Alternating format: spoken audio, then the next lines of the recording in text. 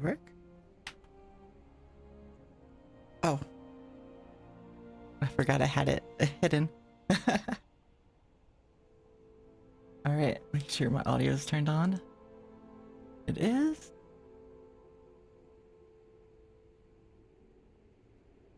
See, I know healing is here. I think I saw one or two other people pop in. But yeah, thank you all for coming. And yeah, we'll be playing some more Monster Hunter later. I think I had it open as just chatting by mistake, but that's fine.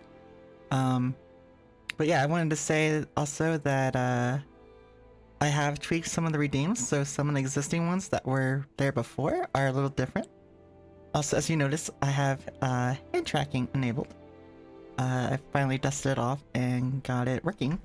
So you can kind of see me like this is my keyboard, my left hand. But that'd be interesting.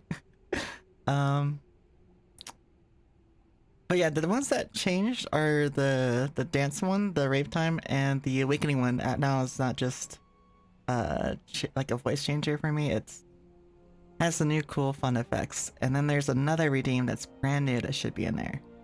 I'll let you guys discover that one. And is there anything else? Oh, and don't forget your daily check-ins with the Flora. So if anything, I can do it right now and I can show it off. I kind of forgot about it too. You can check in once per stream and you get a random flower. So I just got a Aster, rarity C. And the higher the rarity, you can get some of the rare flora from fantasy lore.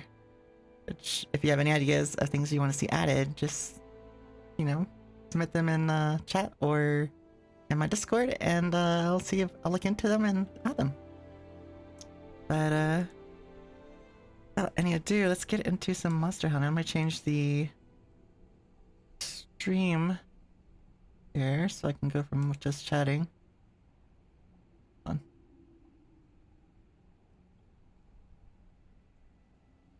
Here.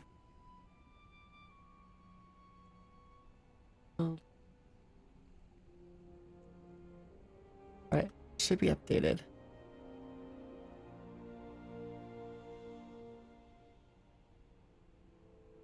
Switch scenes.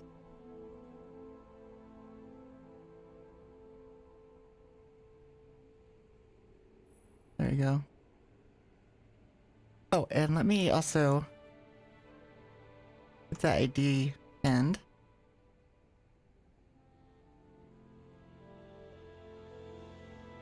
So you guys can join the lobby.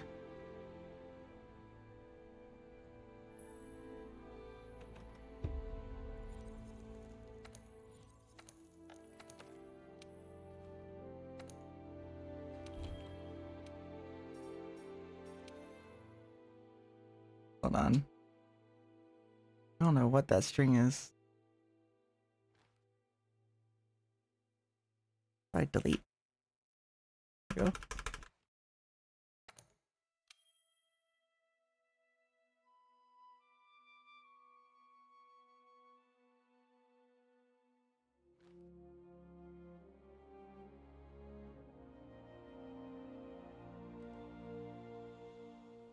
And you're probably familiar with them, but in the lobby is Alcoholic, who is also streaming.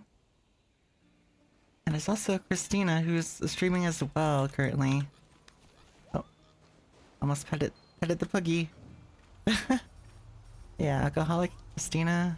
There's a few others in here. I know there was two people that was in here that needed help. It looks like they left.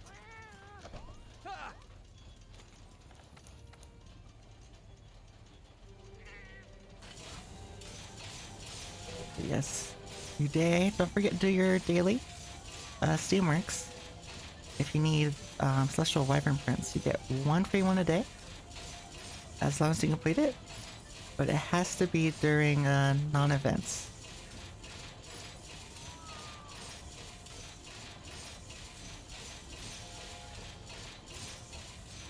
But if you're new to Master Rank, for sure get these done.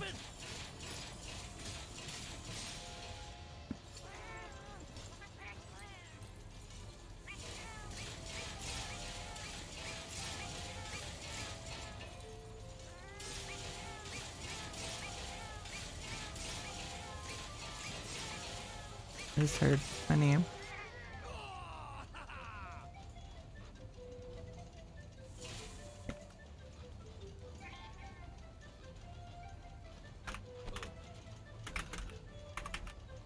Okay, looks like alcoholic. Wanna do some Vitalis? Oh, there's healing. I was wondering where he was. I know he was eating.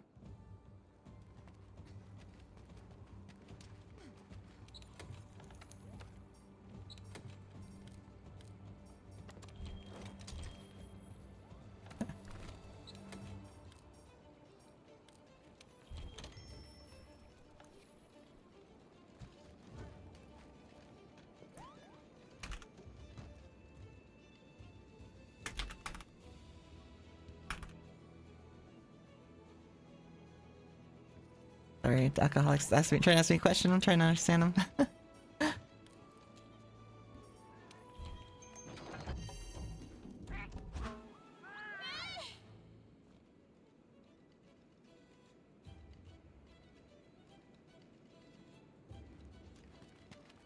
Oh.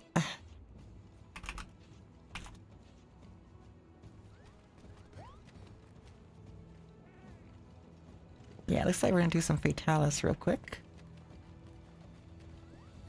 Oh, you're waiting on your potatoes? Ah, potatoes are so good. Let's see, in the lobby? I know you've been working hard out Oh, there. or not lobby. Yeah.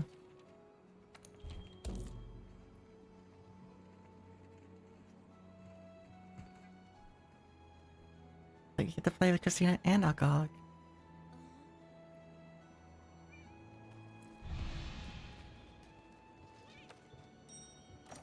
Okay. This will be a good warm up for sure. Oh no. Having a good evening?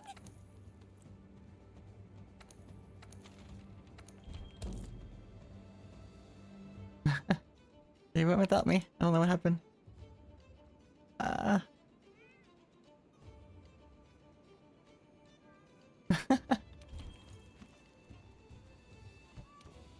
Failed to join quest?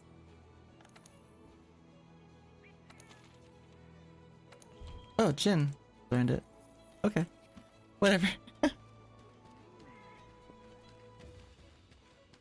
Wait. I don't know what happened. I was in it, and then I wasn't.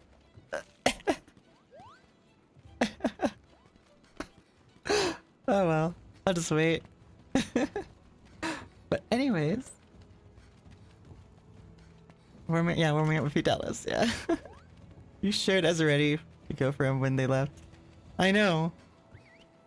I think I was on another screen and I came back and I might have hit right click to make the screen active. And I think that is what probably unqueued me for a split second right as they left.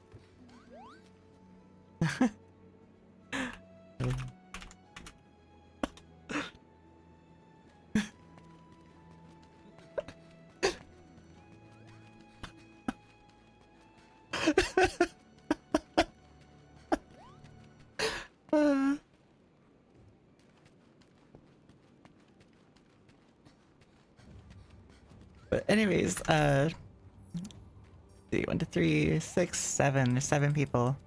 We should have more than enough people to make a second Vitalis group.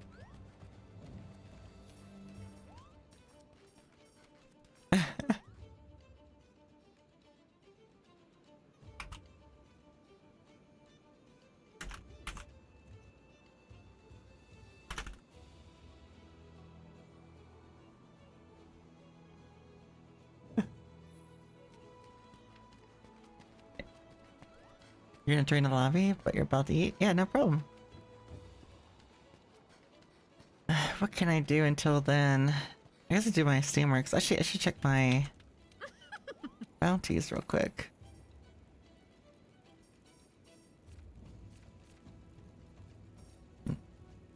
And healing and anyone else you should make sure. Oh, wait. Oh. Disconnected from the lobby. What? Oh god, this is not a good way to start. Not a good way to start, for sure.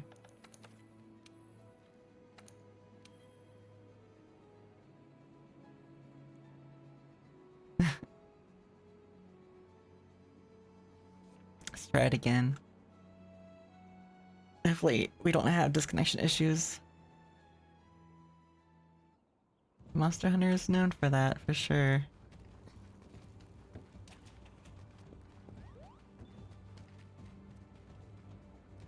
He's healing with his new build. Longsword.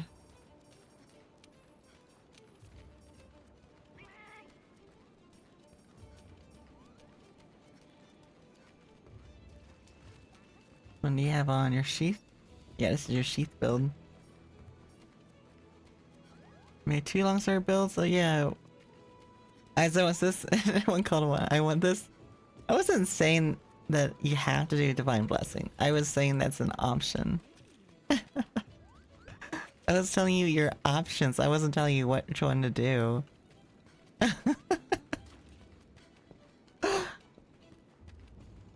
They're both good. Behind you? Behind me? Who's... There is air. Oh!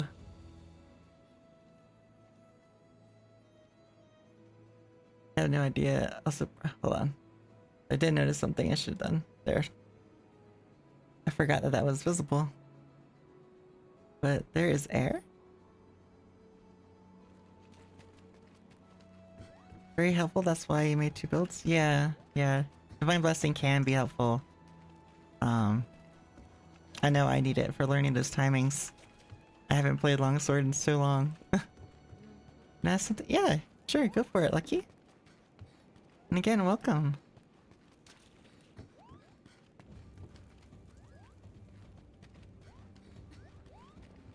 Actually, I should just move to this chatting screen. Yeah, what's up? Why do you need a sharpen a hammer? So you can smack things with a sharper, blunt edge? I don't know. Great sparks. I don't know.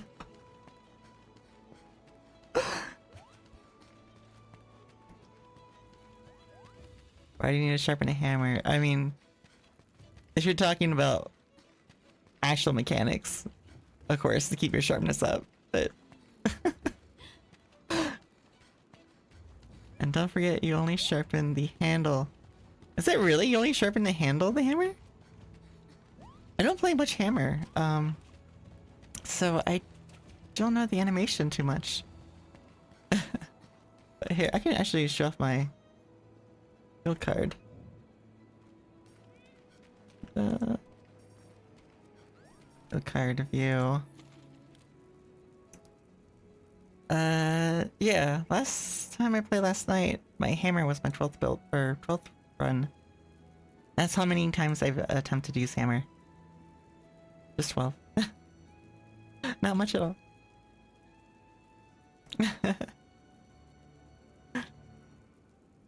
But yeah, I need to get back to my Honeyhorn and Sword and Shield. I've been neglecting them too long. I feel like Sword and Shield I'm probably really rusty on. Honeyhorn, I think I can pick it up. But Dual Blades and my Insect Glaive I feel pretty comfy on. Greatsword. Actually, I played kind of played Greatsword. My Gathering build the other day. But yeah.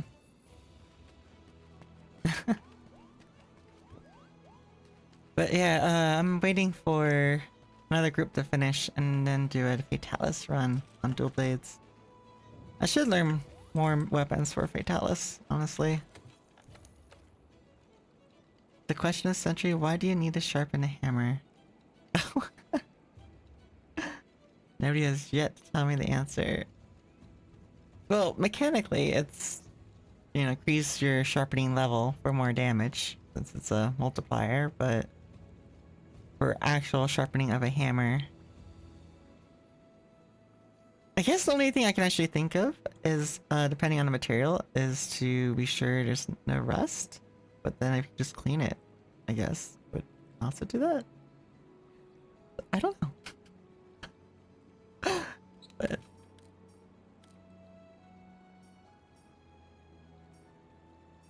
yeah, and healing, you can see here, I have a Fatalis longsword build here. Actually, I didn't change that. It has only the Safi weapon.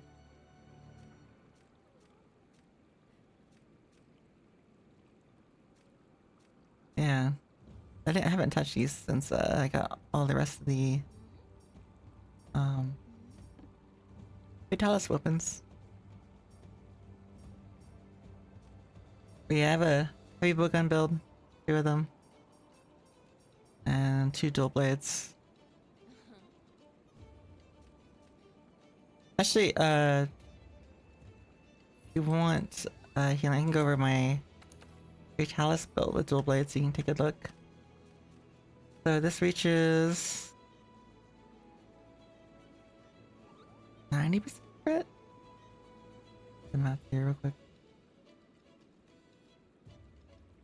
Yeah, it'd be 940. Or wait, is there a Fatalis? Yeah. This is 90% crit. They can't fit in attack boost for. If I could do that, it'd be 95. But I sacrificed that for Marathon Runner, Constitution, and Fire Res. Just so I don't take so much damage.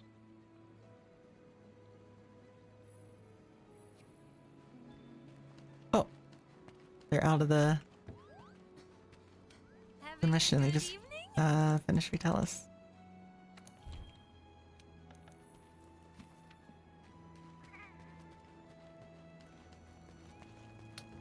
AM? Oh wow.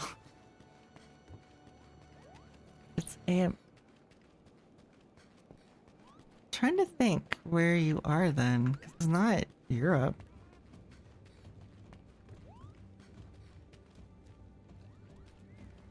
Lost connection? Healing lost connection. Yeah, I can't.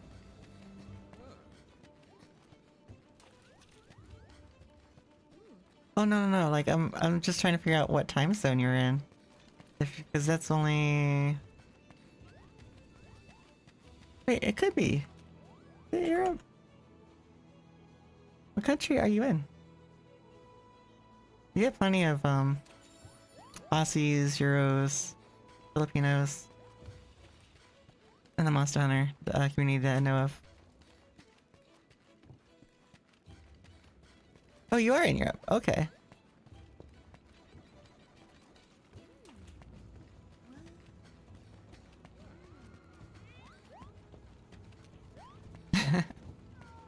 Do you have work tomorrow?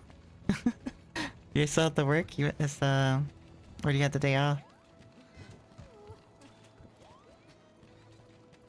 Oh, let's see. Oh, you posted it. Hey, you.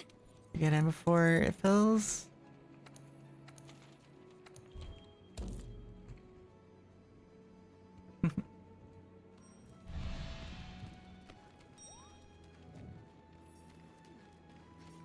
Oh, Christina didn't make it.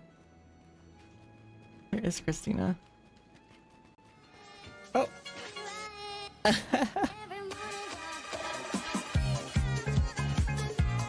Amazing!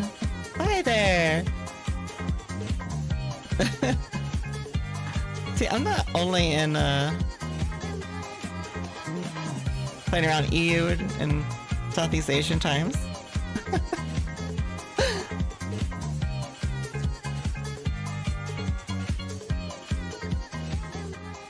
But no, welcome back. Amazing. Playing during NIF times now. Well, no. Actually, is NIF streaming tonight? No, this is usually my normal times, actually. I think last week I was doing more Euro and Southeast Asian and Aussie times. Because I had been streaming for everyone else, like Americans mainly and Canadians a lot more. So I was missing. I wasn't seeing them as much, so I felt really bad for them. So, so last week I sleep deprived myself to do like 2 long. I think it was last week. It was 2 long. Like almost like overnight or early morning streams. She does every other day. Okay, yeah, so I looked at her schedule, but it had something for every day. I wasn't certain. I'm really trying to be consistent with Tuesdays and Thursdays. And Saturday mornings, although I realized earlier today at work, this Saturday I can't do the same duration as I did last week. Because I have like side work I do for my own self. And I forgot that I told someone, a client, that I'd be there for some work, but only a few hours.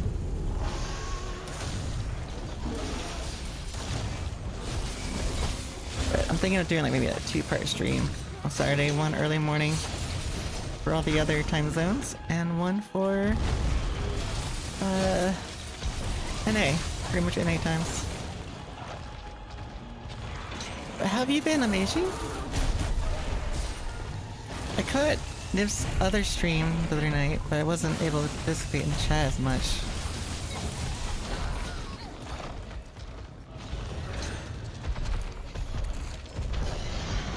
I think I saw you there too. I remember what I was doing. A busy day. Even doing some model work and actual work? Model work? 3D model work?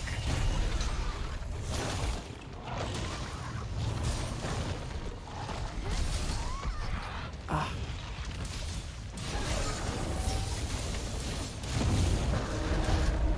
You Blender! Ah, nice.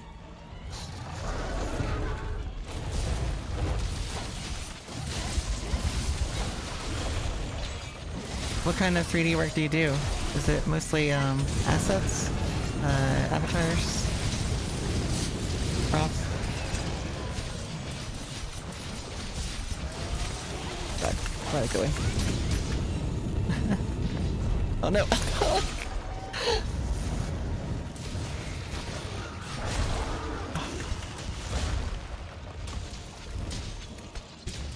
Wow, that's really cool that you can do that.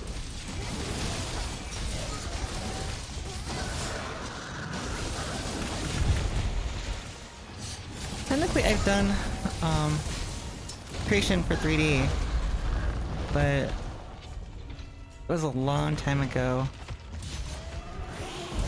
I did a little bit in Blender, and then I also did. It's not quite the same AutoCAD. I was in an engineering course, and it was like early 2000s. We were given like a problem, we'd have to solve it and like redesign something. So making like this 3D version, like highly specific dimensions, so it could be printed out or fabricated in real life. Character model. Oh, nice. That is too daunting for me to get into. I took my model is just a Vroid, unfortunately, and I did something, a little tiny bit. I didn't do too much in Unity. And then I added the blend shapes onto the face. Nothing really crazy. I wish I could do that stuff. Oh god, I'm at 1 HP.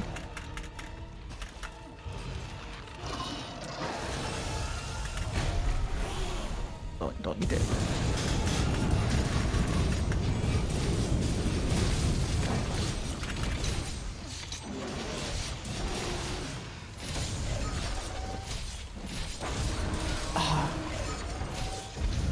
Let's see.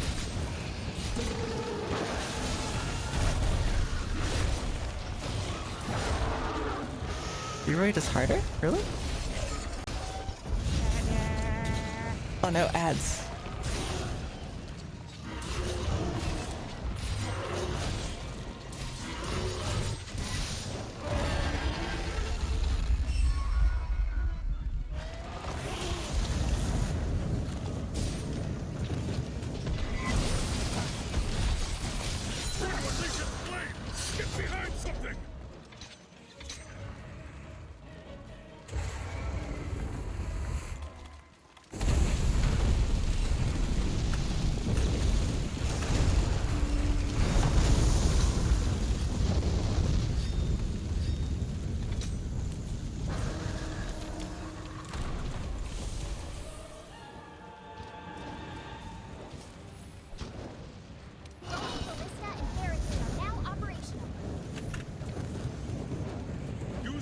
Zones around the port to knock down Fatalis.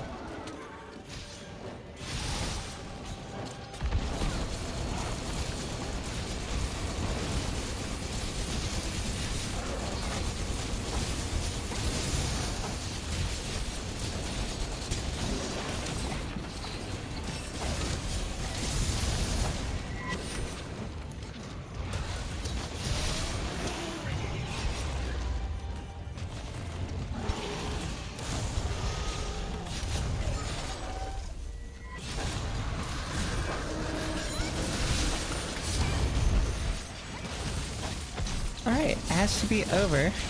Let me know if that's true or not. Sometimes it lies. But is it really? Harder? Really?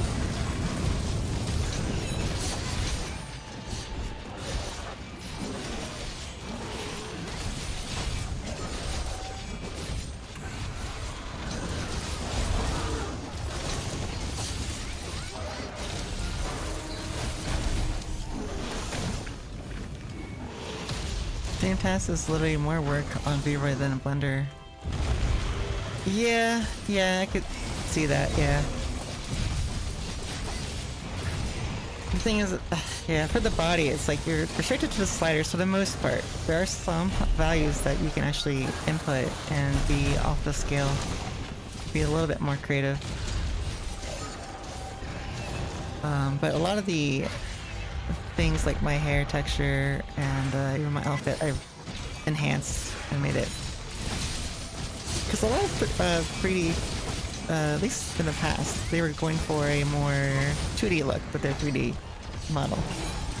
And yeah, I understand it, but I like having the. I don't mind having a 3D look. I like. I want it to be a little bit more realistic, but not too realistic. I like on the. A little bit more on the edge. Honestly, I need to update my model, probably. I haven't touched it in 2 years? Actually, yeah, about 2 years.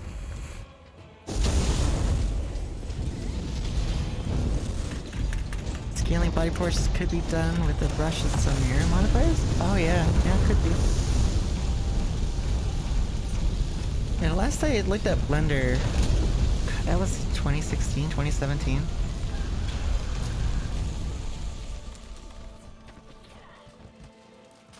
I used Blender for, oh god.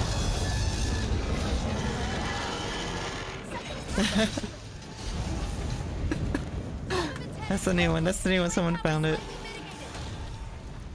What was it? Oh, healing.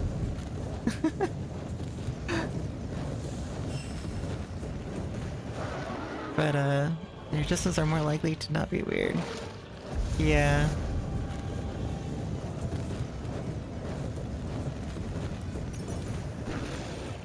Come on, Fatalis, behave. There you go.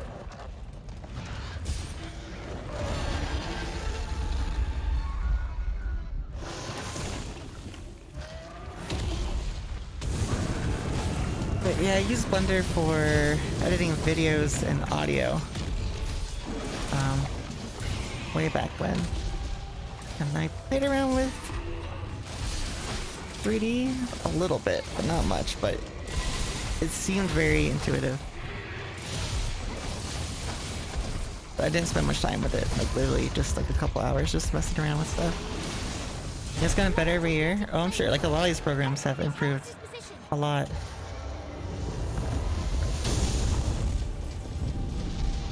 Like, I went to college for digital design. So kind of graphic design, but also for digital media. And I was classically trained in Photoshop 2. Photoshop 2. And just Photoshop alone has come a huge way. But then they went to the subscription plan, and I kind of stopped using Photoshop at that point, and I use Clip Studio Paint right now, which is what I use for my art and textures. Nothing compared to Blender in a 3D world. Yeah, Blender is really good. I've seen some amazing things created with it. Hasn't there been actual like animated movies and stuff built in just Blender? I'm pretty certain. And like some really high quality ones too.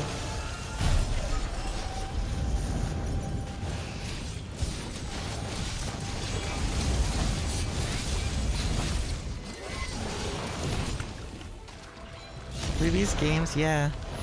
That's what I thought. Yeah, it's just... And I know like at first for a while it was seen as like you know how to put it, it's kind of like Photoshop and other programs. It was seen that other programs would be better, kind of, but then Blender, I believe, it's kind of added more stuff, just improved, and this I think I read is preferred by a lot of people now over other programs. I think that's what I've read,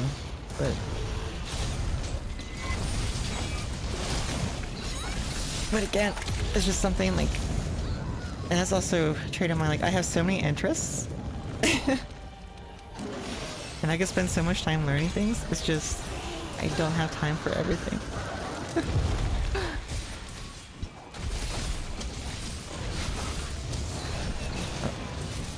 Oh, wrong part.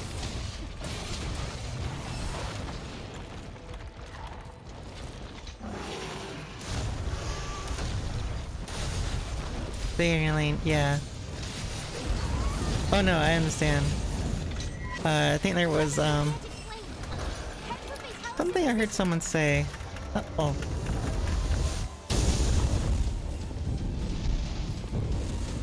I can't read. But basically that it was more like to starting a business. But like instead of spending, you know, 10, 20 years to learn a new skill for something that you're wanting to add to your business, you know, it could be something like in marketing or something, or using specific equipment or device. Instead, just find someone with the experience already.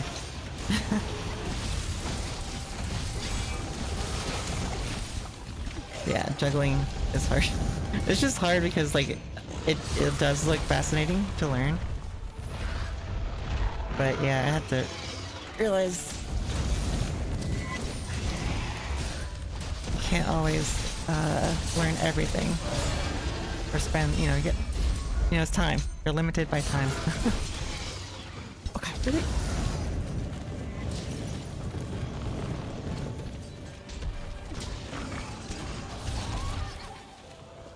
Oh no.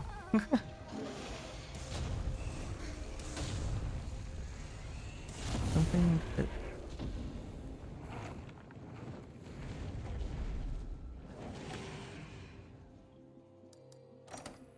Oh, I got a wing in that. But yeah, no, juggling can be hard.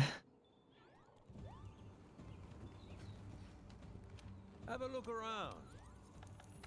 Like I was, I spent a lot of my time, learning Korean, and that took a lot of my time. And, then I was starting to put time into Mandarin, but with Korean, and then I think I was doing something else. And, I just didn't have enough time for Mandarin. A lot of it didn't stick, unfortunately. I just remember a couple things.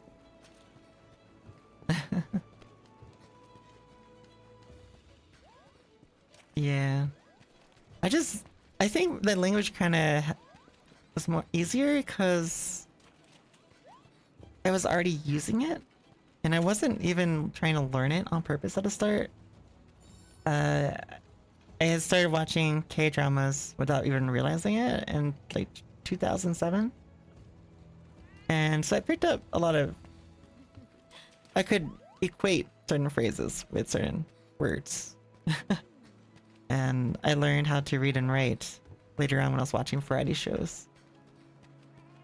But I've been waiting for you. I was in a game and I was like a very low level, new character.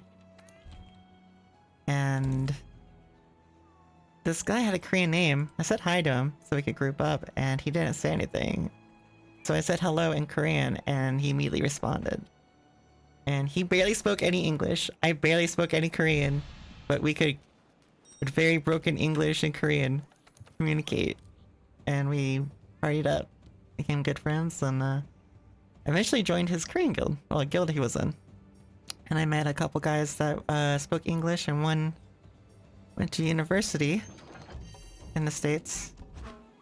And he helped teach me a lot of gaming terminology.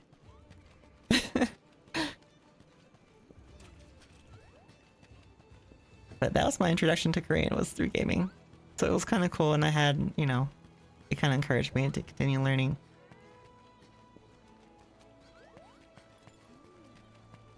But I haven't practiced in the last 3 years, though. Not as much as I want to.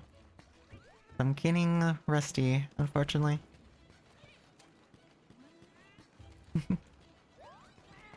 Yoki no slugao. My memory's getting rusty. Yeah, sweet backstory. Yeah, I need a...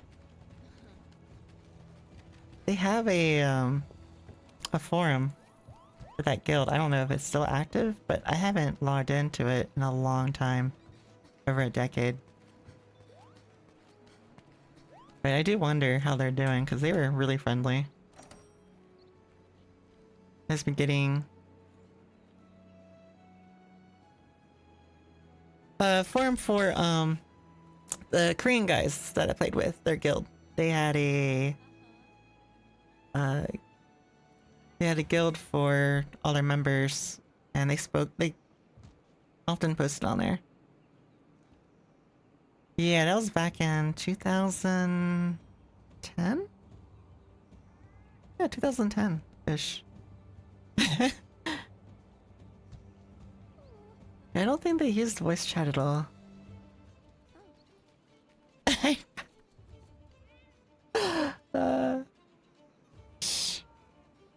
Just pretend. I mean, I'm an elf, right? 10 years ago is nothing. It's not even a blink of an eye. It's like a quarter of a blink. If not even that.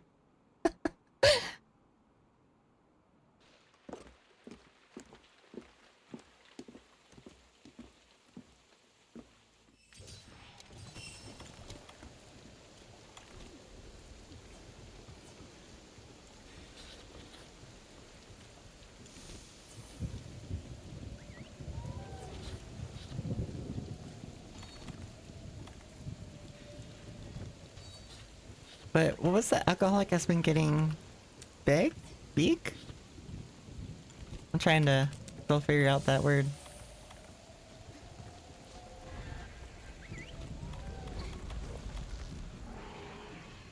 Elves don't age. Depends on the lore. Some people's elves age, some don't. Oh, wait, what? Okay. Black Talus? Again?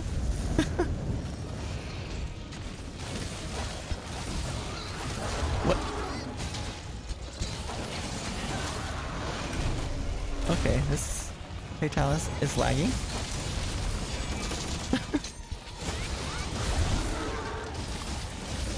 Like there, I couldn't tell if that was smoke or if it was lag.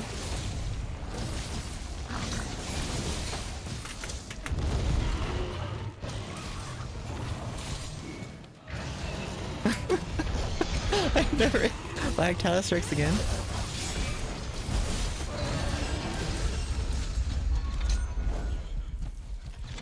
But I wonder if he's lagging though. Oh my god. This is gonna get me killed.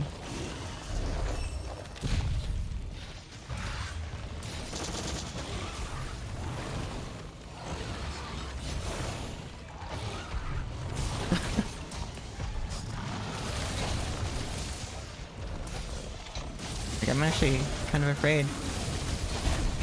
I don't know if you saw it, but there was a move where he started moving and there wasn't a start animation, he was just in it.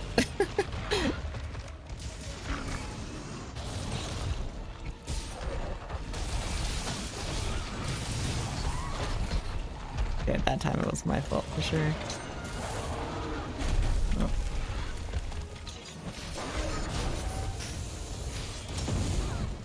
Oh. impact mantle on. Oh, it's not impact. This is fire resist mantle.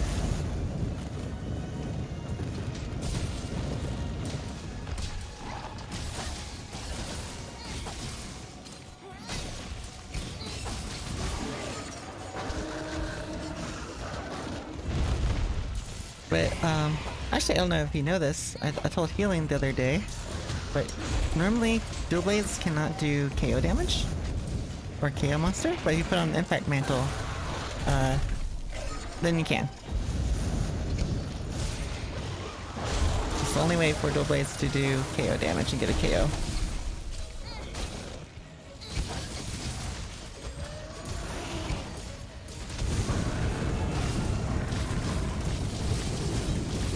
But yeah, I use Fire Resist Mantle. Helps if I take a hit or make a mistake. Again? And then also use Temporal Mantle. But I use that mainly for doing siege with heavy artillery. In case someone dies or I need to cover for it. I just like to have it just in case, and if not I can just use it. And it'll absorb some hits.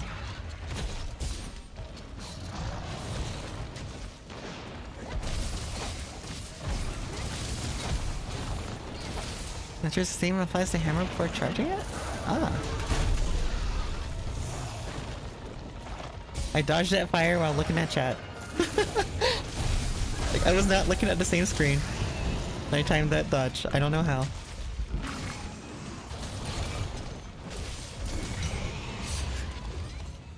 I gotta take this mantle off.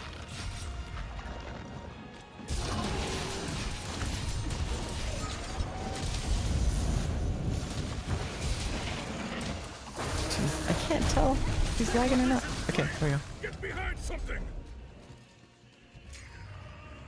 I was so scared to commit in his crotch there. But he lagged. It really dangerous with that rock there. Wouldn't have a way to get out.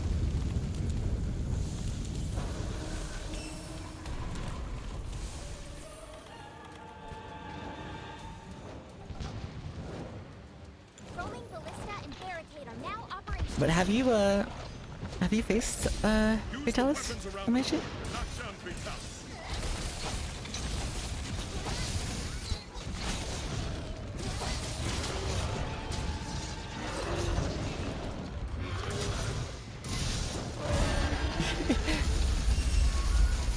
The last time we were chatting on the stream, you had me saying same too much. I have sort of faced it. Wait, but I think you imply that you're younger. Didn't you? Oh, head break. Or, not head break. It was from this, Siege. Sort of faced it. Now kind of face it. You're 31. God, 31. Your life is just starting still.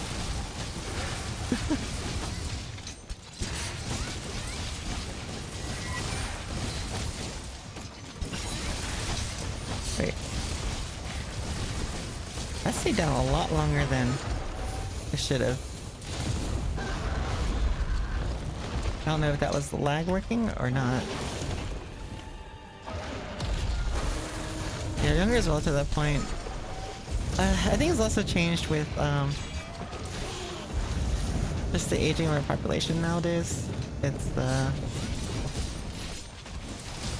you know, with people aging better now, with better nutrition. Oh, you could even have better nutrition. It depends on your choices you make in life. But basically, you know, you're still able to enjoy life even when you're 50 and 60 if you stay active and take all the precautions, right? I'm not saying I'm that old. I'm nowhere near that. Apparently. Wait. Hold on.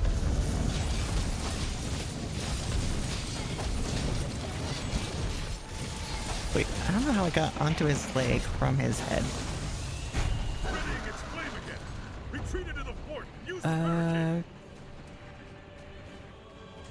wait, that wasn't. Oh, healing is 30. I'm trying to take one this year. Okay.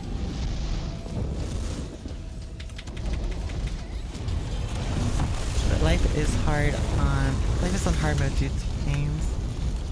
Yeah, I'm with you there. I have some pains from my first real job. I think I have carpal tunnel. That's it. And both by my hands.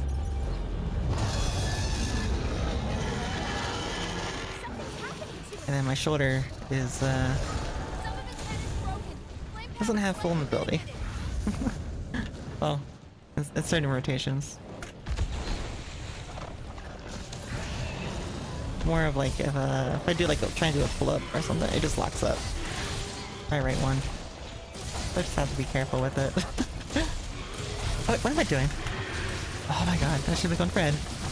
Sorry guys.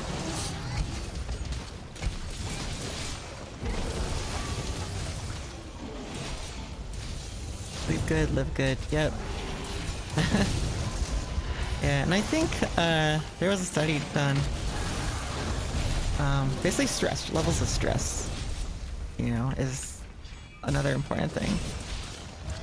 And I went through a lot of my 20s being stressed about a lot of things. And I've learned to just, you know, not care about a lot of things. Well, I guess others' expectations, and just worry about, you know, enjoying life and taking things as they come.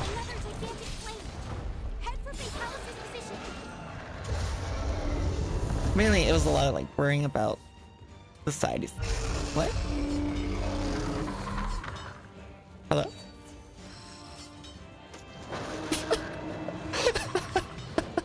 Okay. I wonder if the flame actually was there for them. That's nutty if it wasn't. If they were able to stand in that and not take damage.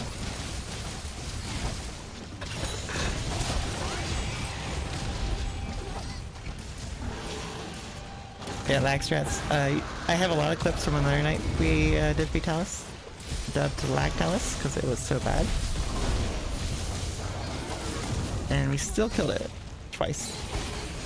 It lagged really badly twice that we did it. But there were legit times where he would be knocked over and he would just stay on the ground for a long while, and it was just, you know. I mean, we didn't try to lag him out, it just happened. Did we take advantage of it? Yeah.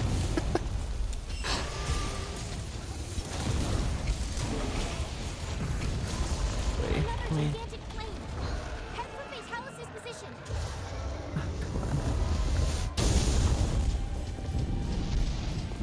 But I don't know if you answered. Have you done Vitalis, Amazing? I'm guessing so, since it seems like you know the fight.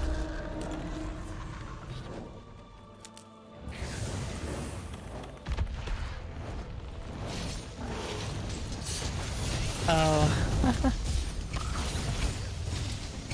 Yeah, I still have links disabled.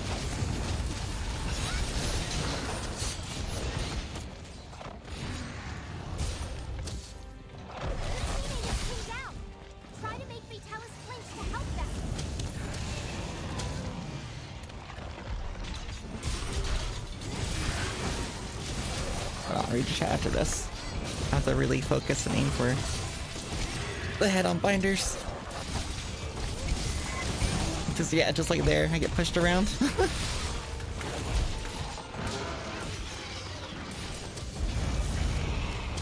Oh nice, someone else was thinking the same thing. Good. A lot of people were out of position. Your Palico did card Vitalis card. Wait. Did you play with an actual legit Palico build?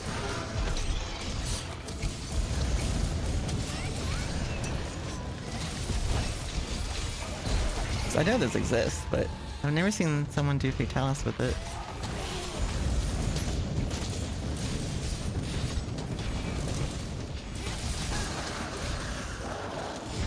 Oh, what? That hit me? I know. I didn't realize that Paul also had a hitbox on it. Just that Paul alone. The chest didn't hit me. It was just that Paul. Okay. What? Okay.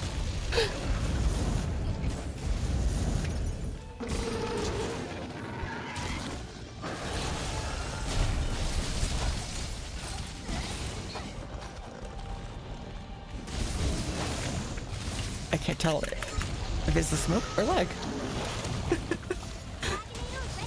Oh, Dragonator.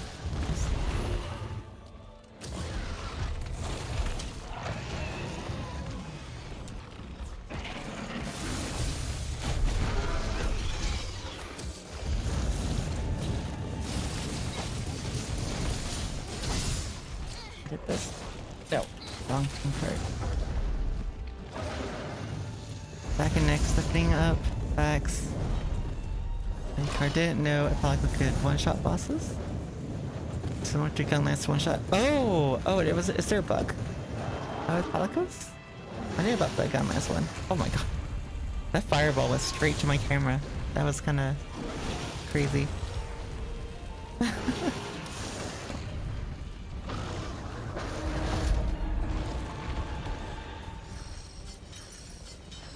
There it goes.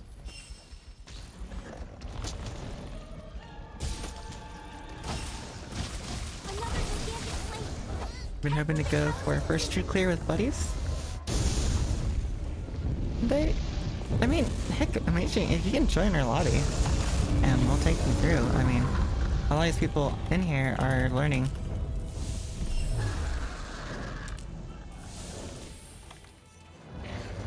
A lot of the lobbies that, like myself and Alcoholic and Mike and a few others, we make these lobbies to help people, to make new friends, and just have fun hunting. There's a bug that never got patched. Ah.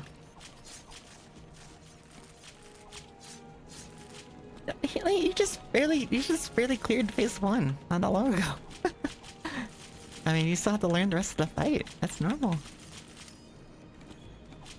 Oh, amazing. I don't know if you noticed, but like, I got my hand tracking set up.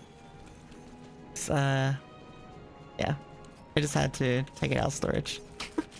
And dust it off. And clean off the sensor.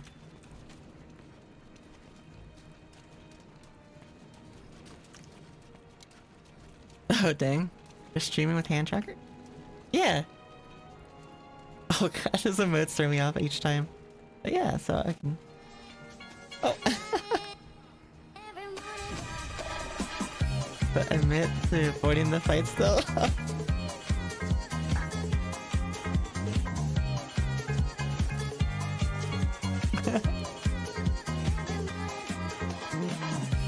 Oh, I got attack jump.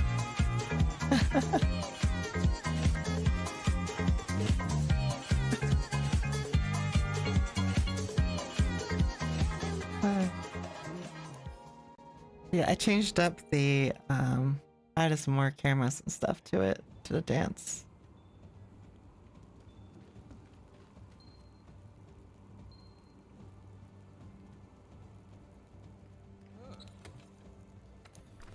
First center.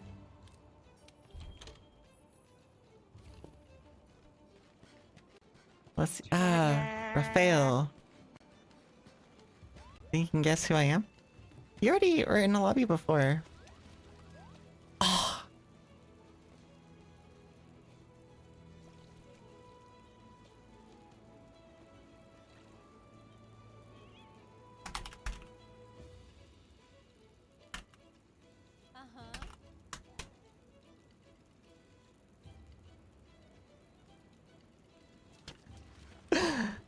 I know healing can hear me. But I should have enough. Oh my god, the lobby filled up. Holy crap. That is, a lot of people. Sword and shield.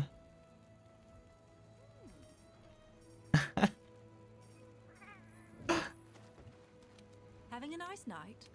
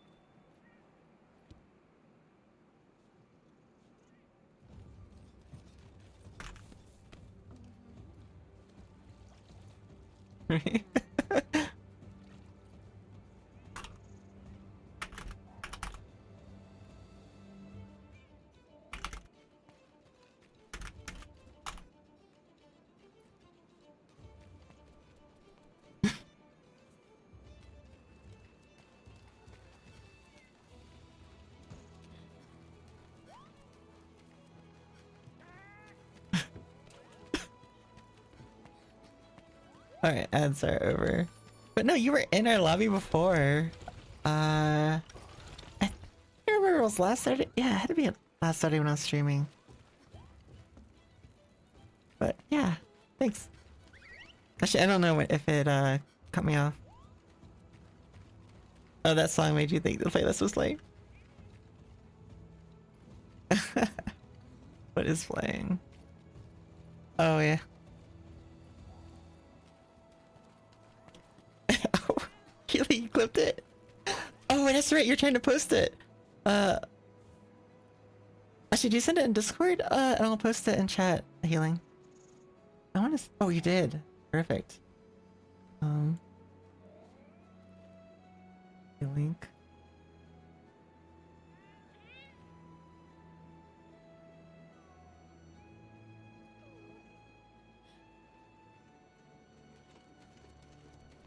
Was this the in-air cone? I'm gonna watch it real quick.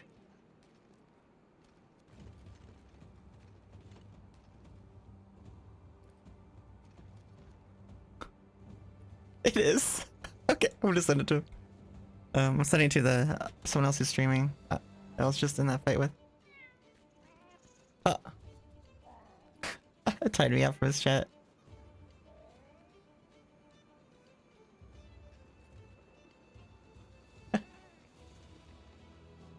Let me find Alcoholic stream.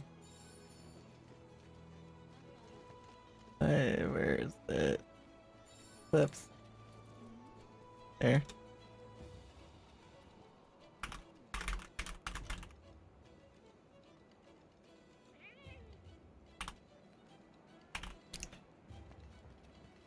Okay, I gotta close it because it's playing on repeat.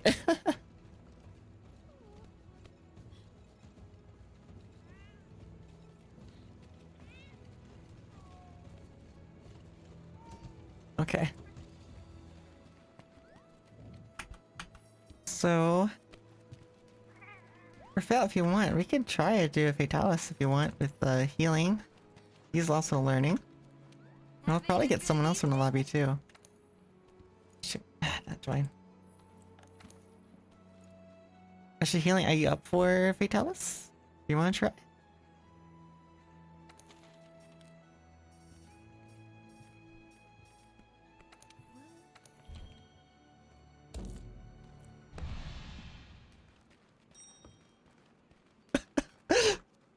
He's watching it.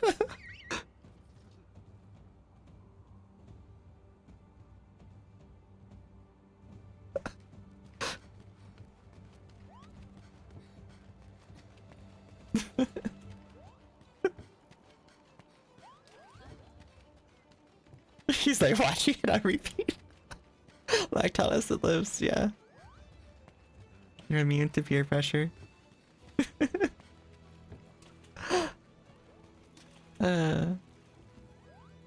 So, but yeah, I think what you meant was use the Palico Plunder Blade, right? To get all your gear. Is that correct? I did the same thing to get most of my armor, but then I did clears to get my weapons in the last piece or two. If you want to... Oh, that's right. No, that's right. You said you did a bug. Sure? It's not good. Oh. If it's a bug, can you get banned for that? Although I guess other people stream it.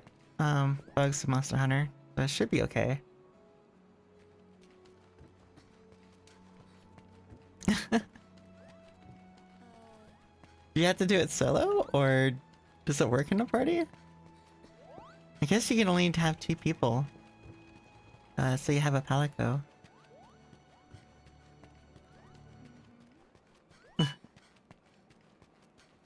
So 2 is the max, yeah. I know there's with the Gunlance there's the bug with the snowman due to it thinks something about additional entities.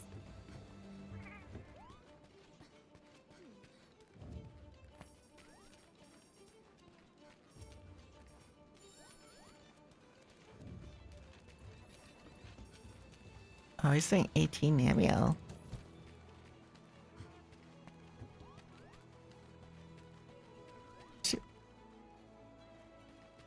Oh, involves the snowman?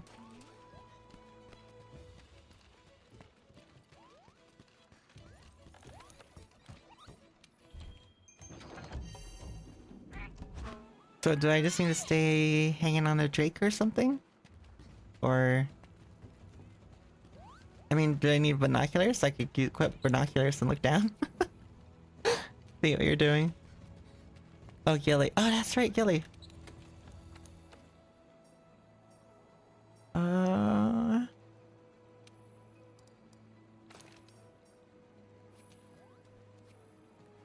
Okay, I got Gilly. Actually, let me repost the quest with the limit, because other people might join. This lobby has a tendency for people to join thinking they can join. Why did I post? Going past the... There we go.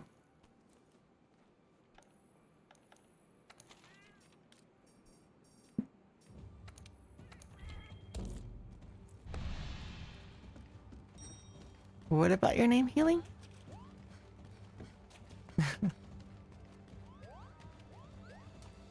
You posted for people. Oh, I did! Oh my god. I was distracted. I've been waiting for you. Okay. 2 people. 2 people. Alright. 2 people. Oh, you heard healing. Okay, no problem.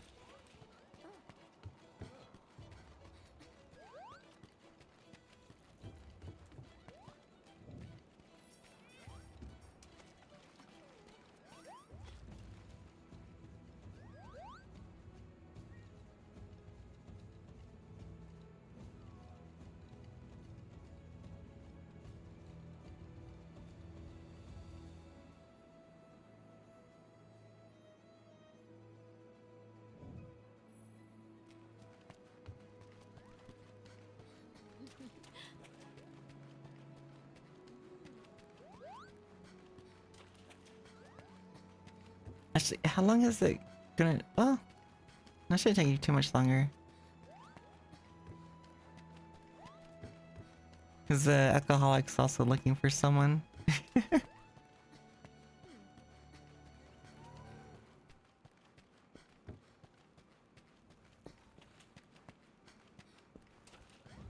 Could go with them. Okay. So I have time to do 1 hunt. Okay. Sounds great. I don't think healing that you can do it. I think you have to be MR 100. Oh, you're going lurking. Okay. Namiel's weak to fire?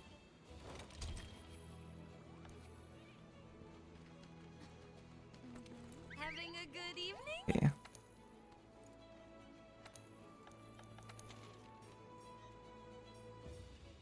Yeah, it is weak to fire.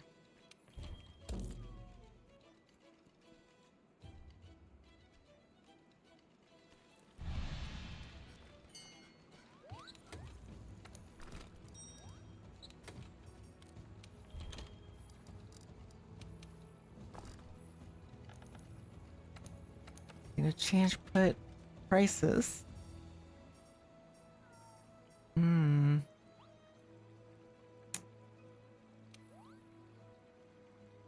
Is there a crisis attack? There is. Perfect.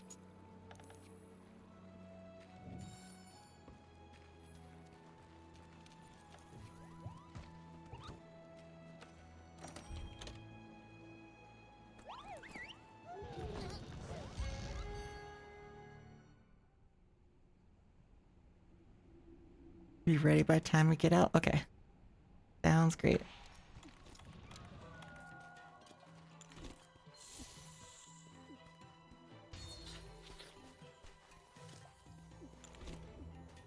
Oh, it has a fail chance? It's all good.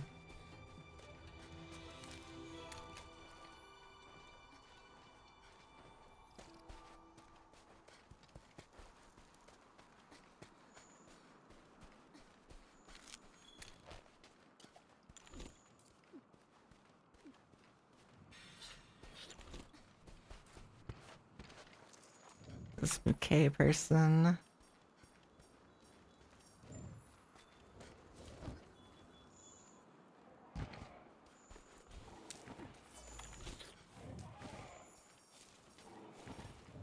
I swear, alcoholic attracts so many longsword users. So many.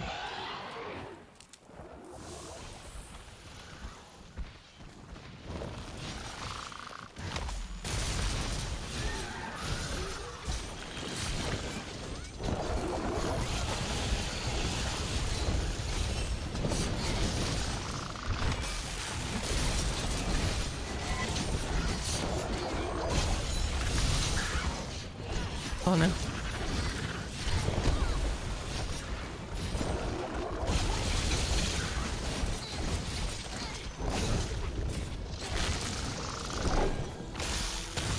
I couldn't dodge in time. Oh, coming from the animation.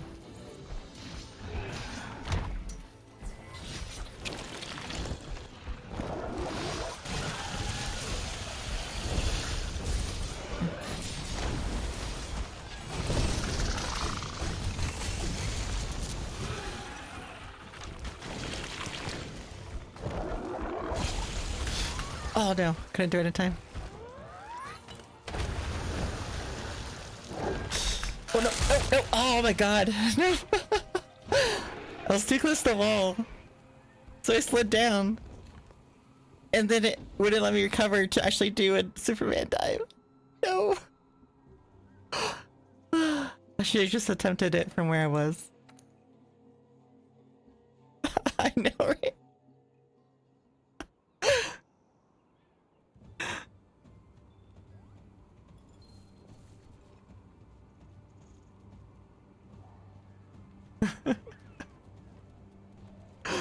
uh.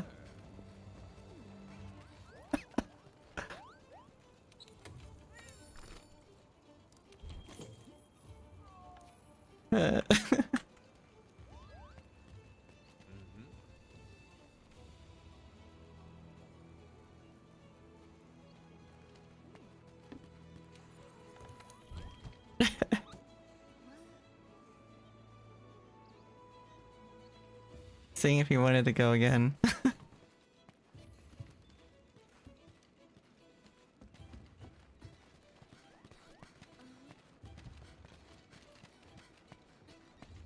Okay, we're gonna try again.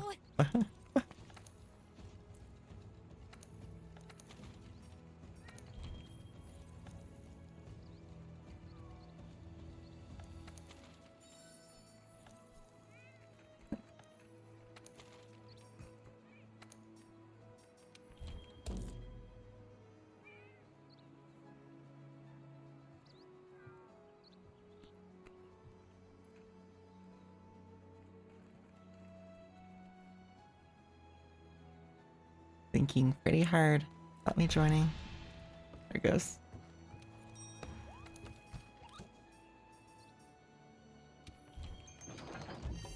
Thanks. I think we got this.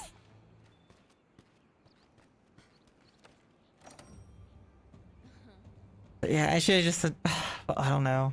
That was risky. It was risky if I tried to Superman dive where I was already so close to that wall. It might not have let me. I went down a little bit, had me slide a good ways. I tried to recover, but it did some weird animation when I turned from the slide. And that's what prevented me, because I was trying to jump in that secondary animation.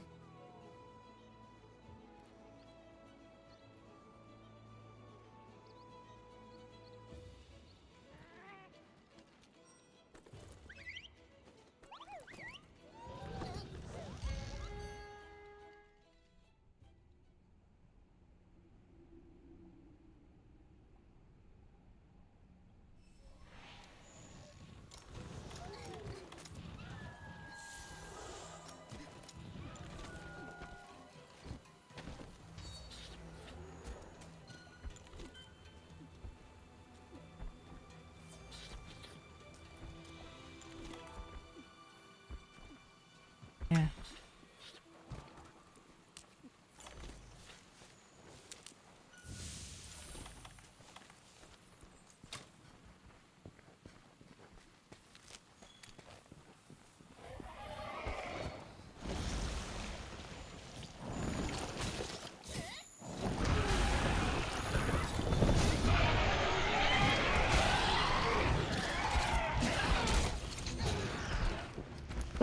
What is with that lag?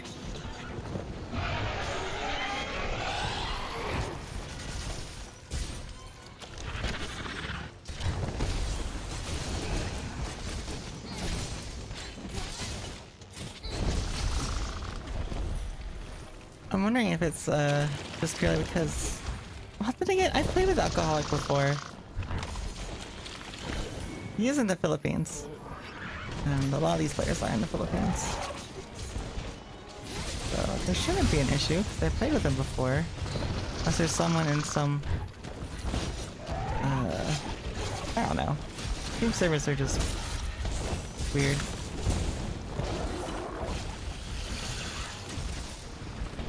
Unplayable?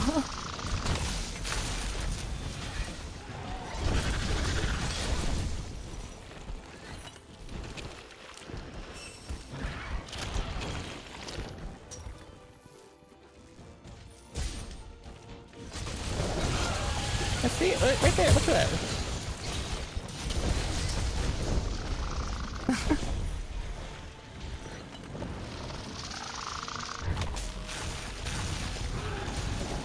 Thankfully, some of his moves I can actually see.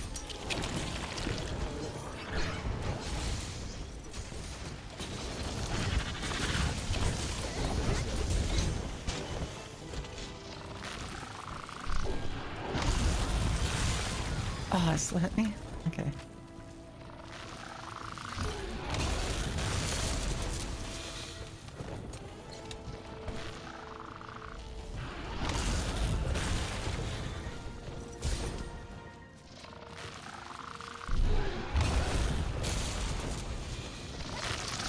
Can we come down? There it goes.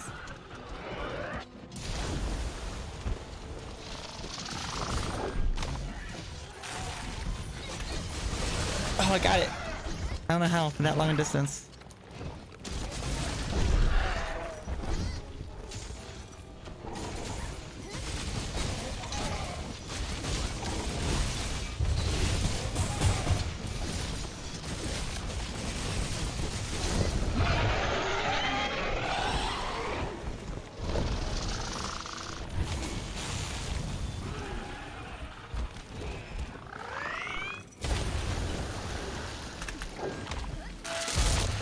Oh no. Okay.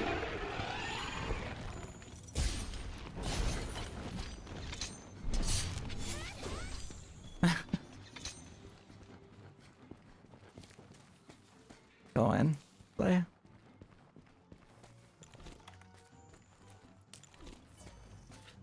Oh, Strava! Oh, you have pretty looking monster. Oh, Strava, your way takes you the armor. Know your way from good ways from there? Oh, amazing! Oh, do you know each other?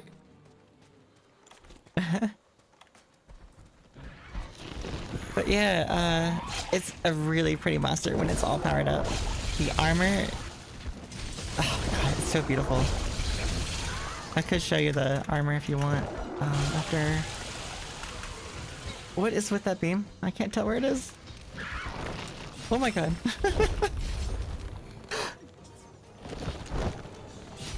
I'm just hoping it's not doing a beam attacks. I cannot see it right now.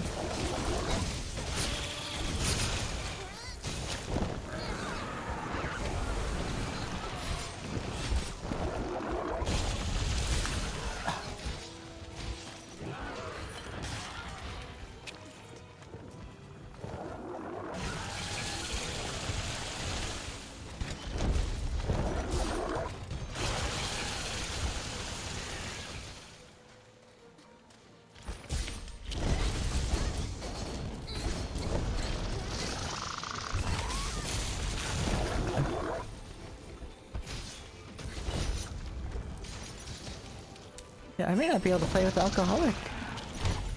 Although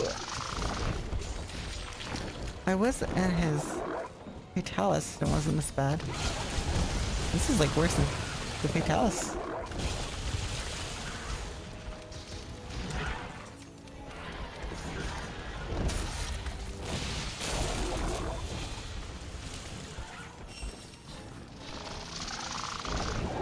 Yeah, there he goes. It's all powered up. Strava. Look at those wings. Look at them. They're so pretty.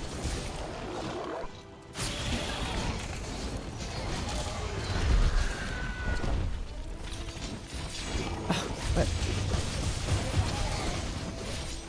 Wait a little bit. There we go.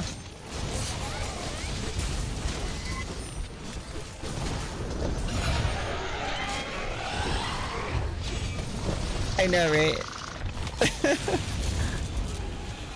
Unfortunately, with Namiel, it's because she does so many beams. It's I want to be cautious because if it's a beam attack and I don't see it and I get pegged by it, it could be my death. And I think we already had 2 deaths already.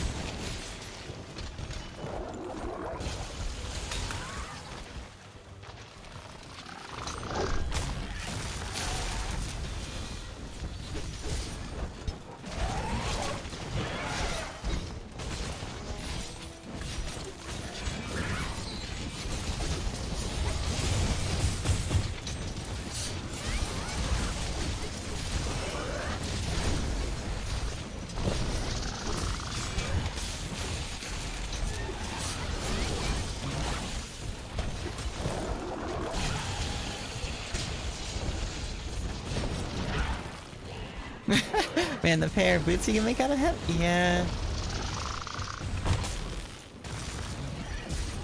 Yeah, the chest piece is really pretty. Actually, the legs too.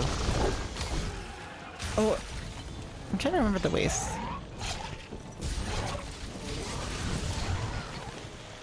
But it's Strava, did you get the Nerky kill? I know you were working on Nerky last time I saw you.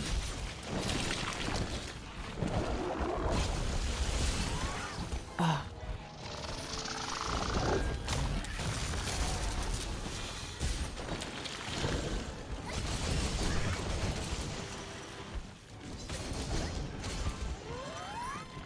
Oh.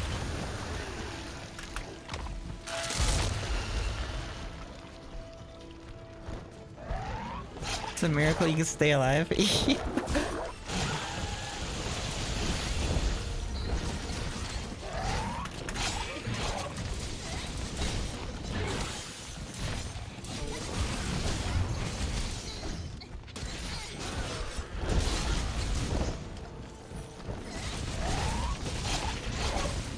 Yeah, luckily Namiel has some fun boxes where it's safe if you stand in them as a Double user.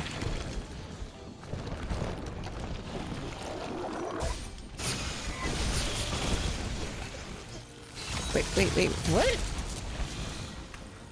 She changed from one move to another. That was like really quick, a really quick change from one move to another.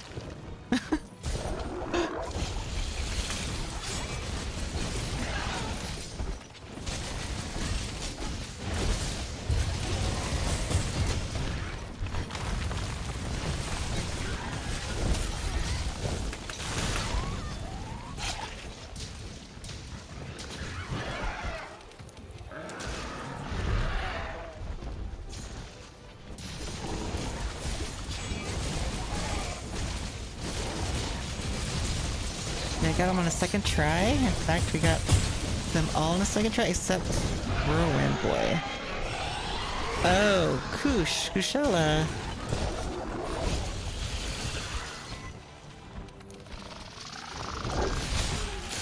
Man, Kushala can be difficult if you don't have something to handle them in the air.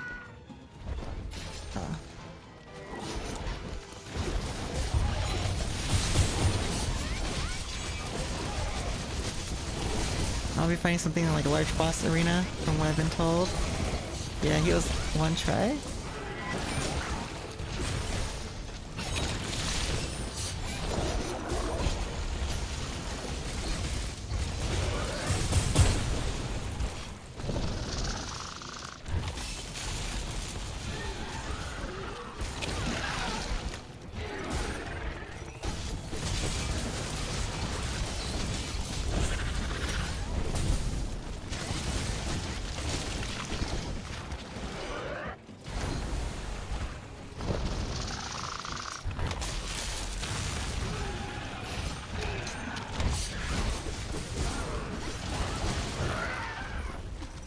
Oh, that's the tail. Nice.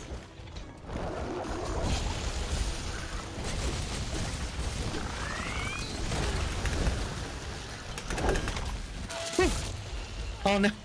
Alcoholic. Oh no.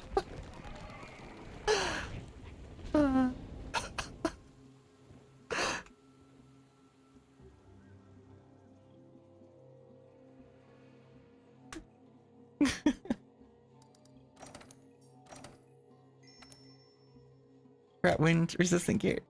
Did it actually help the wind resistance gear? I've never. I think I tried it one time, like when I first fought Kushala, but I don't remember how it does. I think that was pretty much when I swapped to Bogan was Kushala. I was like, I'm done with this because I was dual blades and insect glaive. Insect glaive, I'd be in the air trying to hit it, and yeah. Oh, I think I did try to wind resist gear on the insect glaive.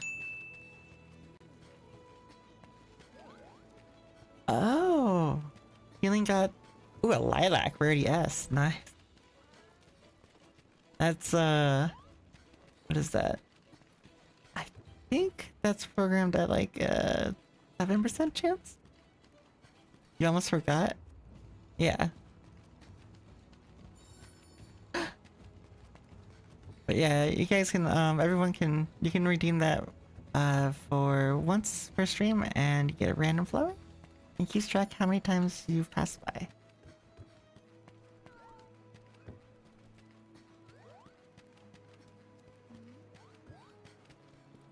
Oh.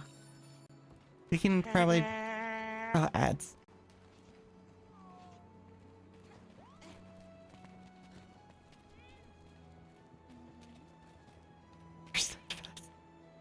Oh god, the curse head fats. You had to play it to see it.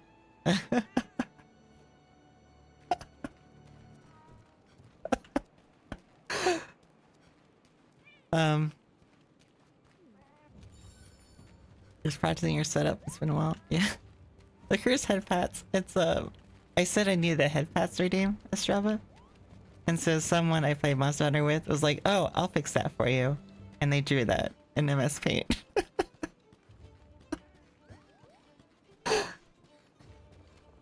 But here.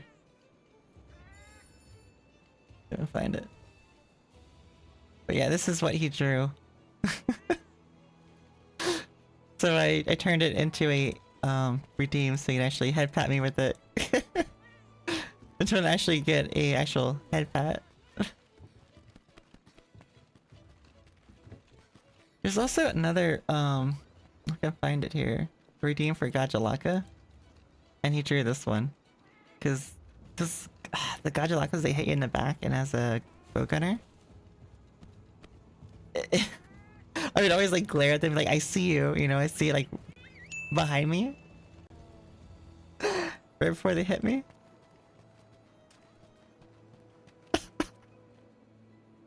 Okay, welcome back everyone. We were just laughing about the cursed head pats in the Gajalaka redeem. So this redeem basically shows me glaring at a Gajalaka right before they would hit me in the back while I'm trying to block a monster attack or something. Which actually there is a clip. Oh my god, I need to make the clip so someone can activate it. Basically, I was fighting Kol'Taraz shooting my sticky ammo and I was aiming for the head and something, I guess the one that Gajalakas ran in front of me and I hit it in the head. Like the trajectory, I was aiming for the head of Kol'Taraz, but it ran in front of me and got a sticky to the head. And then it ran past me, like really crazy. And ran behind me and I turned around and looked because it took me a while to process what happened. All I knew was like I saw like a sparkler attached to something running around me frantically.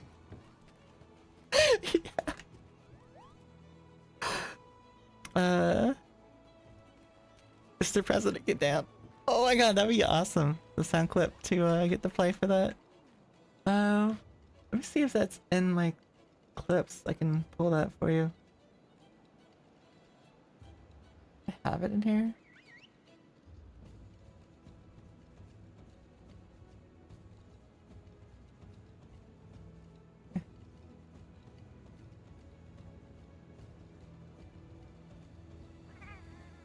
I'd have to go to my channel.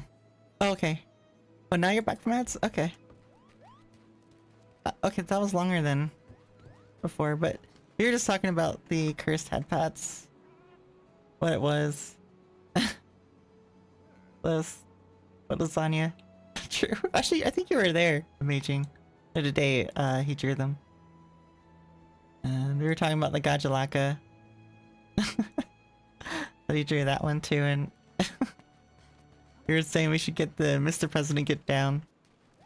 Except for it. Just for, oh, okay. Oh, okay. Okay. Right. Good to So I'm see ready you. for it, if you are.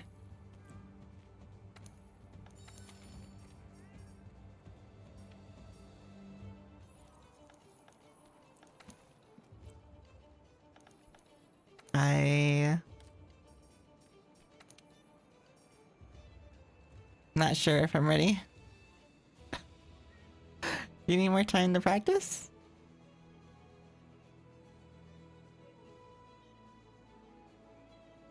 You need more time to practice, that's fine. Probably. Or you can just explain what you do. That's fine.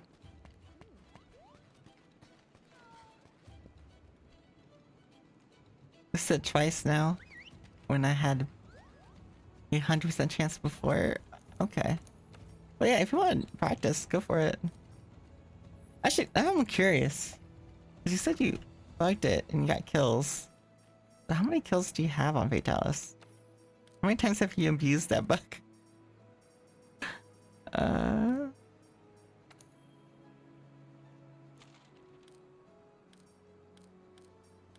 Yeah. Oh, not very much at all.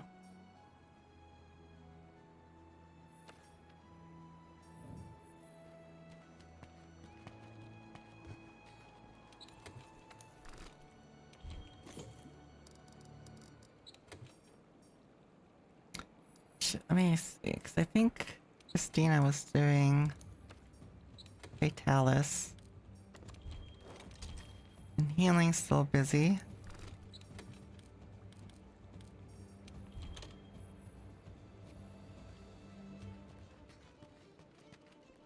Ooh, hi.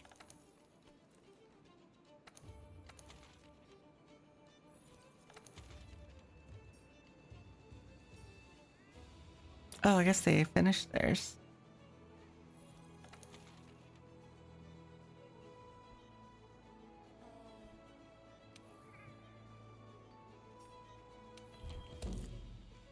Did I already eat? I didn't. Okay, perfect.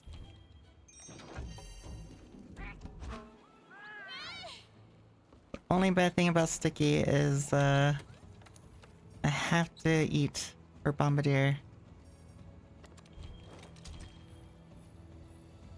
About to do a new setup? Okay.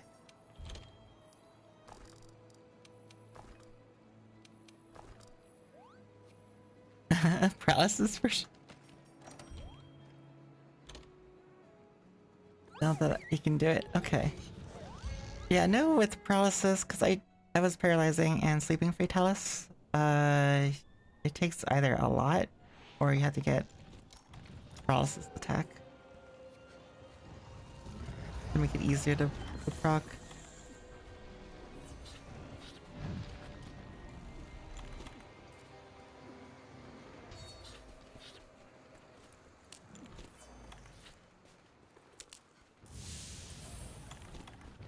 Then I was doing it on Bowgun though.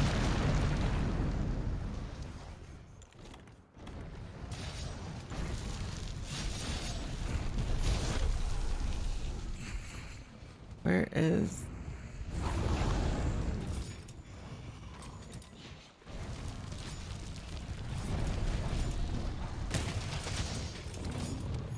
Trying to find ammo. There we go.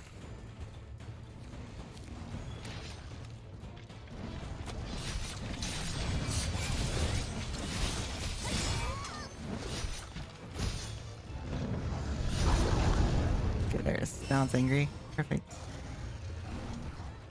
Come here too.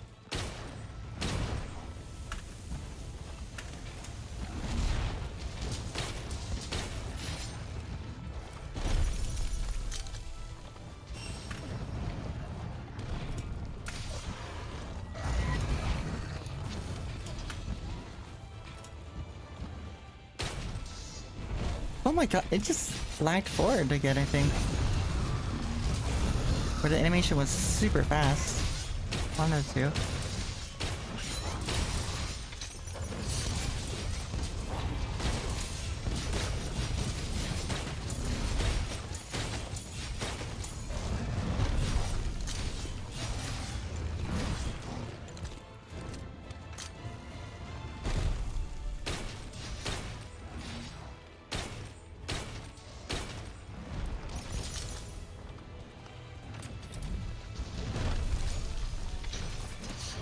Oh, you're using a heavy bowgun?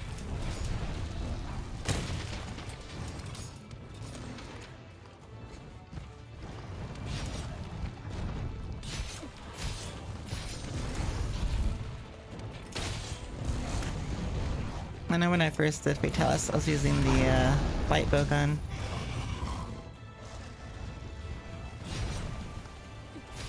So I had paralysis and sleep attack on my build. And I used a specific gun to do that and dragon ammo. And I would just do cannon, slam it, put it to sleep, or slam it, then paralysis, then put it to sleep, repeat with the headbang, paralysis, and then wallbang.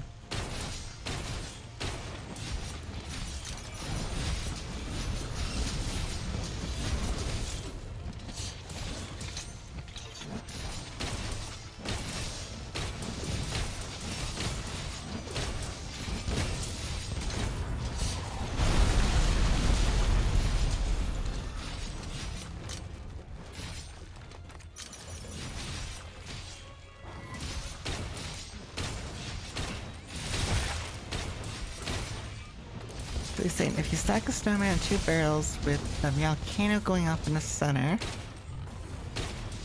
it multiplies the hitbox of the final explosion. Okay.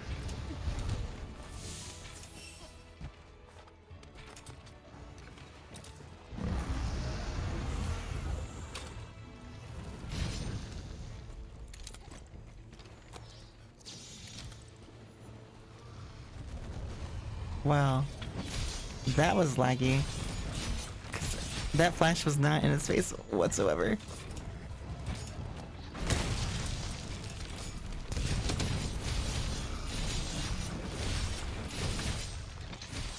I wonder if I can't play with Alcoholic today.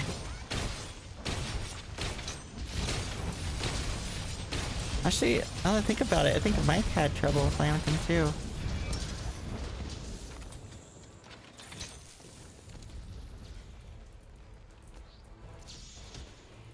Pross swings the heads down. If you do it quickly, put his head at the near the explosion. Okay.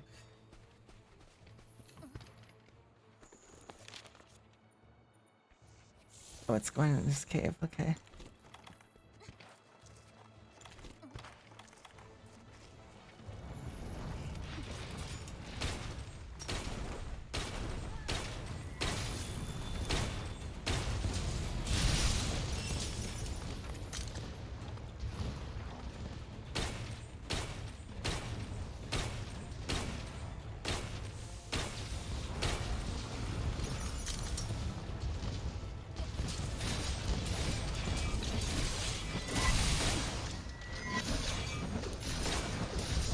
Hopefully it doesn't hit the— oh no, it does. Trying to aim behind them. Wasn't letting me though.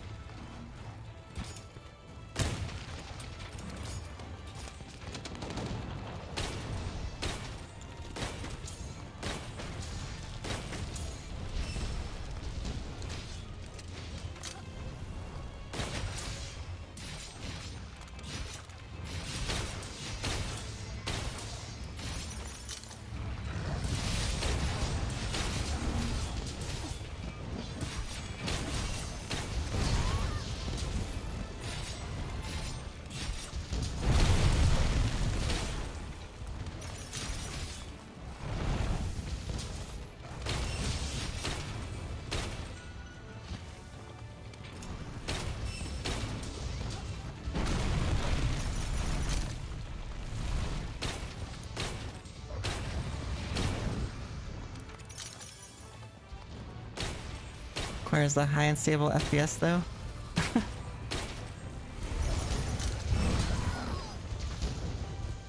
Well, hopefully the lag isn't lobby specific. It's just I guess Alcoholic and I.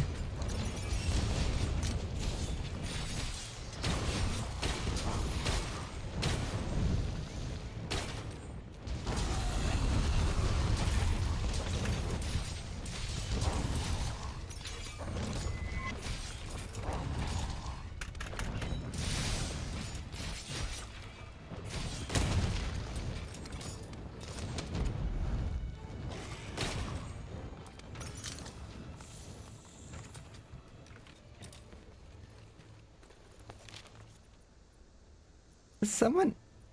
Oh no, they don't have the camp.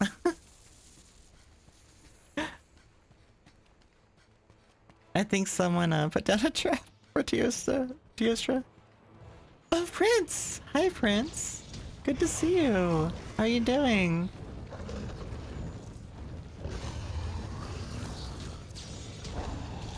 Hi. Are you doing well today?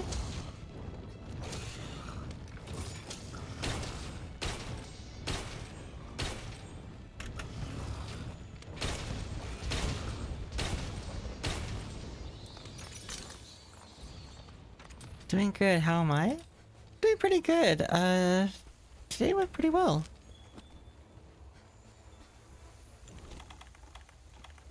Yeah, everything went pretty well. My workday was actually a really good one. It was pretty hot. Well, it wasn't hot. It was just the UV rays felt really intense.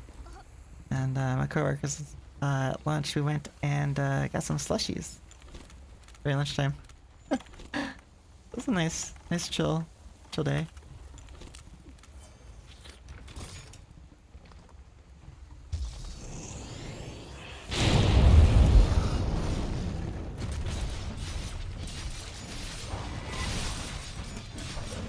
Yeah, UV rays suck. Yeah, it was so intense. Wait.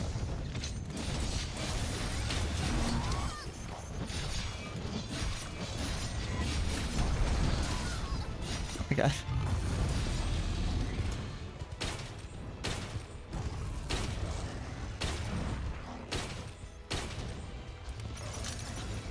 But yeah, it was pretty chill at work. Pretty easy. And got home and got ready to stream, and yeah, it's just been really good. But are you streaming later, Prince? I know you stream a little bit later. Have you made any progress in your playthrough of Monster Hunter? You might? Okay.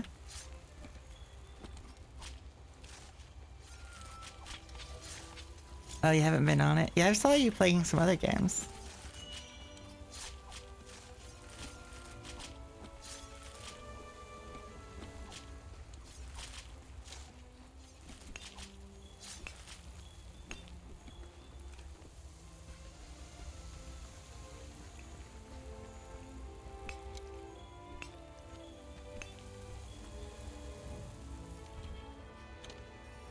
Yeah, I wonder... You're looking at visual novels to play? I've yet to play visual novels. I've seen a couple that look pretty cool, but I haven't tried any yet. But I'm not sure. Well, you still have to try one to know, really, if I would enjoy it.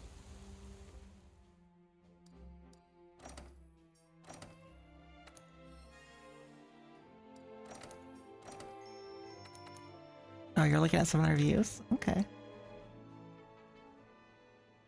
Oh, and Estrava, are you still around? If you are, I can show you the Namiel armor if you like.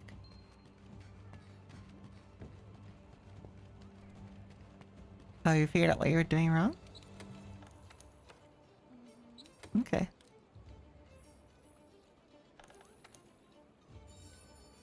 Yeah.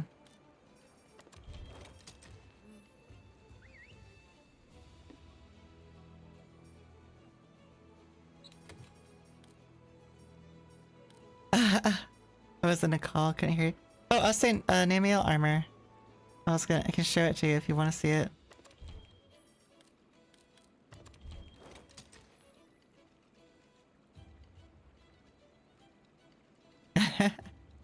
There's the helm for it too. But here, I can show you the full. If I can find it. So this is the alpha.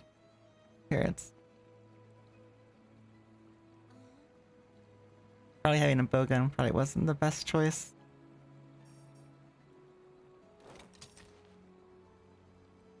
And here's the beta.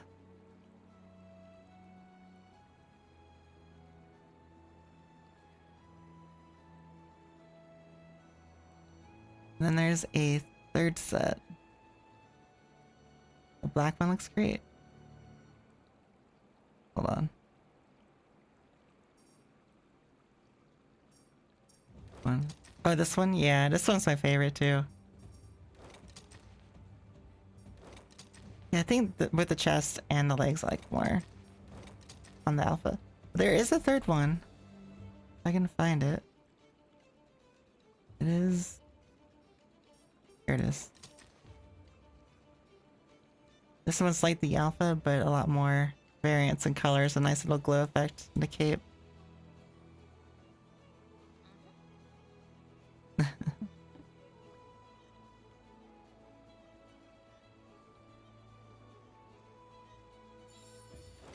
This is another cool one.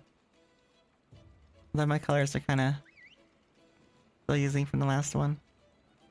I don't like the top of the room. I actually have a...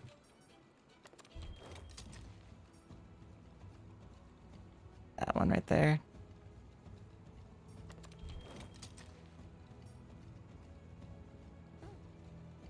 Yeah. There's a lot of layered armor. Oh yeah, Princess would be your style.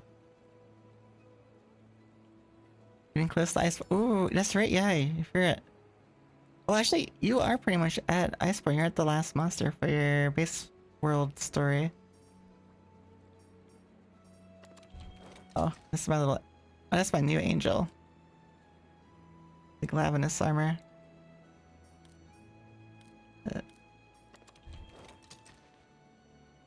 I usually try wearing this when I do my support build. It's like an angel. Angel elf healing people. Shit, I'm gonna wear this for a little bit. Ooh, Christina.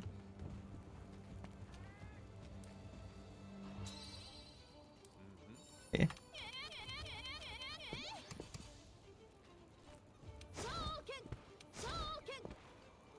Stupid to be their guardian angel. Yes, fan service, yeah. Actually, Prince, I don't know if you saw this, but there's a new redeem. Actually, a couple. She does a few new redeems. I did. I'll play one for you now. Actually, I'll do full screen for this. I just have to find it. Alright. And by the way, all your emotes will show up too, even without this emote, or what I'm about to do. But your emotes will show up in the screen.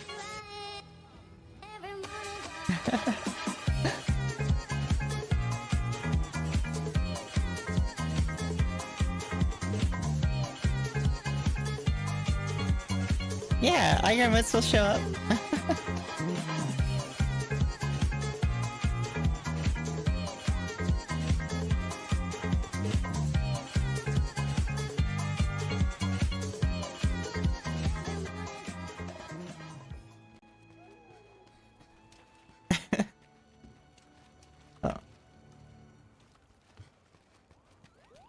But yeah, I got that all set up, and then...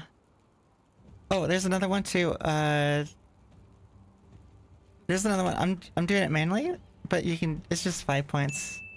But you can check in, and get a rare flower. I think you guys have done this before. It's a fun little one. It shows how many times you've been around. What's another one that's new? Oh, this one's funny. Brand new. Ready? Here we go.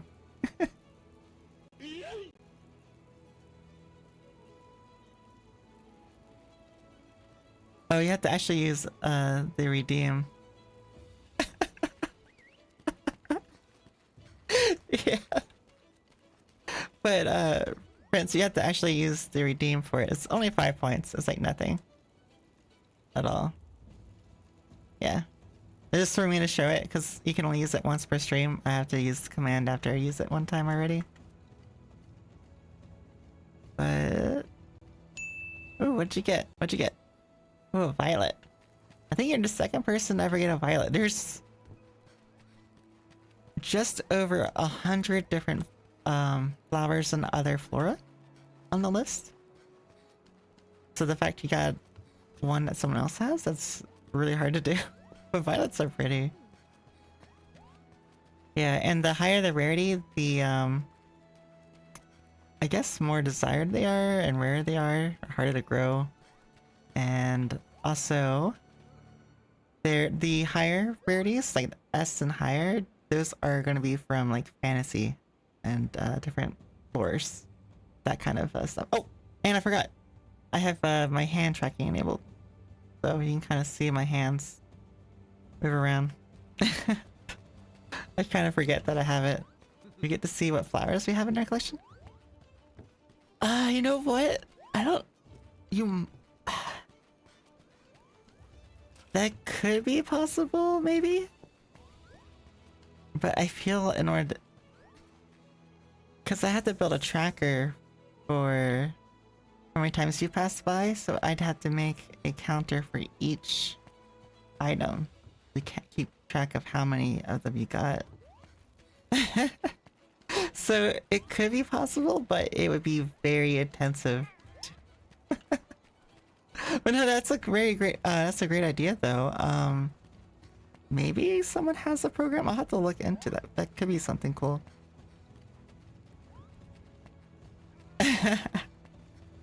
Oh, good. Oh, and what is it? There's one more. Oh yeah, this is one. Oh, okay. There's this one. It's just, yeah.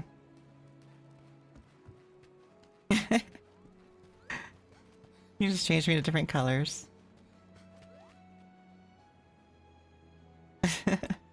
Curious to see what flowers we got in the past.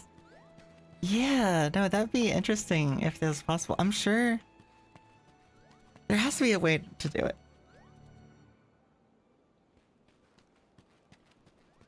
The redeems I'll be using the most. Oh yeah, the redeem you'll be using the most, yeah.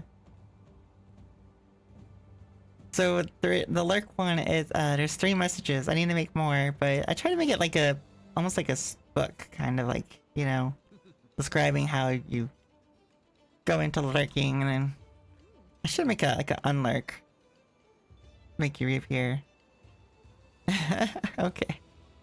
But there's one more that I actually just made last night. Okay, so this one, it changes my voice, so don't be alarmed. But it also changes the appearance of my character as well. Are you ready? I gotta find something to talk about. What topic? What topic? Oh, I guess I'll talk about more my day at work, I guess. Or we can come up with a topic, but here we go. My favorite pizza? Oh, that's a good topic. My favorite pizza... I don't like Black Olives. For sure, don't like them. But spinach? I know some people are divided on spinach, but it is amazing on pizza. Or basil. Basil and spinach. Roasted onions, I can't do raw onions. It has to be cooked to some degree.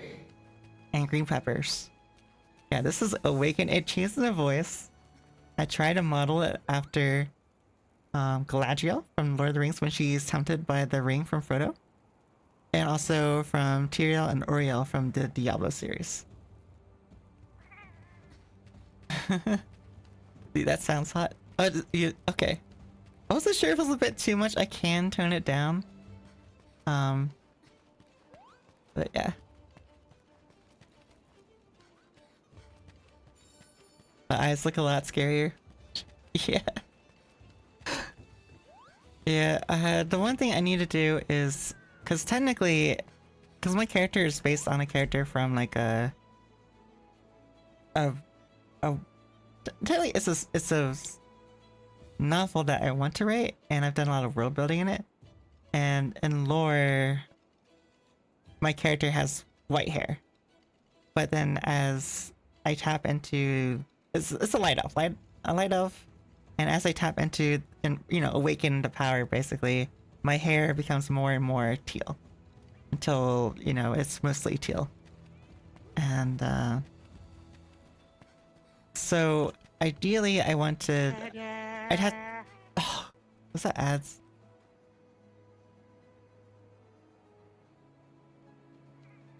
Ugh.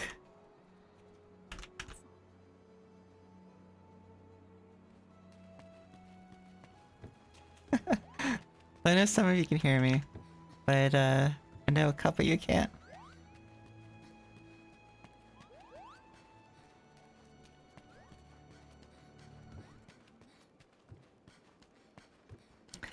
But I guess I can talk about pizza.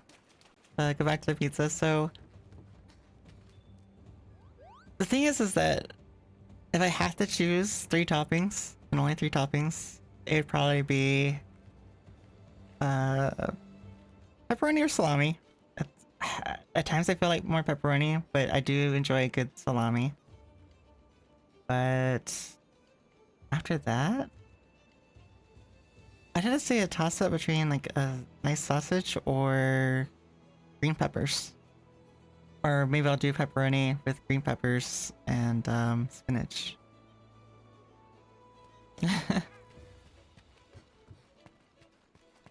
But that's probably my go-to pizza right there, is those 3 toppings. I know spinach divides a lot of people.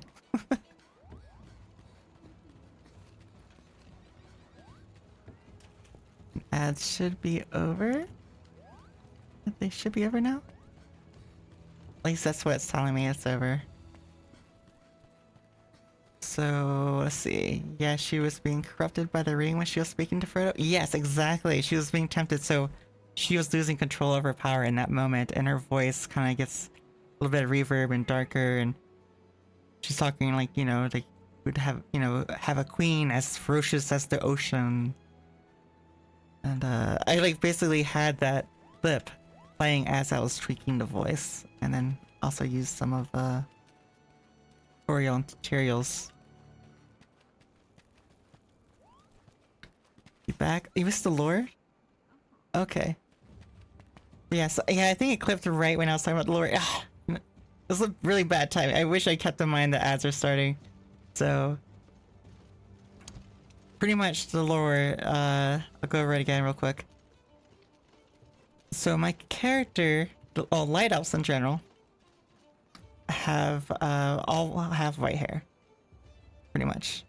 And basically the creator, the mother, pretty much what they see as their mother, the creator, basically it's like the consciousness of the known universe, pretty much. They created the universe from nothing.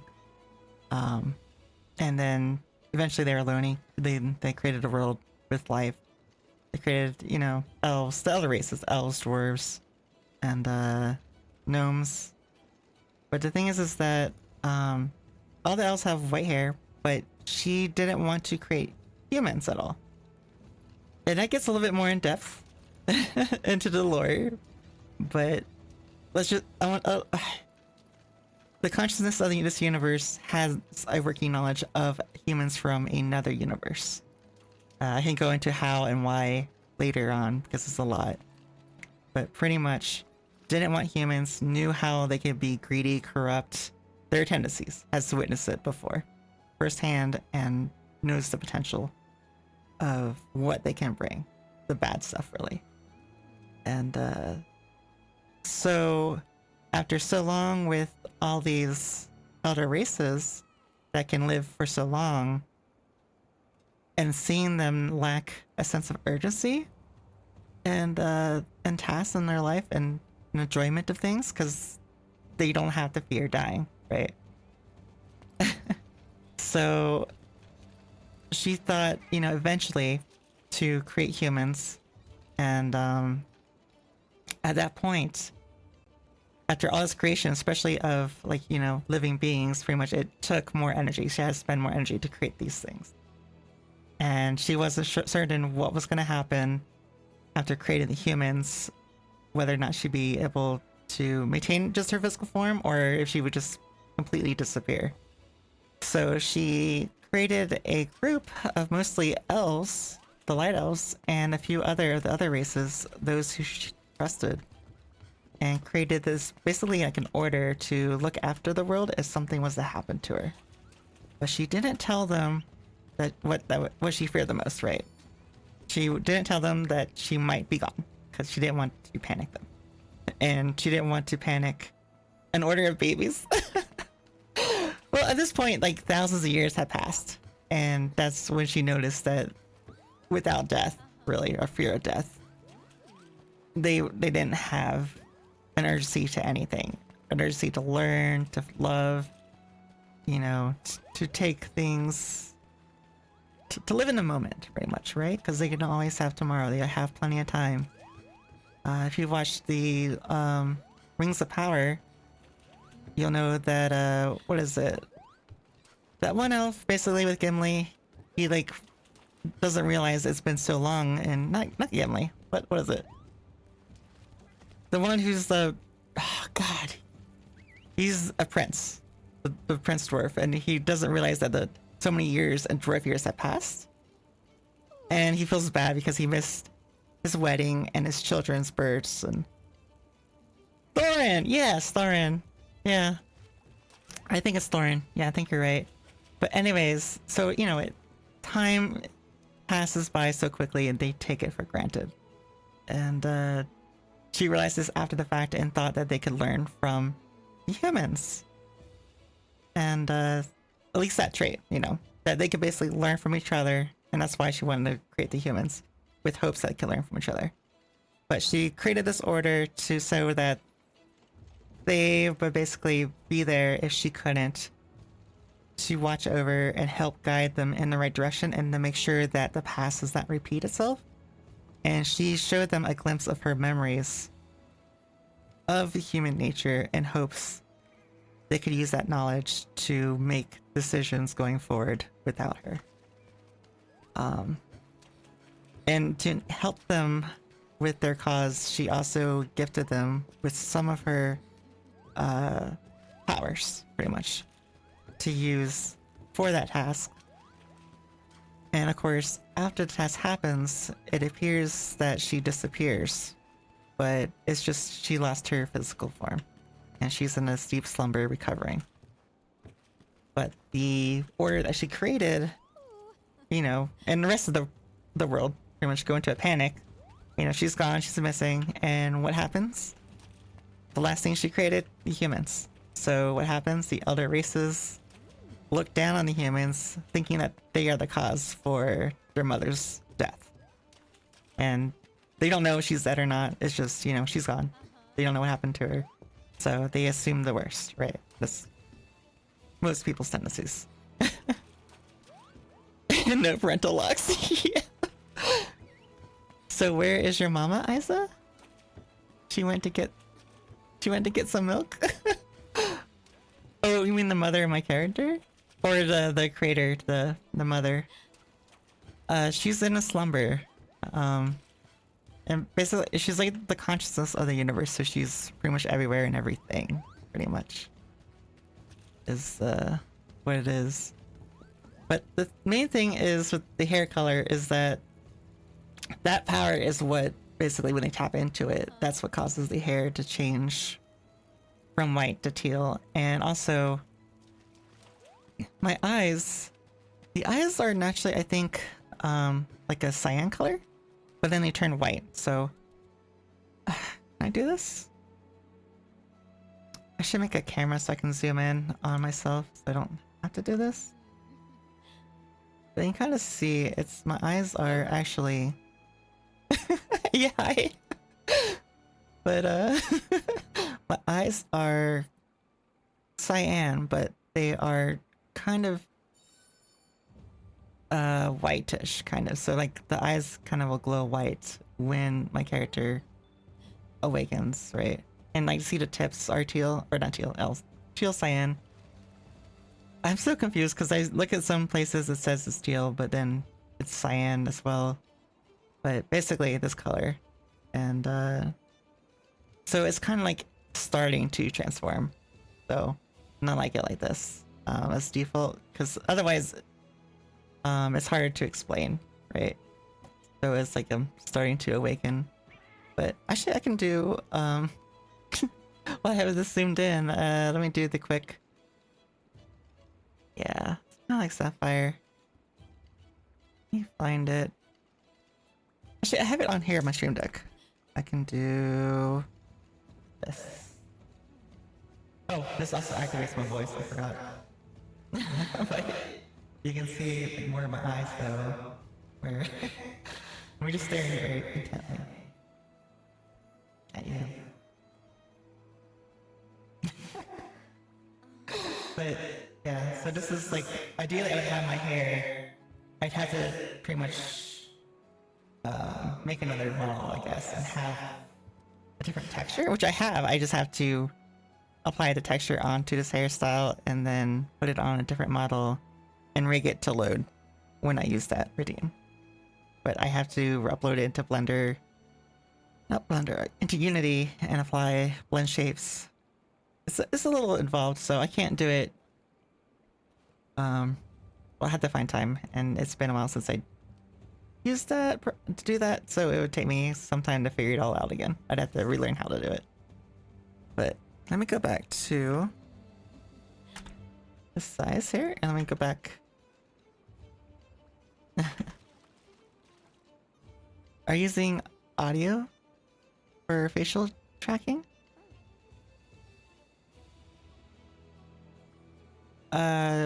You mean like mic activated? Yeah, I'm using. It should be using. Actually, that's a good point. Because it should be.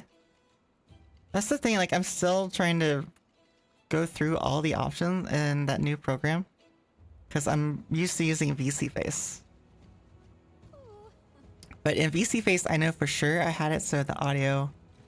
So it's both tracking with the mouth. I use mouth face on the phone. You know what that is, Amazing. So I use mouth face for VC Face, and with the audio, so it tracks both through my phone and my mic or voice. On this new program, it's at least using Meow Face. I'm not sure about the mic. I can't remember. There's so many new options. I'm still trying to figure it all out.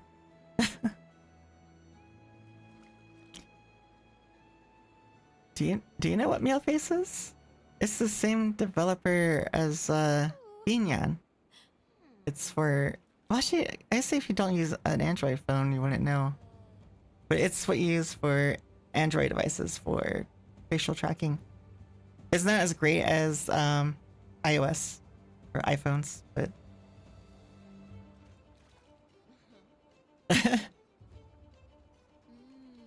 I remember her making something. Yeah, I guess I was reading up on it. I guess her and the other developers for it. Actually, I'm not sure if Sufi Drill is a guy or girl. I don't know, but basically, them and the other developers, something happened, and they split apart, and so they stopped updating it. But it still works, and from what I saw, it's still recommended as being the best for Android for tracking. Yeah, it's called Meowface. I know. That's so weird. But anyways. Oh, I say with the sexy voice.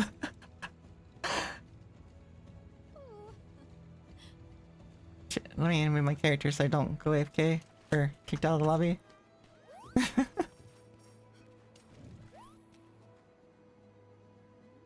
You've been babied by using VTuber Studio on iOS. Yeah. See, see, I used LG phones for the longest time, and then they stopped making phones.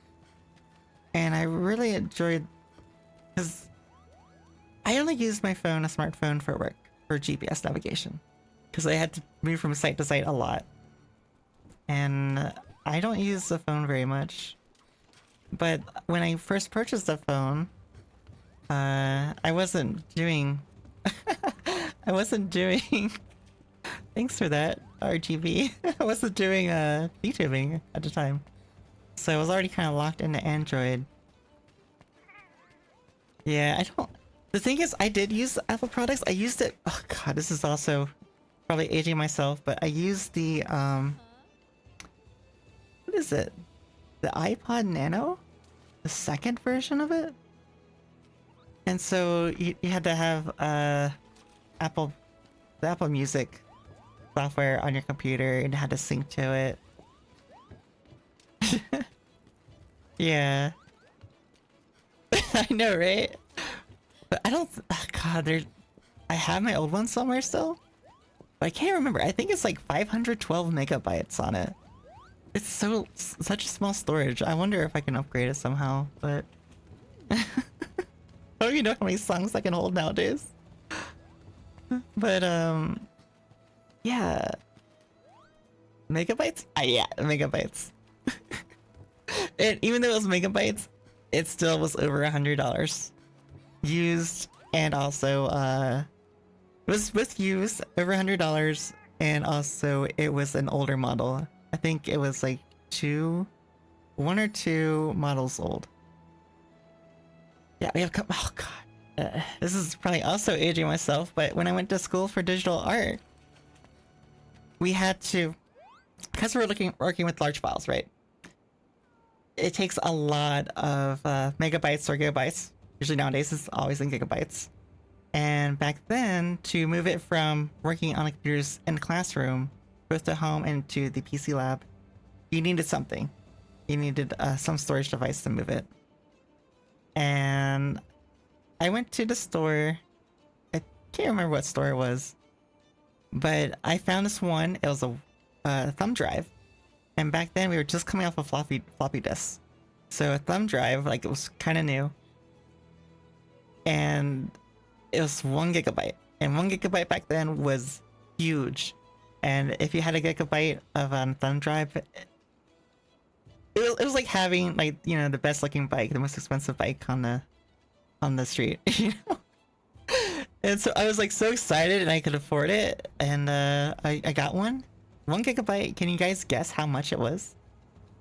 Actually, I'm gonna make a poll on this real quick, and you guys can guess how much you think 1 gigabyte was, and I'll just put a year on it too. This would be kind of funny. See?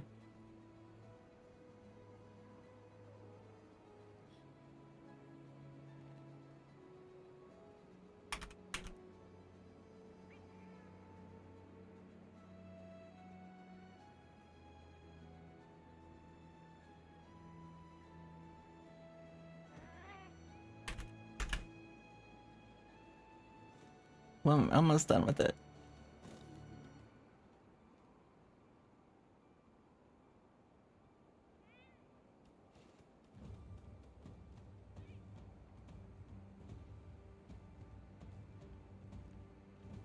Actually, hold on. Let me do it this way.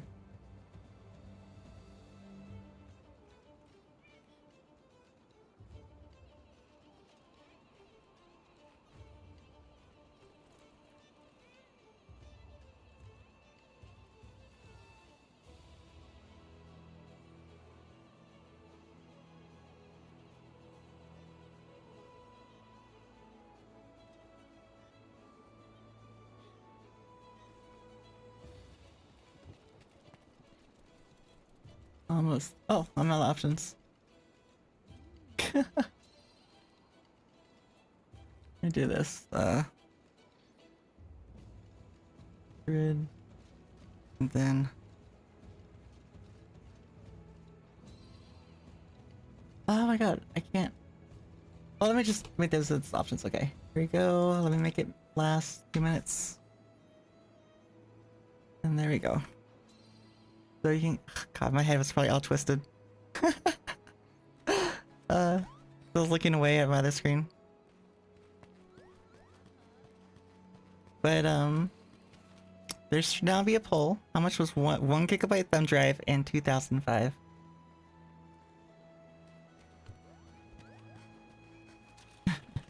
Let's see. Let's see if you guys can even select the right option, because there's a few options in there.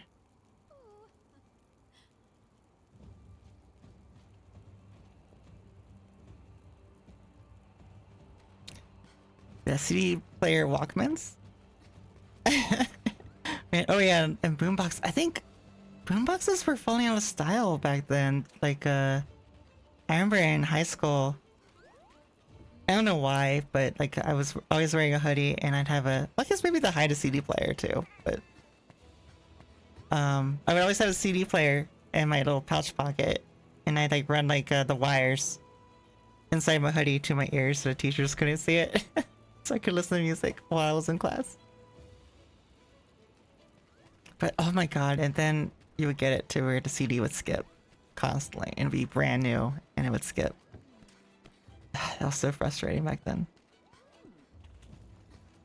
But anyways, we have 2 people saying it's 11 to 30.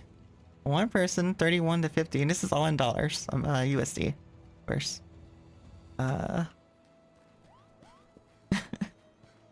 You guys are gonna be so shocked. That's all I'm gonna say.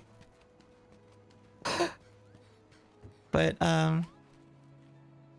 meanwhile, you were the kid. Wait, you were the kid to do the same in class while sitting in the front of class and wearing giant over-the-ear headphones? How'd you get away with that? With wearing giant over-the-head earphones? Like, I had to be very discreet. And I had like longer hair, so I could cover up the my ears. So they couldn't see that I had earbuds on.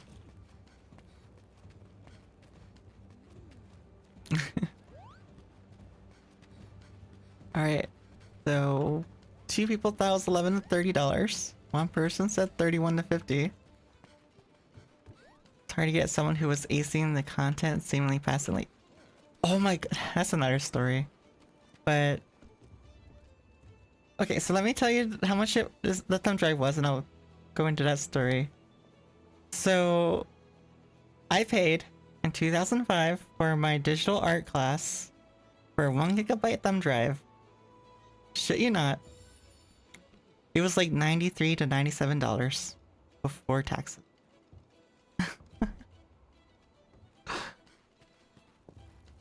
So it was the highest option. And that was quite a bit of money back then too. Jeez, like with inflation, that's... God, that's probably like...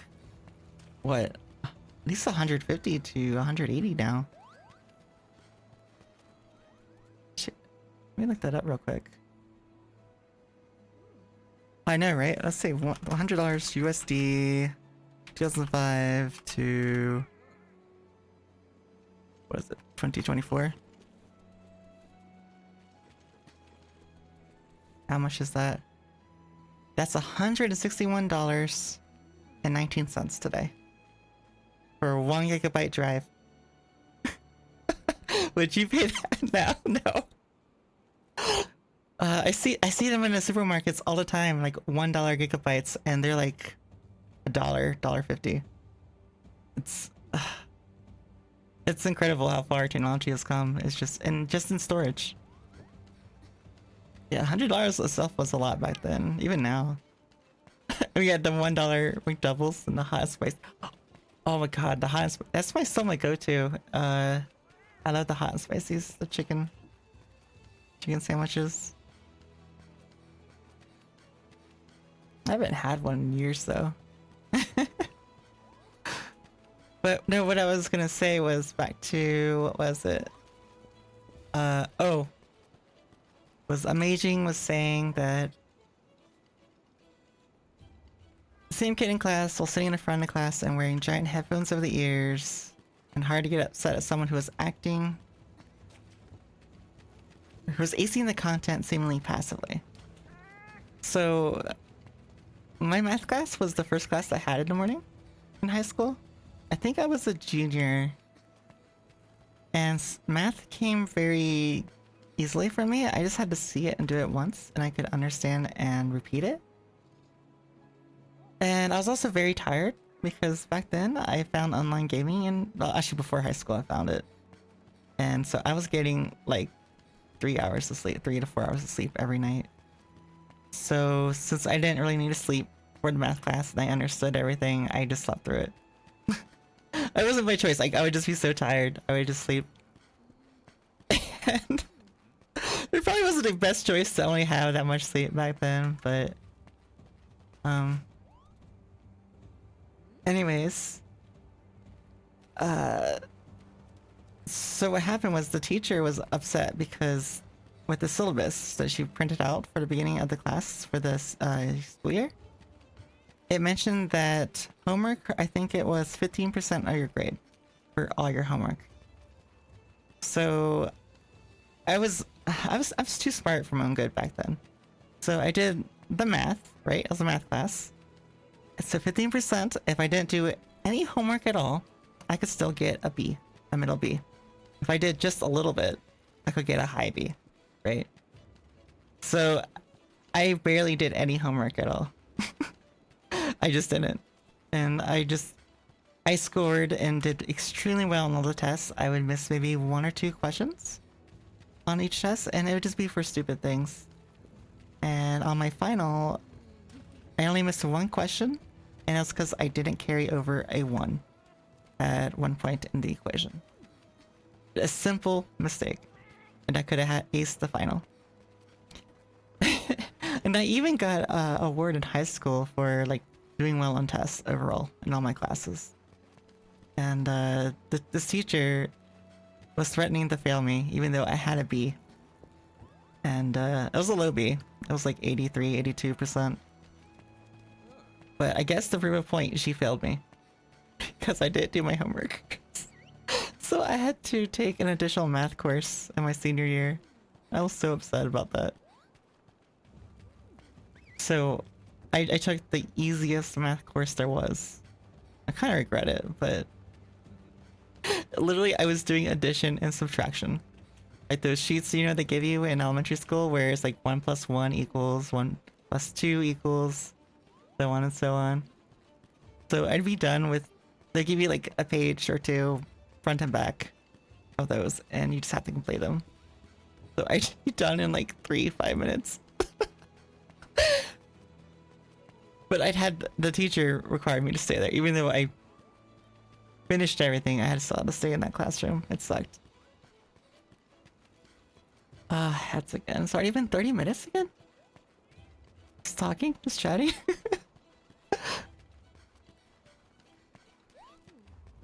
But yeah, same. You'd have straight A's if homework wasn't 15%. It really doesn't make sense, the homework requirement. Yeah, I totally agree. If you understand the content, right, of what's being taught, then it shouldn't be as important. And I appreciate my company in chat. Oh, thank you, friends. I appreciate you guys too. This is kind of nice, you know, just chatting, one-on-ones, you know. But yeah, there was, I think I was in 7th grade or 8th grade, and I was put in a lot of. This is another story. Well, it goes into another story, but for one reason, I had to take they had me take an intelligence test in elementary school because they thought something was wrong with me. Which there really wasn't, but thing was, I scored off the charts for intelligence. It was for a kid, at least. And so I was put into a program, the Duke University TIP program, Talent Identification Program. And so because of that, I was put in a lot of advanced courses in middle school and had to take the SAT and ACT in middle school.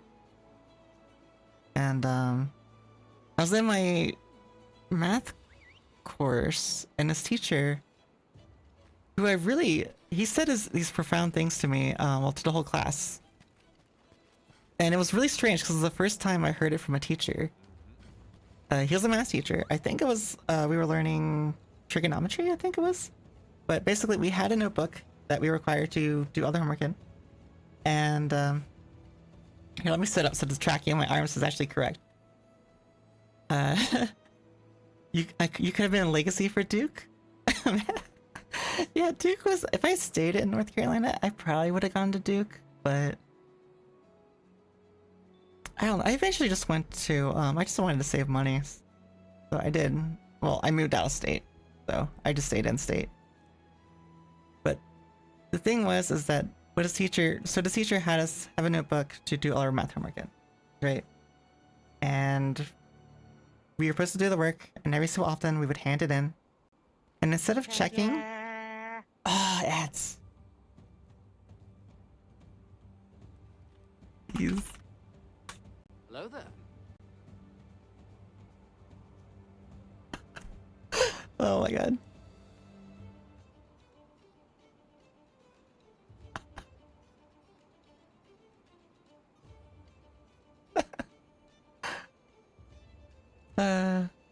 Oh god, my arm tracking. Oh god, I wonder.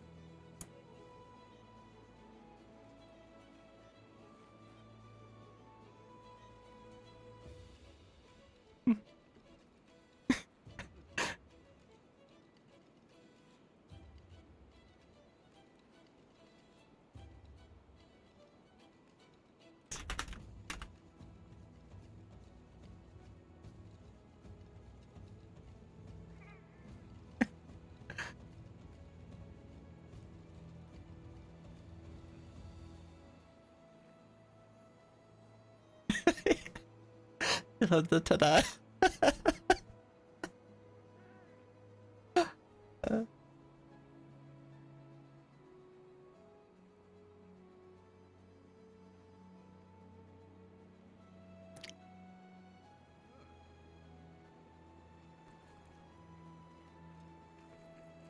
Okay, we're almost back.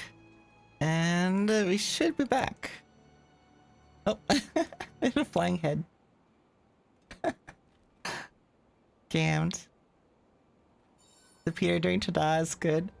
Oh, I'm glad you guys liked the Peter Tada, because I was trying to find something to use for it, so it remind me that it's mostly it's for me, but it's to remind everyone that ads are starting.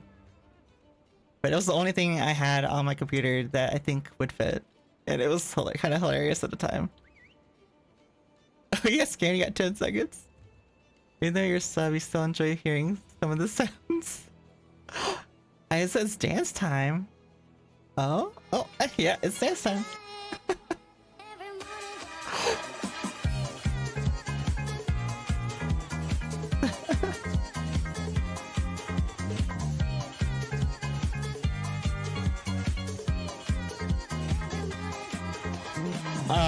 Friends, I appreciate you too.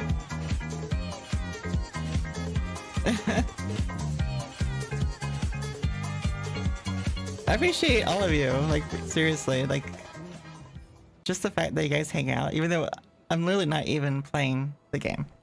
It's just, you know, chill chats, right? Oh no, Healing, send me the, link.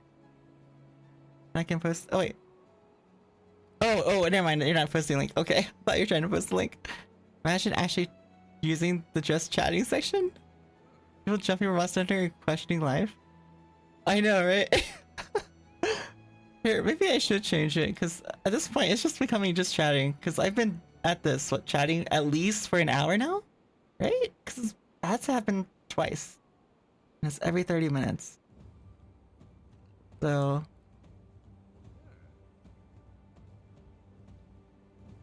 yeah, I may as well just do it.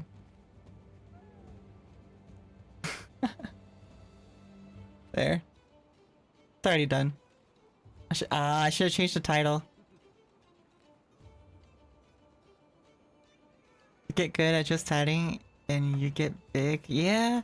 Well, that's the thing. Is like I've read people analyzing it, like statistics and analytics of it, and just chatting gets way more viewers. And as soon as you, even if you do a poll, you have like hundreds, even thousands of viewers. Do a poll, play the most voted for game, and majority leave. It's just the facts. Which I've seen it. I've seen it happen, but yeah, I don't know. I don't. This is just fun. Just having you guys here, and again, I appreciate you all. Just hanging out and just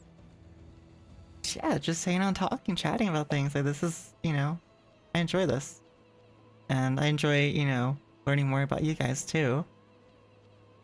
But oh my god, the one thing though is that I don't know if I have ADHD or not. Probably, because I just keep changing. It's hard to keep focused on topic because I'll start ranting and then I lose track of what I was talking about. Charisma check. Haven't you jumped on Monster Hunter? Because I said, nah, I'm a chat with Aiza. I think everyone does. Being able to hold a conversation gets most viewers. Actually, yeah, I can see that. Actually, and it's, oh, and healing. Oh, you feel cold 5 times in this time. Oh, healing, go join Alcoholics lobby. I'm sure they'll help. For sure. And Christina will too. I know she's streaming too. But let me go back. So being able to hold the conversation? Oh, with your brother and his friend, okay. Oh, Prince and I have been talking about conversation on your stream one time. Oh yeah, we were, yeah. Alcoholic's really chill. He's really cool. I found him through Mike, who's Asian Forever. His Twitch, and he's the one that really got me to stream again, and he was the first one I really connected to, like his community. He's very chill and such, and just finding that community brought me back into Monster Hunter. Like really made me stay and want to stream and connect with people. You'd hang out more if you didn't have a thing about being with the smaller number buddies? What do you mean by smaller number buddies? Your master rank? Is it because your master rank is lower? No one cares. Like, in all of you count. So you would hang out more if you didn't have a thing about being with a smaller number buddies. You count.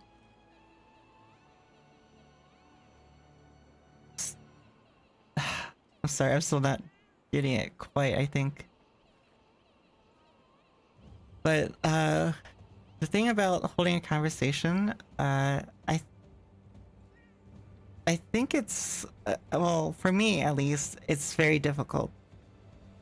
Because I'm an introvert and I hate small talk, but at the same time, I really value anything that's, more profound, like deep thinking, philosophical. I mean, if I could choose to go back and do something and didn't have to worry about money or anything, it would probably be like a theoretical astrophysicist.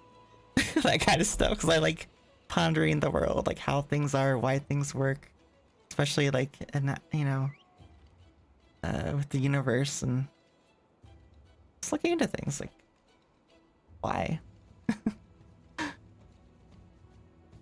But for real, like at my work, like I've been like a crew lead and manager for years now, and in a position where I've worked and trained a lot of people under me, and that was my way of connecting, was because I'm terrible at small talk, was to basically listen and create questions that were interesting, to keep it interesting and keep them more attentive and wanting to learn more. So like I work in landscape and gardening, and so I'll like ask questions like, what do you want to take away from this, or do you do anything at home or anything like that? And some people grow vegetables or whatever it is, or houseplants, and so I'll have them do tasks and learn tasks that can also correlate to what they do at home, and I find it helps. And I've done it too in a couple other competitions as well when I was a trainer, and it's, I don't know, just having deeper connections. It tends to keep people more involved, I guess. But let's see. Well, she got the point because a small group adjusts better, I think, but nothing wrong with a big group. Small groups make the greatest friendships, if that makes sense. Yeah. Yeah, and like I don't mind if I don't ever grow big at all. Cause for me personally, like just having a small group of people and that I can really connect to, that's all that counts really, you know. I like having deeper connections than, I guess, what's the word? I feel like it's, some people call people friends too easily, you know? Like I like knowing the person. I like, but I don't like knowing, like forcing it, you know, like naturally developing it. It's fine to expand, but she meant like small means great homies. Yeah, pretty much. But basically, you know, everyone that's involved is just, you know, they're cool, they're chill, they're, you know, they have the same attitude, and that's another thing too I learned, I guess through adulthood, you know, it's just, you know, surrounding yourself with good people makes a huge difference. You know, surround yourself with who you want to be like, right? If you surround yourself with people who have like negative outlooks on life and stuff like that, then it's going to kind of bleed into your life. After 4, I start thinking the number is getting sus. That's where Among Us comes in. I have yet to play that game though, Among Us.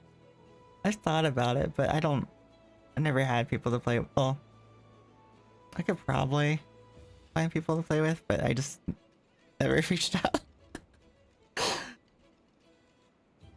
But same, never played. Oh, but you know what? Let me get back to a story about the teacher, because that was right when the ads, I just remembered, it was right when the ads cut in. With the math teacher in middle school, I think it was 7th, 8th grade.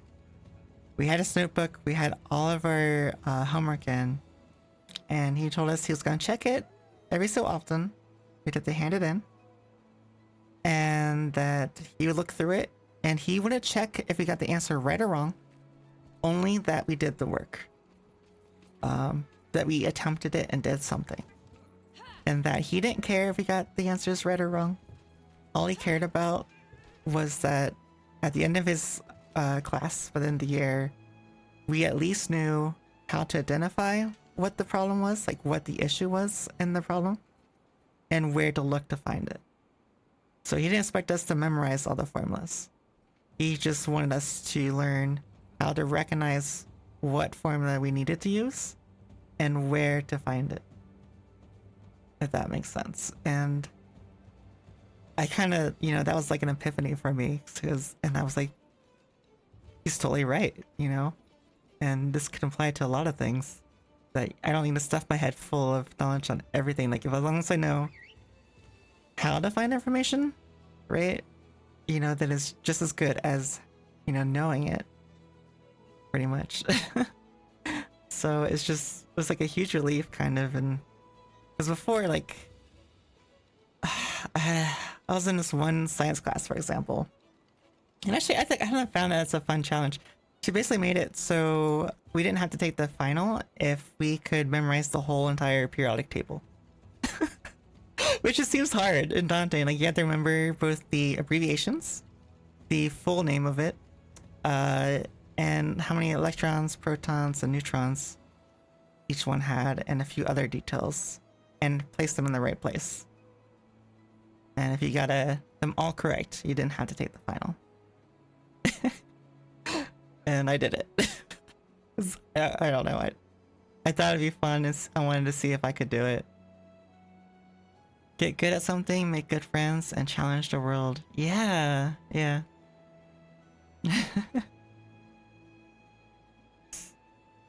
Maging like DMC Devil May Cry challenge the world. Yeah. But what else? I know there's some other things we were talking about. trying to scroll back 'cause I feel like there were topics I probably was talking about and didn't complete.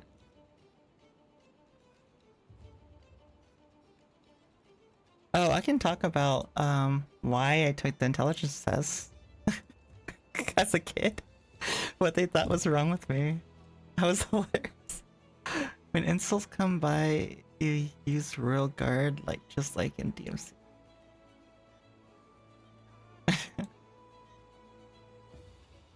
But yeah, so in elementary school, and I'm not sure it's the same nowadays, but they would teach well, they found out that I couldn't read. And they found this out because I was do well in math. Like when I could understand. Oh, it's okay, Prince. You enjoy it. I've never played Devil May Cry, actually. I think I've seen a friend play it, like one of the early games, but I've never actually tried it. But it looked really fun. I don't know. Oh, it's been a while since I looked at it. But yeah, so pretty much like I would get the math problems math correct, but only if I understood it. If it was a word problem, I would have difficulty getting that correct. Because I couldn't understand what I was asking. It, you know, and it could be something stupid, right? But so they found out I couldn't read. They put me in the special ed class to work with this lady, just to work with me.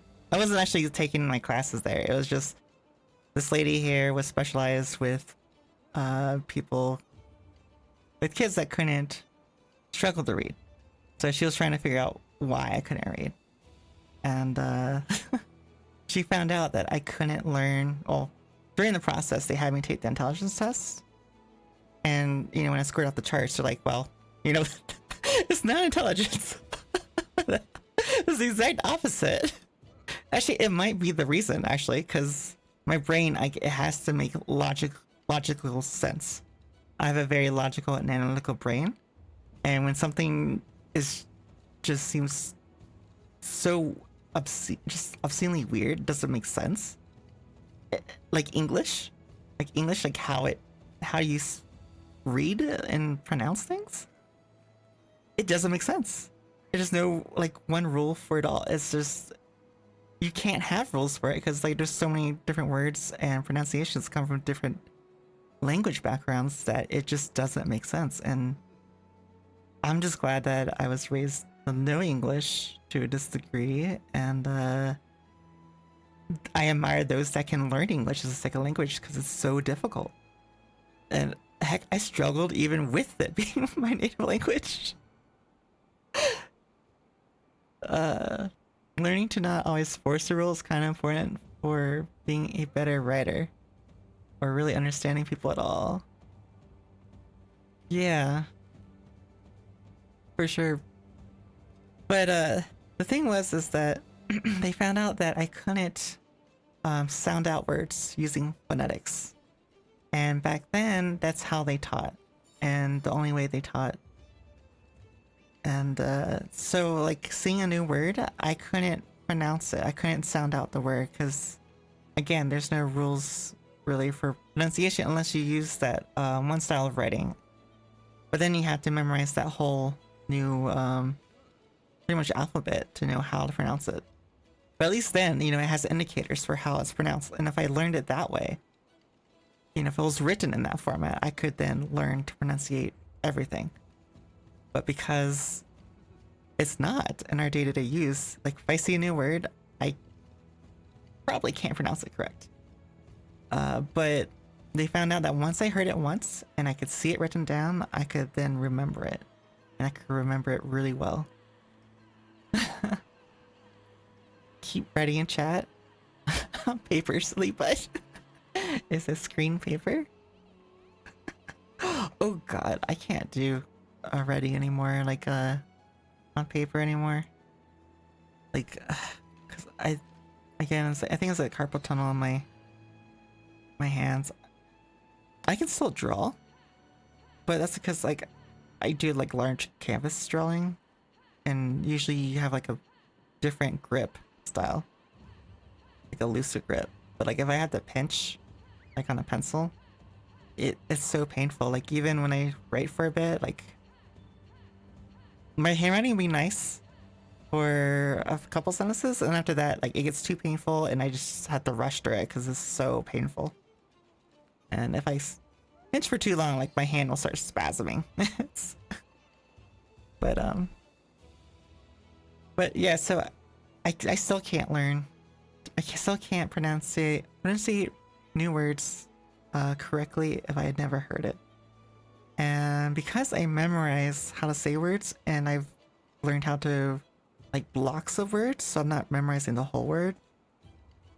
Sometimes if I, and you probably have heard this on while I've been streaming when I've been talking, is I'll have a tendency to where I can remember how to write it, but I can't remember the pronunciation.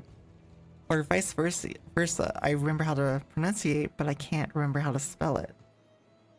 And sometimes when that happens, I can't. My brain tries to use a word that sounds similar. And so sometimes I might say a word that's very similar sounding to it, but it's a completely different word. And I know I've done it a couple of times. On stream, at least. And I just feel like, well, I guess at this point, I just, it's just who I am and I can't change it. It's just what happens.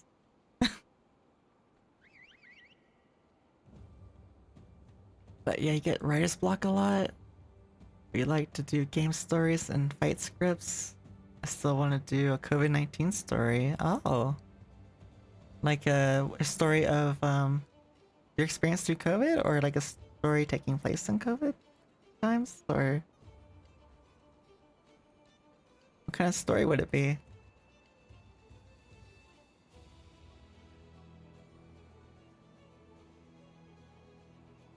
Oh, COVID is a species. Oh. Okay. Oh, I got kicked from the lobby, huh? Oh no, I'm still in the lobby. Where must I? I'm just standing here AFK. I need to give my world's location names. Ah, yeah, that can be a lot. I actually did, I don't know. No, I don't have it set up to capture it. And I don't know where the executable is. I have a program. No one's probably ever heard of it, but I think it's called Write It Now.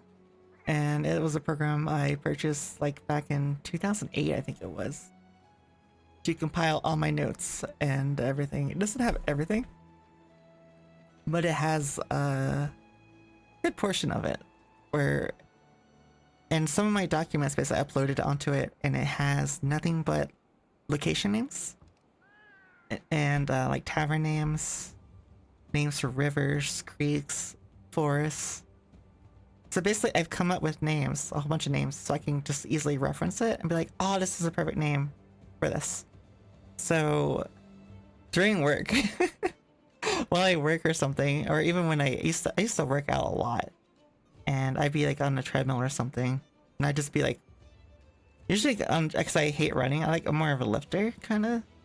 So when I'm running, I put my mind somewhere else. Like I won't even be there. Like when I read a book, like I'm not even there on the chair or anything or in bed. I'm just in my own little fantasy world in my head.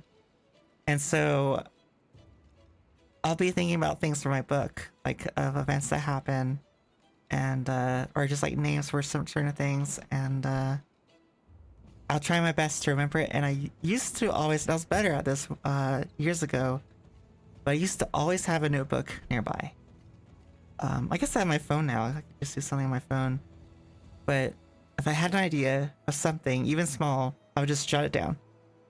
And that way I have it somewhere, and then I could reference it later and eventually add it to that program I was mentioning. Yeah. You've been encoding location names so you can control F and replace. Same true when dreaming too. Yeah, I tend to have like lucid dreams at times. Actually, I do dream like really intensely, but at the same time, as soon as I wake up, like I forget it very quickly. But I can't remember if I was dreaming recently.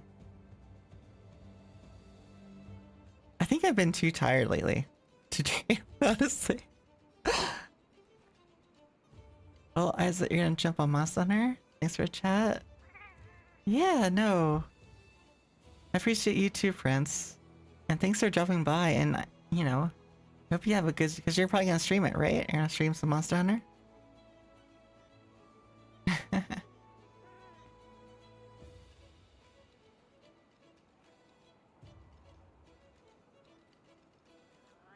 Yeah, just grind. Alright. Oh, this one I'm gonna play, but this is for you to go. Okay? Oh no. Play it without the sound. Oh no. Oh well. Fight my rivals. I forgot, I just connected it. Just so there's no music for this one. Just imagine music.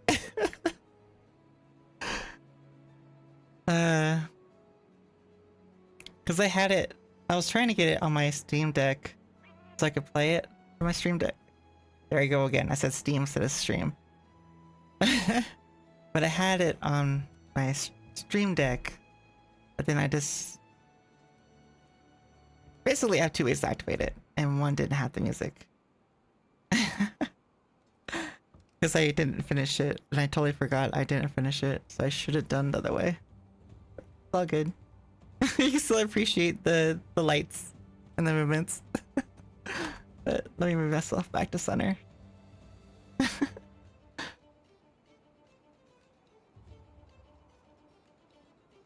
But yeah, I hope you have a great time with your Monster Hunter. And you make some good progress.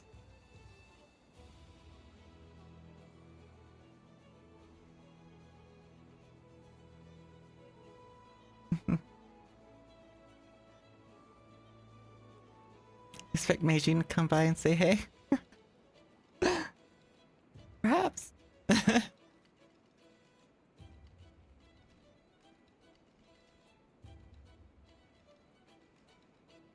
Oh, I think Prince is, I think he's gonna be streaming Monster Hunter. Alright. Take care, Prince. And good luck with slaying some monsters.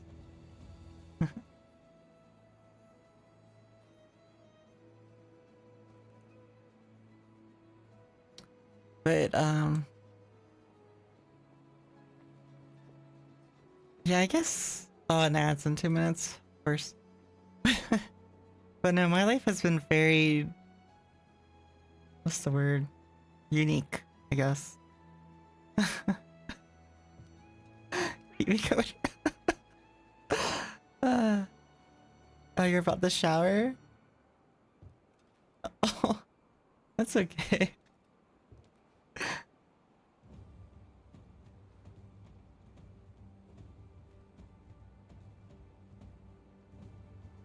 Oh, I should be drinking water though.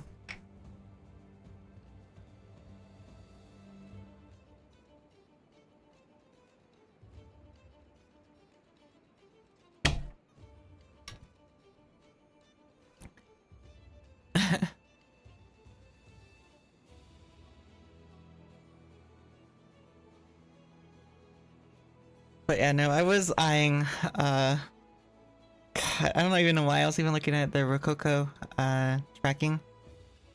For both hand and full body. I don't know why. I looked at it years ago and I almost pulled the trigger on it. And I was so tempted to get the hand tracking. Well, the thing is, I could afford it now. I mean, I could have afforded it last year and the year before. Work up to it as a streamer. Yeah. Yeah, that's the thing, like I got this Leap Motion, probably like 4 years ago, 5 years ago, would be more satisfying. Yeah. Yeah, I just like I like cool techie stuff. Like that's why like I got so involved that my streamer bot. And like if you saw like all the things I have on this, I think I showed one person. There's so many things on here. So many.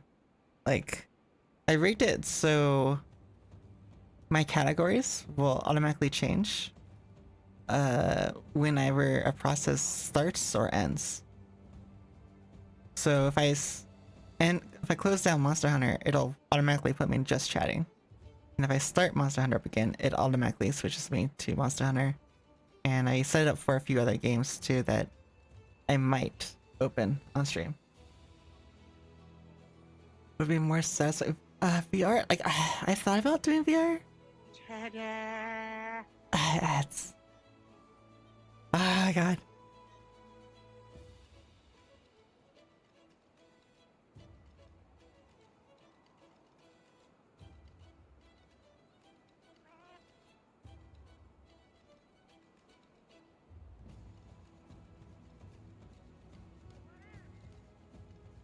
No dance.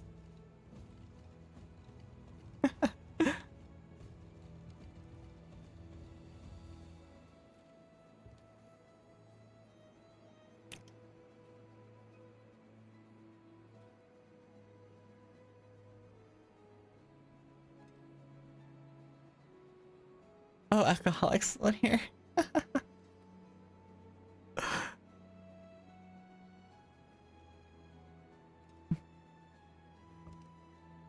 Just one sec.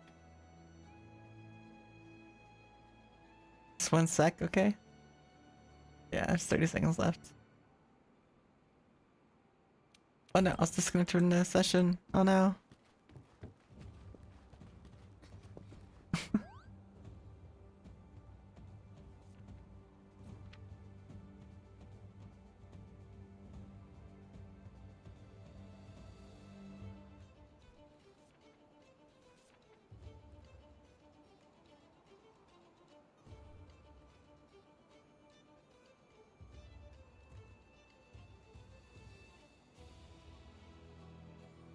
Oh, you're back. Okay, one moment.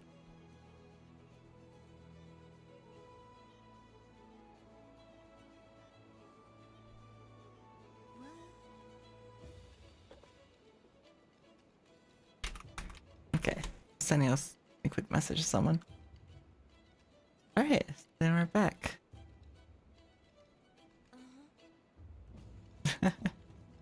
But it'd be more satisfying VR. Yeah, so I thought about using VR. Well, investing in it, but it was very early on when it first came out, and I wanted to wait because there wasn't much applications to use it in at the time. And I guess recently like, I haven't had a reason to, I guess. But then again, I wasn't. Because, I mean, I could do better head tracking with the VR headset, but, like, VR chat? Yeah, no, like, I can't remember which one it is, because there's a couple different ones. But they have the straps that go on your, they're meant to go on your ankles, on your feet, right, for tracking for your legs. And I've seen people use those where they have it on their waists, their ankles, their knees, their elbows, and I think even their wrists and their neck. So you can kind of get full body tracking that way. And I've thought about doing it, but when I looked at the prices, it's almost as much as I mean, there still is a big price difference, but for investment wise, it would probably be better just to get next step up. Base station tracking isn't necessary anymore. Keep a fit body apparently should be a good time. Yeah.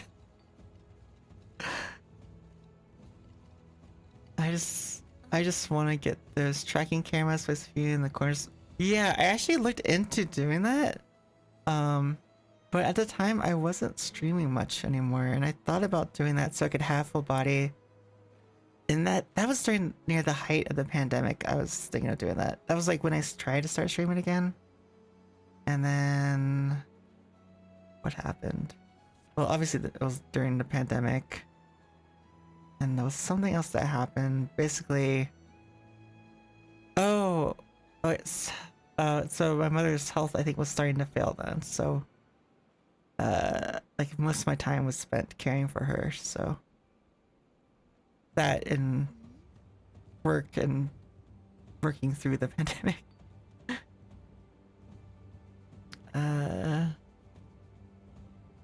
Yours wouldn't be for streaming. You think it'd just be fun for VR chat?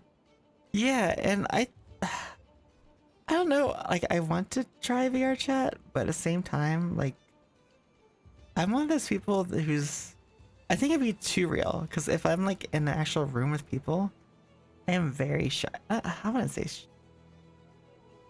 I guess it is kind of like shy. Been networking any? Like with other streamers or with other VTubers? I haven't really tried to reach out to other VTubers in particular. It's just been people in the monster hunting community.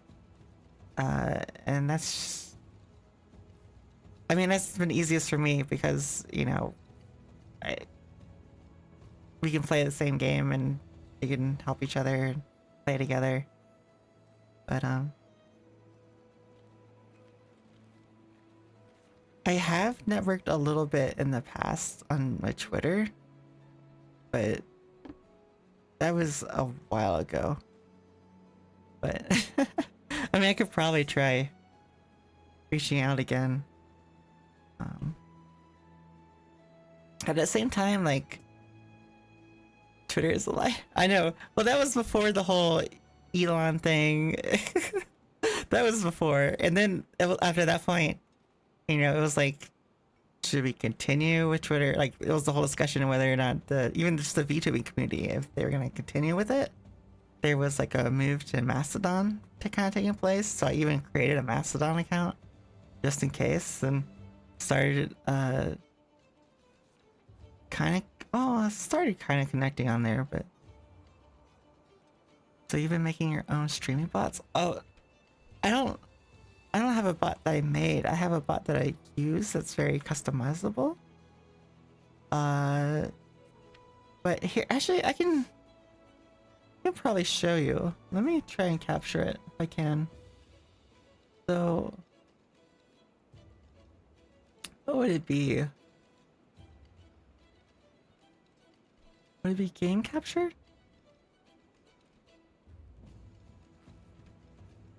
No,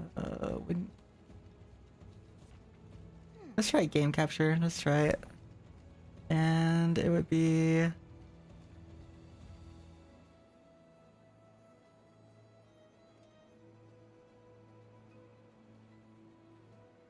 Okay, got it.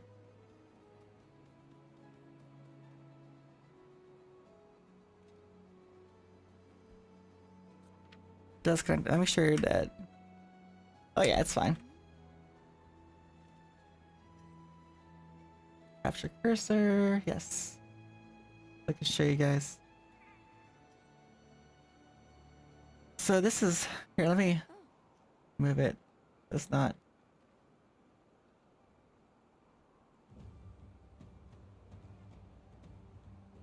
There we go. And let me move it. So this is what I use. And let me move myself to the corner. What? Actually, I could probably just stay in the same seat and just move my... Oh, no. Hold on.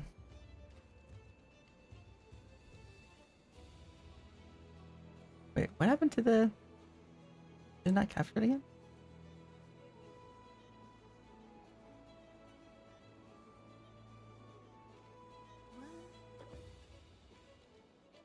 Why aren't you working? You just captured. Nope, it's not in that scene. need to take a shower, but also want to know more. It just stinks. No one will know except you. That's the problem. I did a sweat. Okay. Let me just delete this and I'll re-add it because it's fairly not working. I should let me try adding another application then.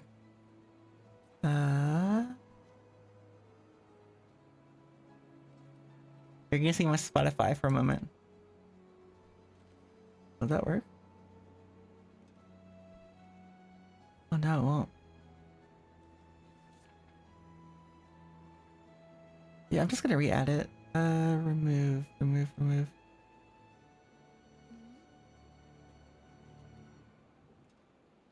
Yes. Add. Capture.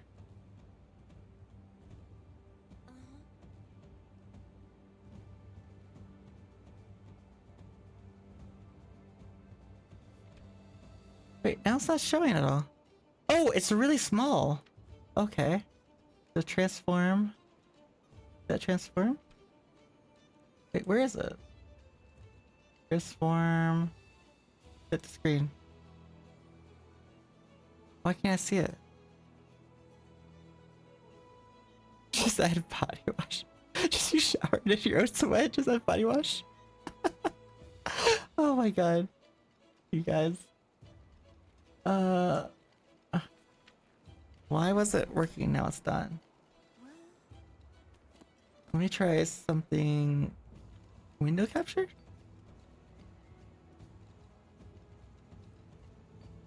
No,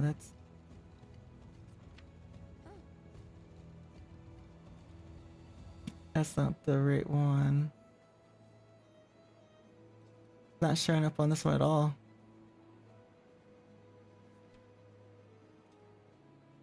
Guard. Cancel. Fine.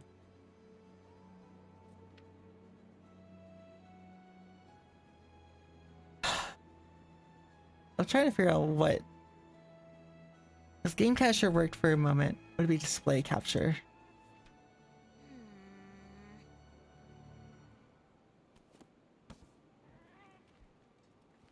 No, not it.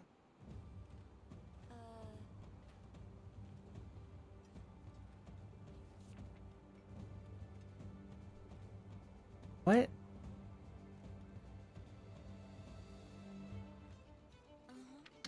Itching. Going to be much luck. I'm trying. Oh god. Here, let me I still have Monster Hunter too.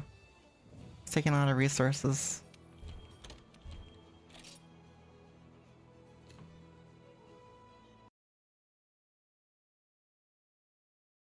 Wait, I sure wish. So.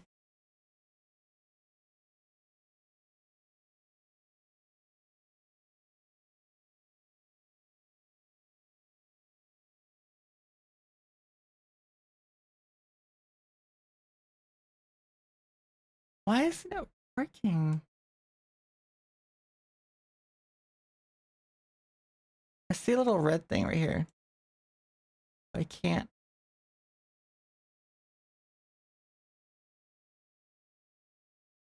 Oh, now it's gone.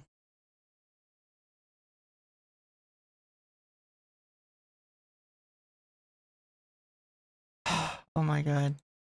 Here, I'm just gonna do this real quick. I'm just gonna do a display capture, I guess, or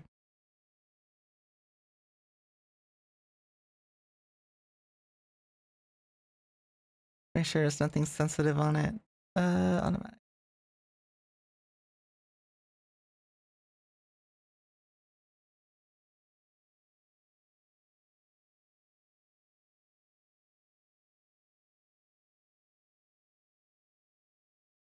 Oh, you guys can see my wallpaper.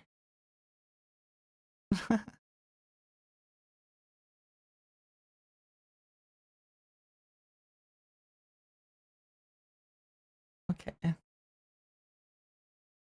And then let me move myself to a corner. So what is that? It'd be camera. Shoot. There we go.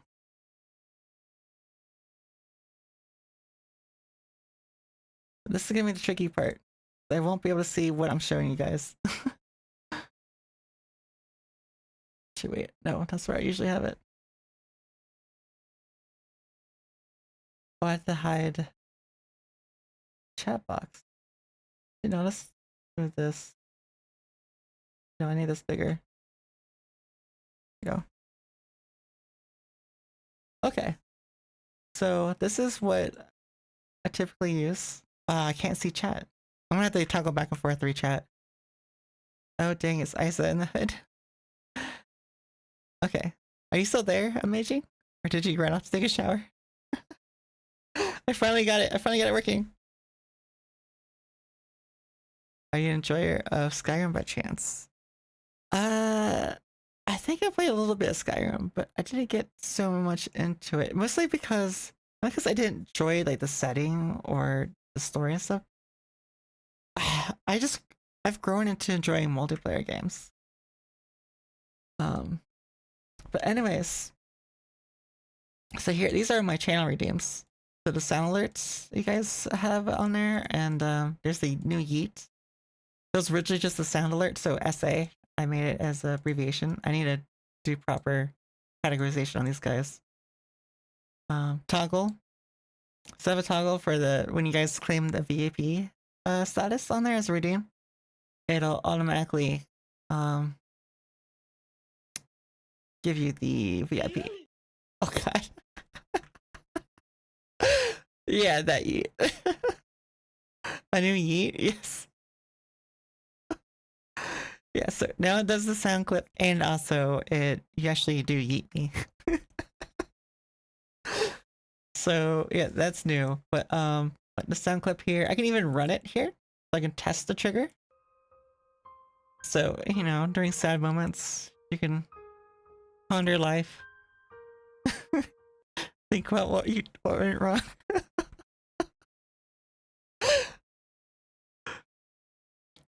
I have some overlapping functions. Kind of. So some work. So here, I'll show you what some overlapping functions might be like. This one here. There's actually logic in this one. So this is the check-in. The floor check-in. So you see here. Wait, no, this is the fashion one. Sorry. So this is, if you do, actually, I can do it in chat right now. Fashion of Beijing. So basically, there's two scripts. One when 39 what? So basically how it works, and I'll go to explain it. How it works is actually, you know what? I can actually let me move my OBS so I can actually read what you guys are saying.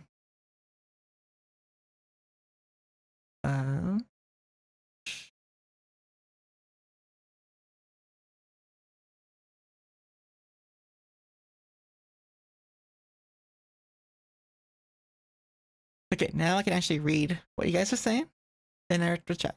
Okay, so what's happening here is there's commands. These are the commands. You see that a lot of these are disabled, and it's because they've been replaced. So like I have these voices, the awakening voice. I've had that for years. It's just no one used it. I had it, you know, in my commands, exclamation point commands. I've had it in my description, but no one would use it. It's so I'm so happy I have redeems now that people actually will read, hopefully, and might maybe use it. Oh, the chat window is in the way. Okay, there we go. I used it, but not through commands. Yeah. Well, well, I don't know if did you use it before I got affiliate? I can't remember, because I only got affiliate like a week and a half ago at this point, so not very long ago. So I converted these. Actually, I didn't convert this one. So you guys don't know this, but I have a male model because lore-wise, I have a sibling. I can't decide on whether I want to make the protagonist a male or female. I go back and forth constantly, but I have both. I can't remember where my VRM is. I had it somewhere, and I did rig it, and I had it working to where it would. I used V2 Studio Imaging. I had VC Face running into VTube Studio, I think it was. I'm pretty certain. And there was like a hotkey I could press and an auto load. Yeah, I disabled a lot, so I only put the ones that actually still working in there. There's not many. I need to make more. You would default age, but I can just click my own name. Yeah, yeah, I saw that. That's a Twitch default one. So I don't know, I thought I put it there, just because it does work by default. But yeah, so I had one where it would change my voice, so it made me sound more like a guy, and it would I guess you could, inflate your ego by doing that, so you can actually see how many days that works. But I had the program for VTube Studio through VC Face, so it would change my avatar to male, and then I would change my voice. And then I have a streamer bot, not streamer bot, I have a speaker bot linked to this one. And I had some certain commands for text to speech. So viewers at times could then use text to speech and make it so like I've had like little slime or something I wanted to talk and have like a PNG tuber with the text to speech. But then I had filters overlaid on the speaker bot because it's usually you use basic like Windows text to speech automated voices, right? But I can make it sound more human, like a lot more human, like it actually sounded real. So I had fun with that, but again, I'd have to re-rig it now. What's male ISIS? I guess I can toggle that on.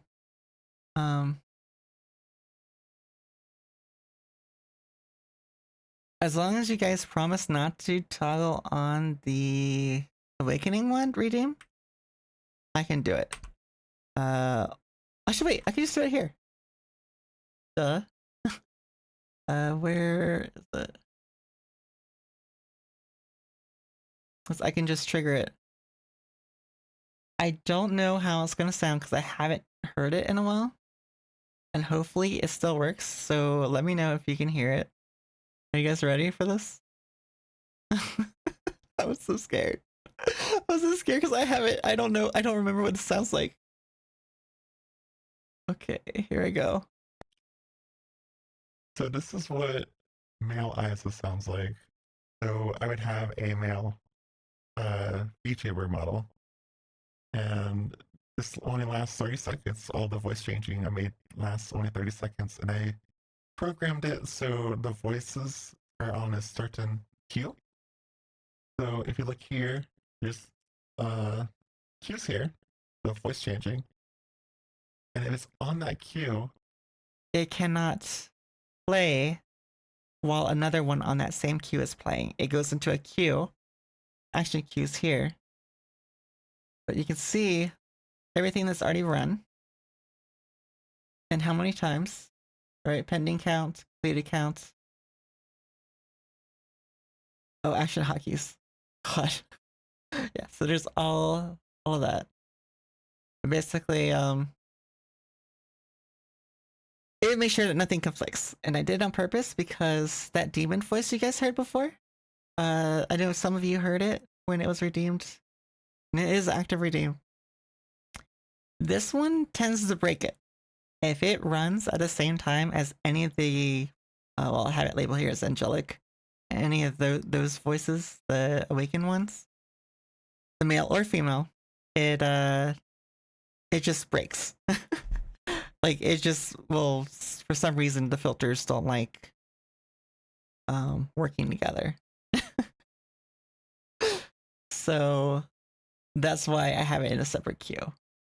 And also have all the sound clips in a separate queue, so you don't get a bunch of mishmash sound clips playing all at once.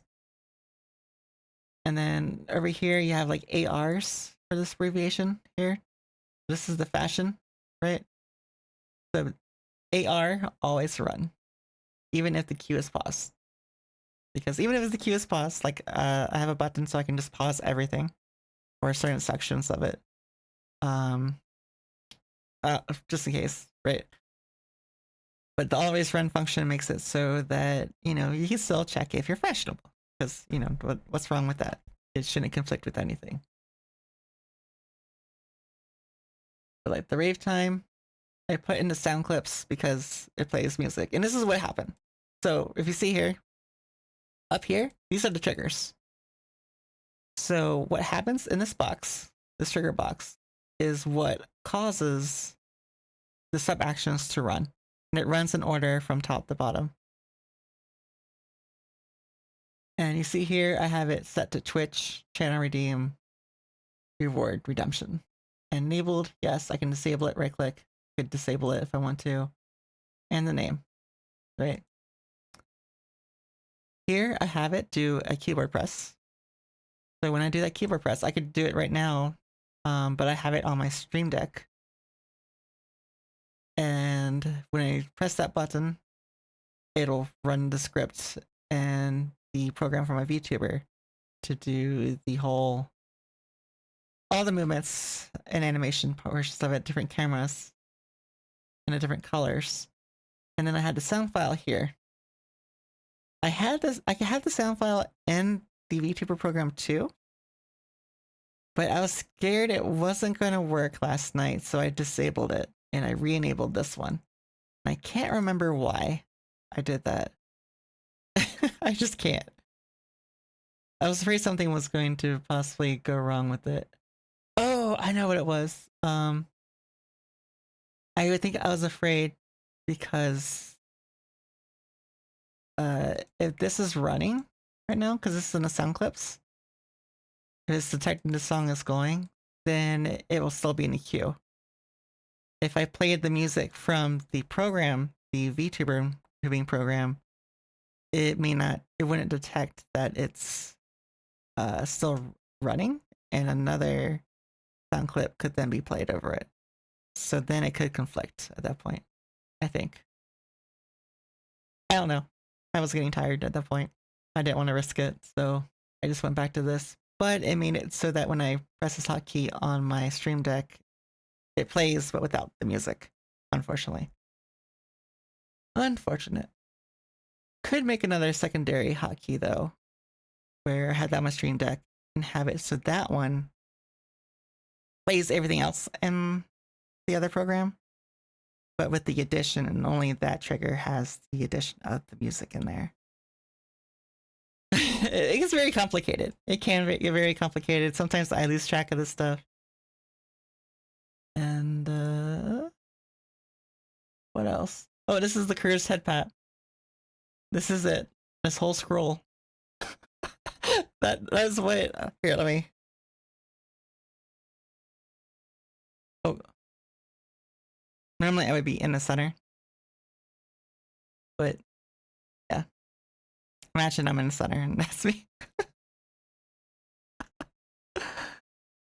So this is what happens, because basically it's just a flicker, right? So I have a delay. What is it? 385 milliseconds. And I have it for both scenes. My main scene, for when I'm playing games or whatever else.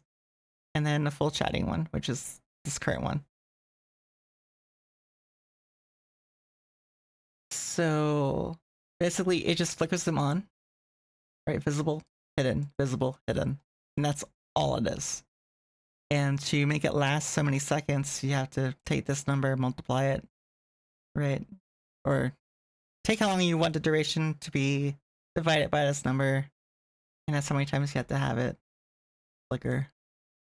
And then you see here, I have it two ways. So you can have it as a redemption through Twitch, and then I have it through a hotkey press, and that's what I just did. I have a hotkey on my Stream Deck, so I can also play it.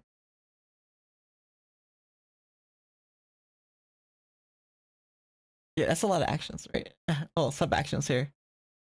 But these are just the channel redeems. And then here, these are all my commands. So like things for if I ever re-enable them, because these see here for command. This one, the hydrate is different, but like the barrel roll, right? Command exclamation point barrel roll. So what it used to do was it took my VTuber model, and it would basically spin me around in a circle, like counterclockwise, and then back clockwise. And that was when like what was there was that one animation?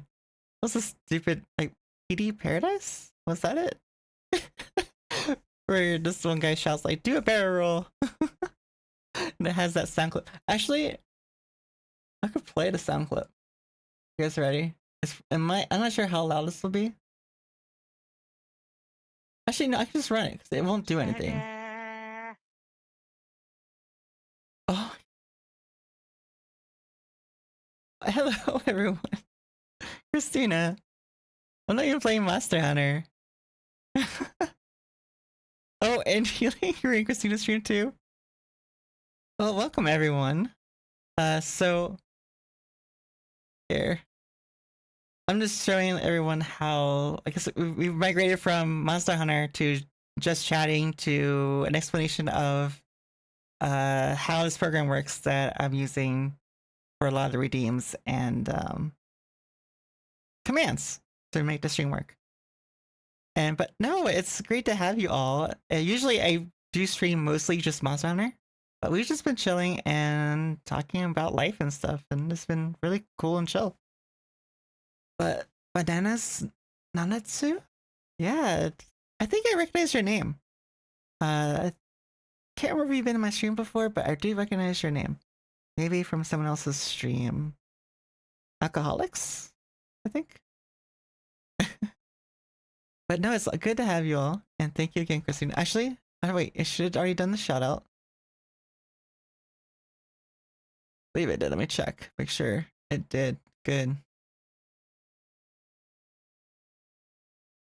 Oh no, the ads.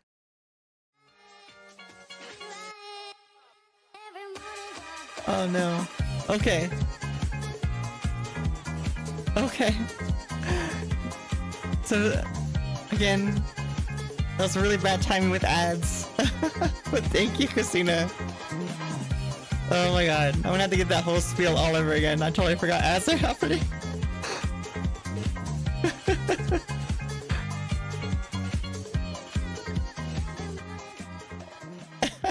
Christina. Thank you. So you probably missed it. Actually, let me give you another shout out, Christina, because that happened during ads. That was unfortunately bad timing. Ooh, you want some meow? Okay, Dude, it's here good. it goes. Hello, Rasaboop. Light Hey, bowgun Rasaboop. though. What is this, Meow. Christina? They relit. Rasaboop. Oh. Was that Sticky I think I saw? Sticky Light Bowgun Aqua Shot? That's the my most used weapon. Most used bowgun. But no, Christina, thank you for rating me again. And God, I think you came in during ads, so I'm gonna quickly redo this. If you already heard it, I'm sorry. Oh, I'll do it after this. And your emotes show up on the screen, so if you want to participate, you can throw your emotes. And they'll come bouncing around the screen.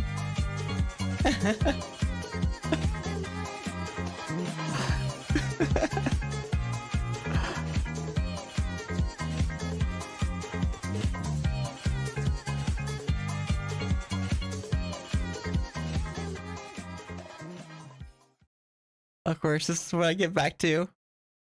Amazing, did you take your shower?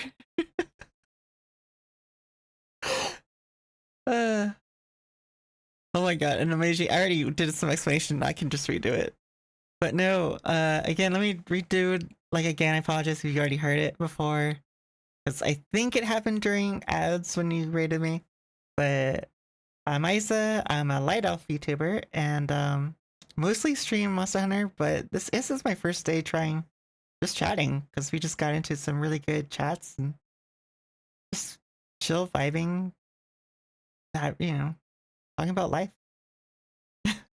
And then somehow it devolved into showing off how I do some things that make things work, like the fashion command.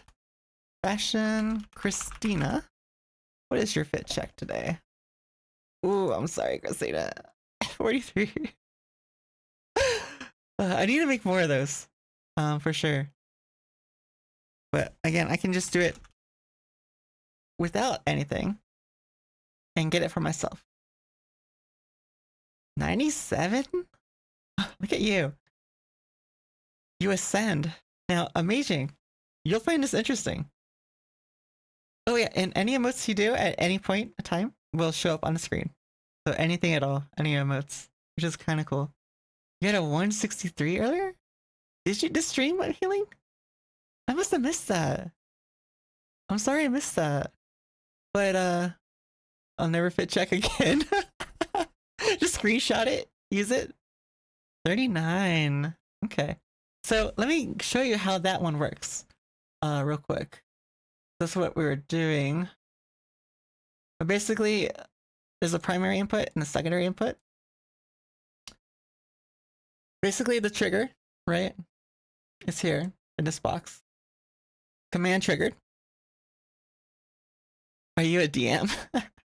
I was a DM for Dungeons & Dragons for a short time. For a couple years. Chris Raid, sniff, sniff, sniff. I'm late as fuck. Hippo happy? Oh, you missed out on the rave time then. Oh, here, I'll play it. Oh, I shouldn't. No, I'll have to. Actually, wait, I can do it while I'm in here. Where is it? Rave time. Here it is. This should. For free.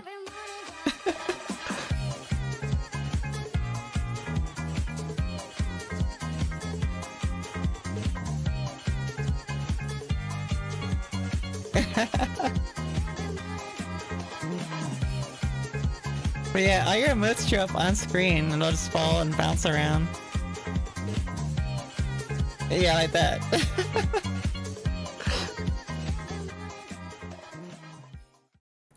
So this is one program I use to kind of aid to make things work. And then there's another one that controls my VTuber. And like with the rave part, the animation, the cameras, and the colors, that's all from that program. The sound is coming from here. And I can't, that was the reason why I changed the sound from that program to here. But anyways, the fashion one, so you input that command, right? And it's exclamation point fashion. You haven't used it already. So Twitch gets the target from the person who redeemed it. And then it does a logic. So if the target user does not exist, it will use this secondary redeem. So if it doesn't exist, it'll use it. So this one has the script to run it if it doesn't exist. But if you do have a target, right, it'll continue. And I have it here. I have it in both. This is where the magic happens. So see here, the top one here? It's kind of small for you guys. Actually, oh, my head is hiding it. I'm sorry. But this is the 1 to 100 to get on your fashion check. I can't remember the weight roll I put on it. It's 77% of the time. You'll get one between. Actually, it's a 0 to 100. So you can't get 0. And poor Alsane, the hunting horn main, he rolled a 0 the other day, and I felt so bad for him. Like, you could hear my gasp when I saw someone roll a 0 for him. But like the 101 to 150, the weight is 13, so 13% chance. I know, it was funny, but at the same time, like, Al was so kind. He's so kind and nice. And I was just like in that moment, like anyone but Al 'Cause he's such a nice person. And here's the 151 to 180. It's a 7% chance. And then the 181 to 200 is only a 3% chance. So if you're getting 181 to 200 on your fit check, it's only a 3% chance to get in there, in that range. And then of course after that it sends a message to Twitch, right? And then it fills in with the random number that was rolled. But I have this number range on both of these redeems. On both. So if it has a target user or not, it will have that script to run. So you can get the super rare chance of getting to a 200 fit check. But that's kind of the things you can do in this program. But like here you can kind of see your C#, and you can actually add in coding in here and run like make a whole program to run in here and do whatever you want. Like literally, it's kind of like you were telling me with like Binyan for VTubers, for the VTuber model. This allows you to do practically anything because you can use actual coding to make anything. And like here's the logic scripts, right? Get input, get random number, if else breaks. You can do all kinds of stuff. This is where you can play sound from folders. That's how I do a lot of my sounds. They play from sound files I have on my computer. But I would say congrats, but you used it thrice. Oh.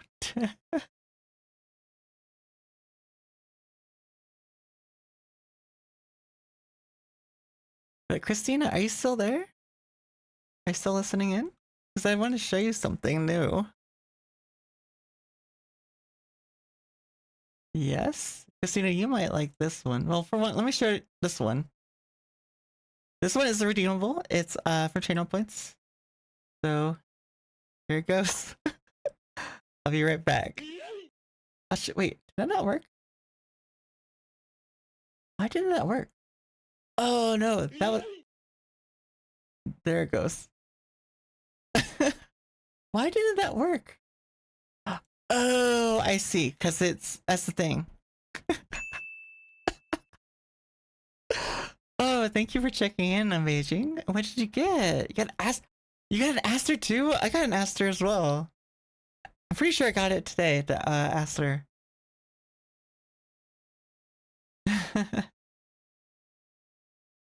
I got something way better on my first. Yeah, well, just like, can you check what you got before? Someone else mentioned that. Unfortunately, I don't have a way of doing it. There probably could, like, flowers. No, I don't have anything like that. But there could be a way. You'd have to build a database of some sort to keep track of it. I think that might fall more on the programming side. To use this program, because otherwise the only way I can think of right now off the top of my head is just like the check-in. If I can find it, here's the check-in. So I have it to where it creates a counter here. So here it's creating a check-in counter, and because I create a counter, it then keeps track of it. I'd have to create a tracker for each flower, and there's over 100 different flowers or flora. Yeah, it'll get massive the more people use it. That's the thing too. Bouquet. Oh, those are good commands though. Flower and bouquet. That'd be kind of cool. But let me show you, Christina, what I was going to say. Where is it? Actually, I might have to I'll just read it as redeem because it might not work if I do it the other way. I'll explain why. I should explain why while I'm doing it. You'll see why. Okay, ready? Here we go. So this is the Awakening redeem, Awaken Elf Voice. And I kind of explained the lore a little bit earlier about how this makes sense from our character. But I modeled the voice after Galadriel from Lord of the Rings when she's tempted by the ring from Frodo. and Oreo and Cheerio from the Diablo series. Just that little booming reverb voice, kind of when they're kind of using their kind of at least for Cheerio and Oreo, like the angelic powers. Like so cool and sounds. All right. I'm glad you enjoy it. I'm going to try and in the future get it so my hair completely changes as well. But I had to do more work to get that done. And I'll be doing a lot more work like this. I get really into this stuff, so it's so much fun. But the reason why I did it, I can kind of explain like, really quickly to those who are interested why I did it for my stream deck, or why I did it for my Redeem, not my stream deck. Because if I did it through here, for example, on here, my Rave Time one for the dance, so it triggers on the channel redemption.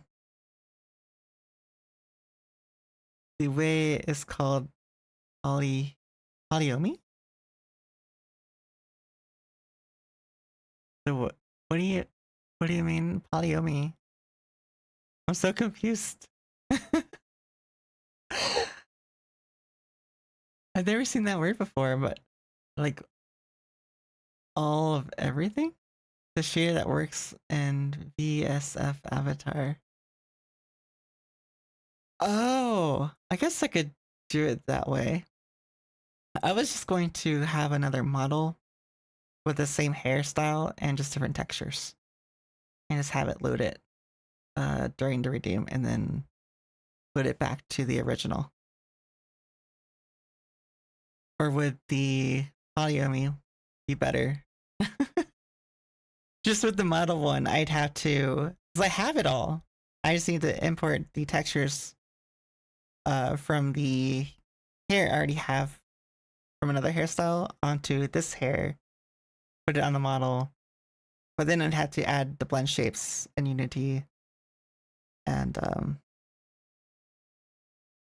remember how to do that. I have the file where I did do it, so I just have to upload it and reapply it and then export it. But you highly recommend playing with that shader. Yeah, you did mention with it. Shader, but if I did do that way, would I have to be running VC Face?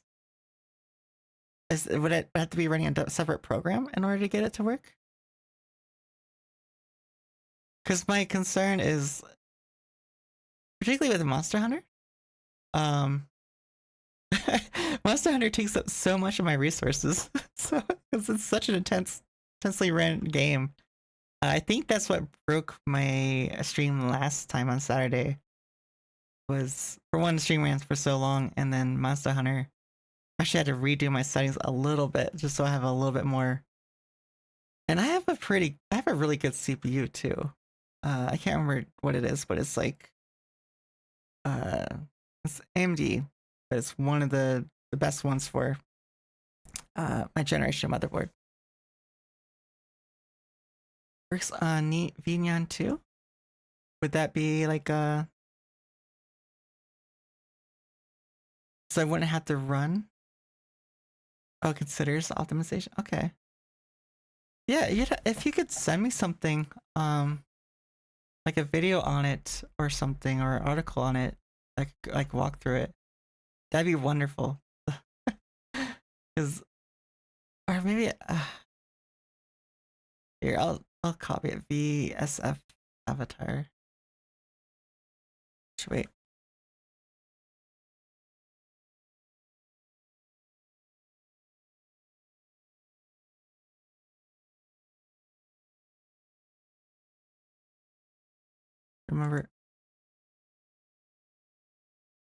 Remember where my Discord is.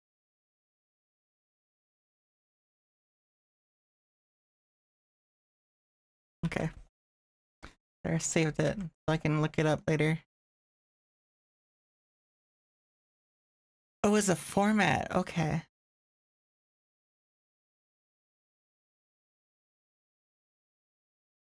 That makes more sense then.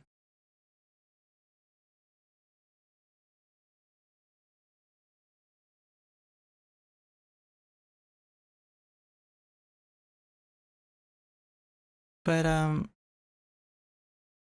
anyways, uh God, I forgot. I lost my train of thought. Like instead of your model being a VRM, it would be oh, so it changes the file of the model, which is the same with extra. Huh, that is interesting. Like, can you still modify it in Unity as that file type? Like if I was to add more blend shapes to it in the future? Okay. So that would be my only concern, would be like if I was still able to like edit it. You modify it as VR. Okay, okay. But the conversation is the conversion is super smooth. Good, good. Oh, so amazing. You know how and this is simple. I can actually play it. So this is for my model in the center, right? The cursed head pats that Lasagna drew. Because I didn't have a head pat redeem. So it's like, let me fix it for you. So he drew this. So that one, I have it both hotkey, so I can activate it myself, and then more easily activate it, and redemption. But it's basically this OBS source, and selecting the source, and visibility. So it's checking the scene, checking the source, and the state. Oh, thank you for the hearts, Christina. A lot of that can be done in Vignette. Yeah. Can you actually access OBS? Can you actually access certain OBS sources and filters? Because like with the voice one, I can show you the... Yeah, basically it just has a delay between each one and toggling on and off. And that is it. That is the whole head pat. That is it. I think I did this one on stream. Not to this length and effect, but because everyone was wanting it right then and there. But these ones are simple. It's redeem, plays a sound from the folder. So that's pretty simple enough. So like this one here. Yeah. That's all it is. Which I saw that you could rent sounds, but the problem is that on Vdyan, I don't know if it has it. Does it have cues? Because that's something that actually grew to like, particularly for changing my voice. And I'll show you. You might have missed it when I was explaining it, but let me find my voice ones. So like, see here, my here it says Q, and then you see sound clips. All these sound clips are from audio, so basically it's sound redeems. So it makes it so that if it's in this queue, if a command is in this queue, when one is played, the next one will not play until the queue is cleared, and it keeps an order. So here's the cues, basically. So voice changing is default sound clips. But here's the cues, right? So actually, I can show you. So here, I'll play 2 sound clips back to back. So let's play... I'm gonna play this one, and then I'm gonna play the sad one. So let's play this one first. I'm gonna have to be quick. Play that one. Oh wait. Why did it work? Oh, it might be because I forced it. So it doesn't work when I test it. So if you were to use it, it didn't work because I'm forcing it to work. But if you used it, if you put it into a queue, the action queues here. So sound clips here. Yeah, completed count. Been like 18, right? And it's not pause, it's not blocking. But pending count here says 0. So basically, it would go into a queue in the sound clips. So until one that's already in the queue finishes, the next one then play, and then the next one after that. And that way you don't get what just happened. You just sounds overlapping each other. And it's really important with this my voice changing because this demon one that I have, and it's an active redeem. For some reason, it doesn't like the filters on my angelic voices. I tried it with angelic voices in the past, and it just makes it so it doesn't work at all. And I actually had to go back into the settings on the filter and by hand remove it and re-add it because there's nothing else will fix it. You don't know if it can, but you can type in Q into the node list to see what populates. I think I did do that and nothing came up right away. I don't think anything. I think I saw something, but it looked like to be for something else. I think it was like the queue was kind of like a delay instead. But I don't know how that would work unless you run like every single redeem that you want to be on the same queue through one. It would be a lot of work. You'd have to have them all connected if you want them in the same queue. It seemed like that's what it seemed like. Just taking that was just like a quick glance that I took at it. But the voices also too. This one selects the scene, the source, and then the filter on the source.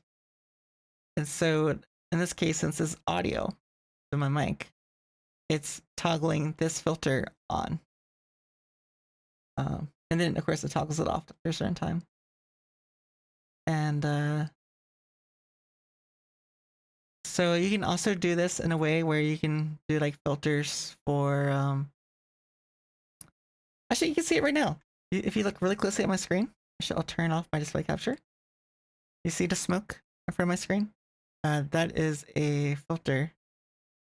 There's a filter effect. So normally the smoke is on a black background, but a filter enables it so you can't even see the black at all.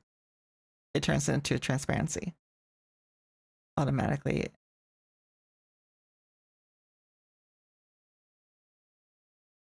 Yeah, to this program, yeah, it's all part of the program here. So basically, it just has a lot of like here we can go into OBS here, so we can get the current scene. Yeah, so yeah, that's why like even when I wasn't using my VTuber, this was really handy for doing things like because I should show you this. This I have to redo my audio, how it's ran. But basically what it does is voice activated commands. So these are the triggers. So this is the name I gave it to it, and then this is the command name. So command is actually what I have to say. So I say show away, and it'll move to the AFK screen all by itself. So then I say show chatting, it would move to this screen. Show main, it would move to the screen where I'd have the current application or game. And just being voice activated helps so much, so I didn't have to hit hotkeys. I even had one vanish chat. So I say be gone chat, like if you guys are giving me a hard time, and chat would disappear.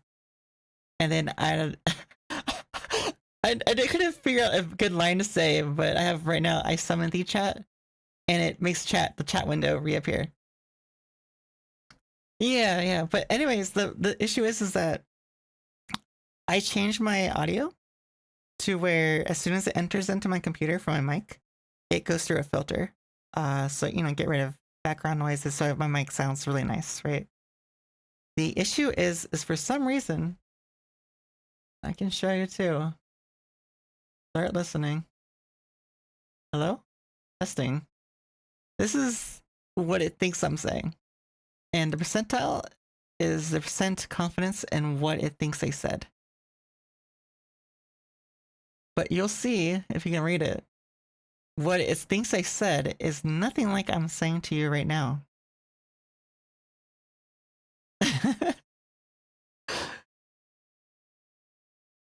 But yeah, do you see? It's like nothing. And that's because of the filter. Even though I sound great, it can't understand me. But the way around it is that if I use an unfiltered source, yeah. So that's another program I use, but that's just like audio filters to make your I have a condenser mic, so I have filters on it so that I have a nicer sound to it. It gets rid of background noises. I adjust like the highs and lows of my voice so it sounds nice. You basically have to configure it to your voice. But anyways, I have it to where it filters ads. Yes.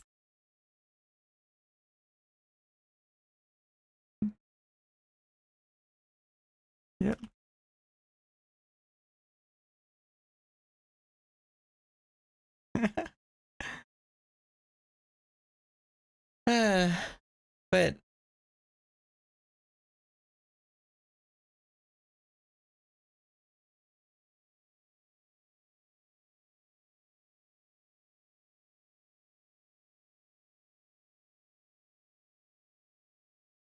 But yeah, see here.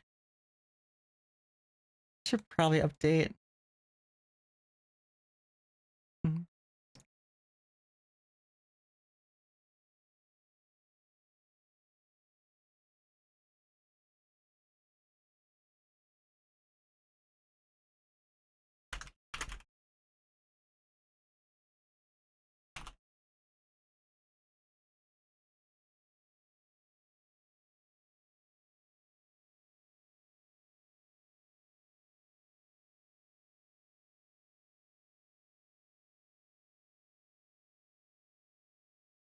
There.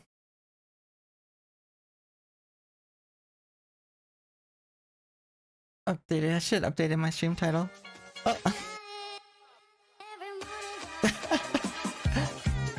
Christina.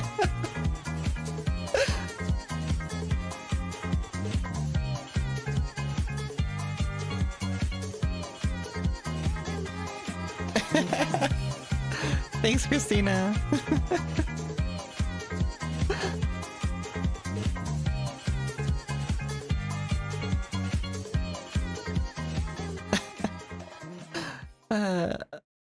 Like seriously, I could just do like hours of just having that play again and again. But but no, I just updated during the ads. I should have updated my title because it was kind of misleading. It just said open session, still had the Monster Hunter related stuff in my title. I should update it before. But anyways, yeah, so I did do, I would say proper EQ of my mic for my voice. I tried. I would say I tried really hard.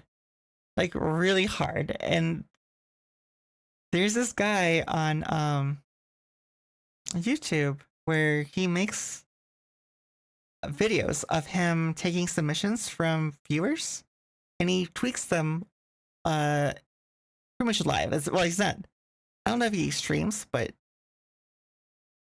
he shows the process of him doing EQ, equalization, and and he talks about like why he's doing certain things.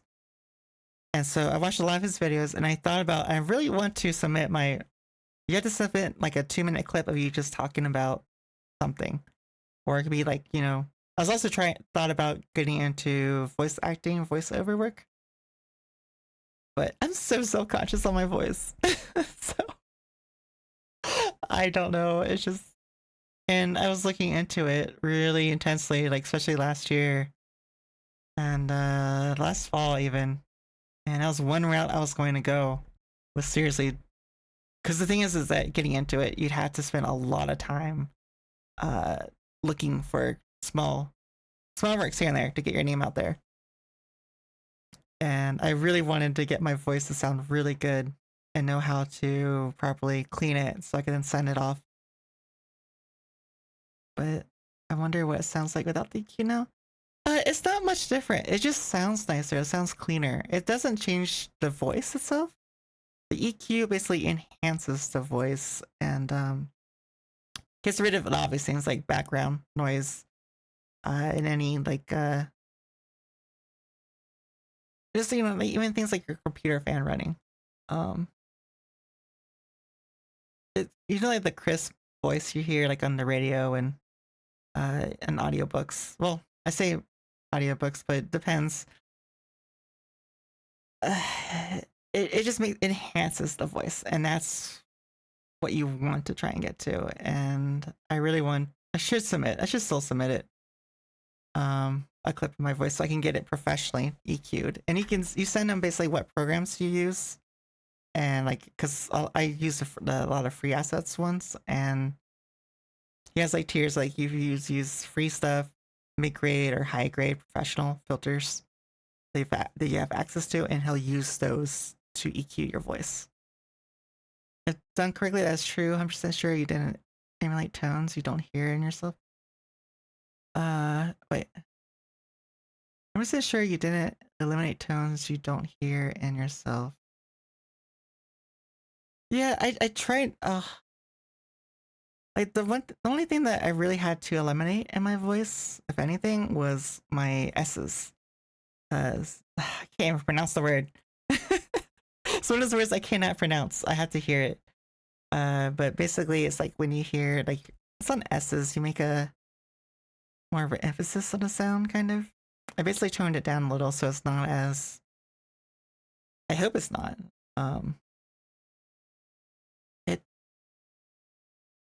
It's not as harsh to hear. You say words with S's. So I turned that down a little bit. But otherwise, it's like also too. It's every time I talk or I end saying something, the mic how it opens and closes.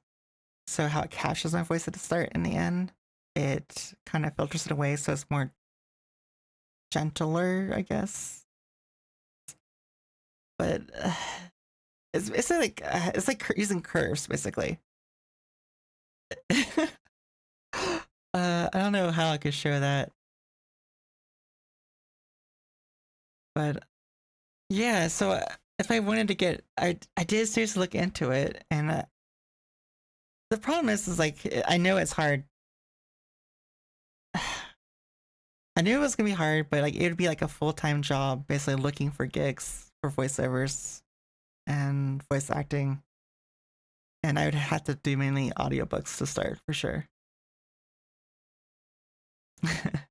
But at the same time, I've always been very self-conscious about my voice and how I sound. Even though some people tell me they told me they like my voice, I'm still self-conscious.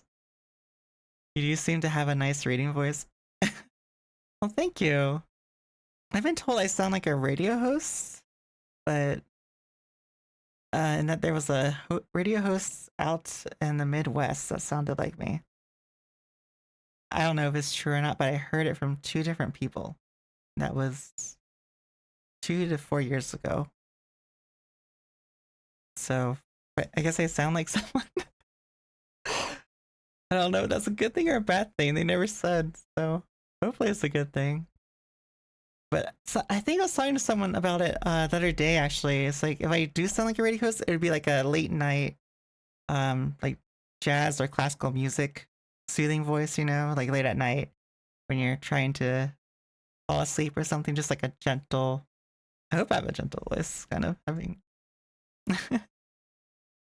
having a voice radio means you don't have an ability to emote in your voice. I guess so. But I feel like there's different voices in radio. Like you have the ones that are more like they emphasize more, they can be loud and then quieter, like emphasize things, and then you have, like I was kind of saying, like the more classical and jazz stations, they're more soothing and gentler. It's a weird term, yeah.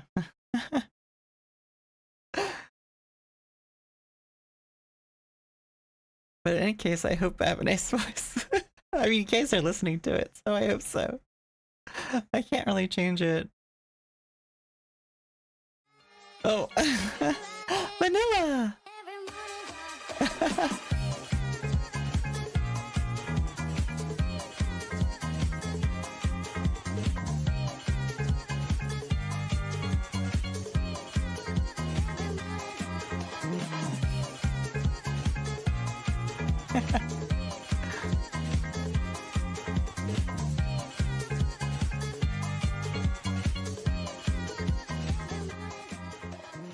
Vanilla, welcome. Oh, it zooms now. Yeah, I added more stuff to it. So when you first saw it, like I literally installed it the night before. Actually, I think it was 2 nights before. The first night it was a bunch of sliders to get my tracking correct. This is a new program for my VTuber model, and to animate it. But it also had the ability to do all those different effects. And yeah, and hand movement. So I've had hand movement. I've had it for years. I just needed to take it out of storage and dust off the sensor. But yeah, I have hand storage. Don't go. Don't leave me. Come back. But yeah, hand movement is fun. I mean, this is there's better hand trackers, but it does a decent job. I can't do very precise things tracking with it, but I can, you know. So I can, you know, do some basic things. This was a Monster Hunter stream at one point, yeah. Which actually, I think was it last night? I can't remember. Then we got you going, yeah. But no, Vanilla, it's good to see you, and I'm glad you stopped by, even though I'm not streaming Monster Hunter or playing Monster Hunter. I know Healing was playing, but I think he stepped out for something. Oh, God. Christina. How could you, Christina? You're so mean. You're so nice, yet you're so mean. By the way, if you guys don't know, Christina also, she was streaming Monster Hunter too. She just came back to streaming. So I don't know if she's used to streaming consistently. Are you, Christina? But she has an amazing singing voice. I am so jealous of her singing voice. Oh, thank you for the cursed headpats. Isn't that lined up right now? Because I was off to the side for talking about different applications.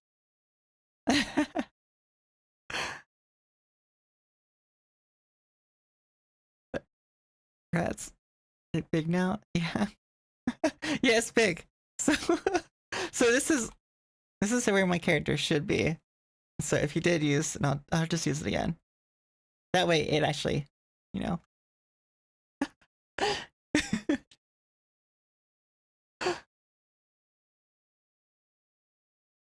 But yeah, and then with the hand tracking too. Although I also added from last stream, there's a way to have like your pictures of the people who are in your Discord voice channel up here.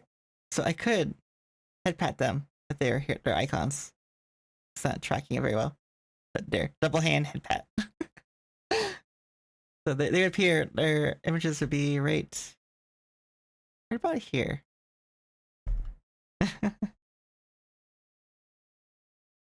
Actually, no, because I have it so mine doesn't show.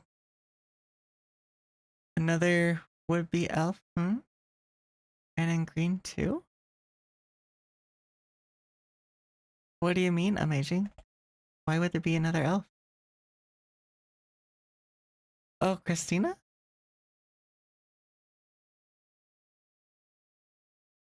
Were you talking about Christina streaming, or? It's Christina, she has Wyverian ears, like my character. Oh, like my... Oh, yeah. No, she was. Well, she doesn't have a camera running. Well, she doesn't have a VTuber model. I don't know. She might have a VTuber model. I don't know. But she did turn on her camera, and I got to see her cat. I remember how to pronunciate it. I'm so sorry. I already said before that I am terrible at pronunciations. Nisku. Did I say that correctly? Nisku. But it's such an adorable black cat, and she was showing it on her stream, and petting it, holding it. And I think I could hear Nisku purring a little bit. I had to listen very, very closely, but it was so cute and adorable. And I didn't realize it, but her Palico in Monster Hunter is also named Nisku. And it's awesome because my Palico, who I named oh ow!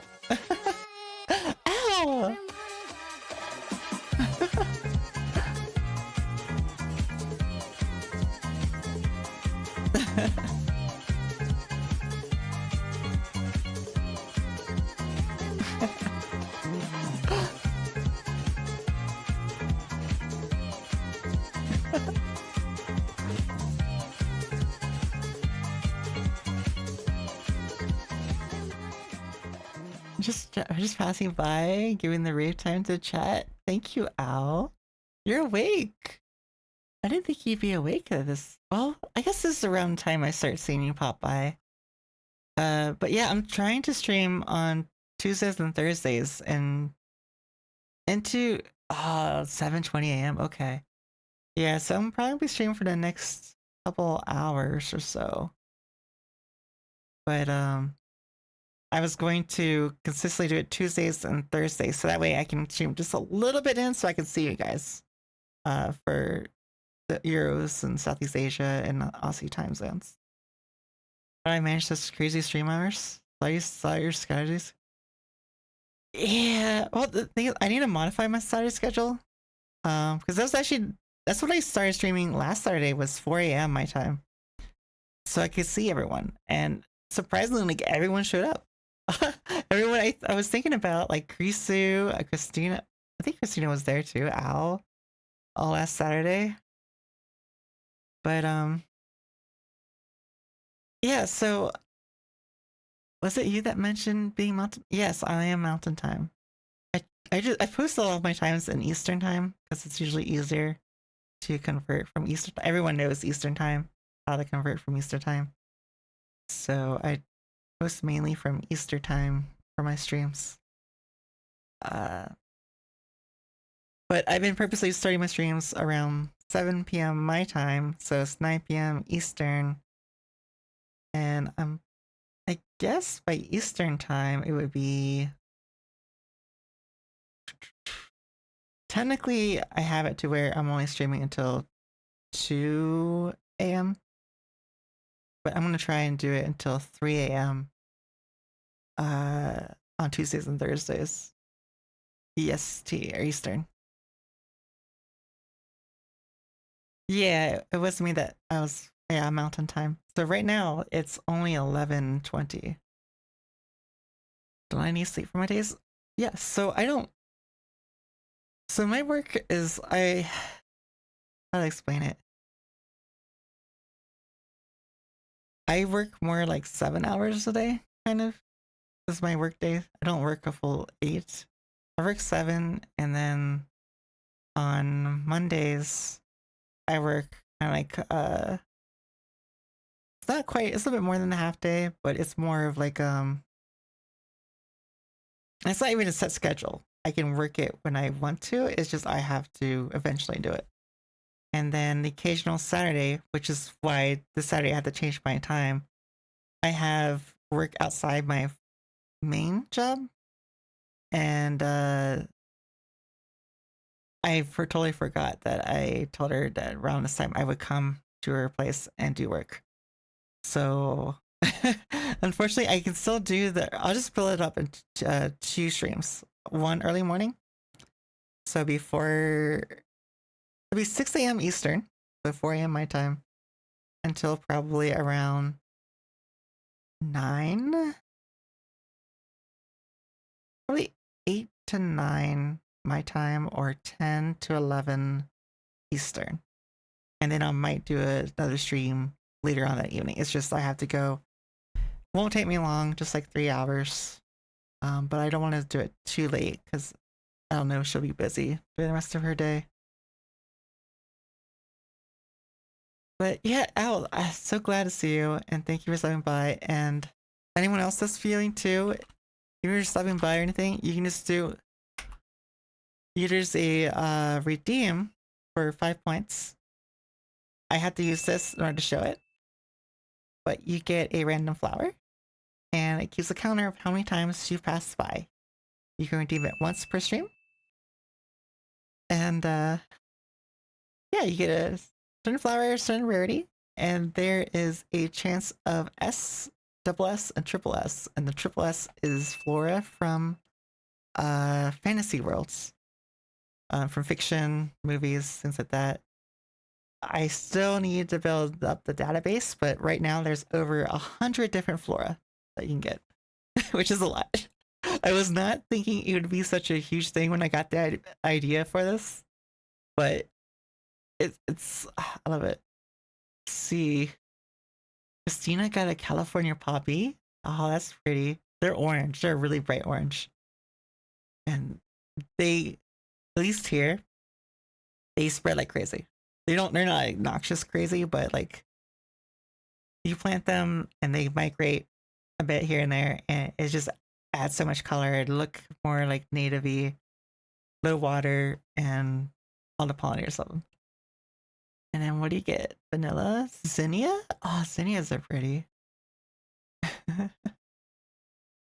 Although zinnias, they're very susceptible to cold though. They don't like, if it gets just a little bit too cold, they're very picky. But no, thank you guys for checking in.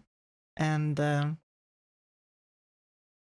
actually, amazing. I can show you real quick, and this is what we were talking about before a little bit.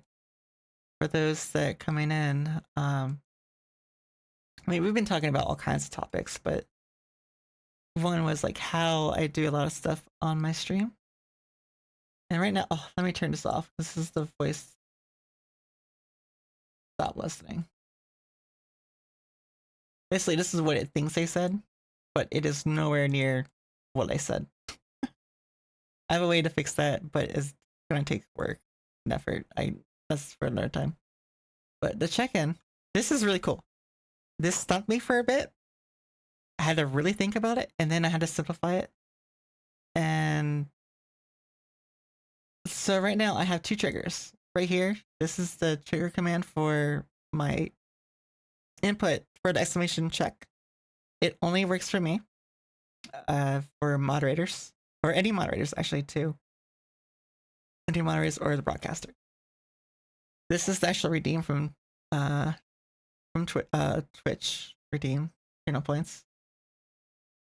And what it does is it gets the information from the user that redeemed it, so their name mainly. And from there, it basically, we have to create a counter, right? Because we're creating counter to how many times. It's going to track how many times they've used it. And I set it on the command, the use command. I'll show that later. Basically what it does, in a separate area, I made it so that you can only redeem it once per stream, right? So you only check in 1 time per stream.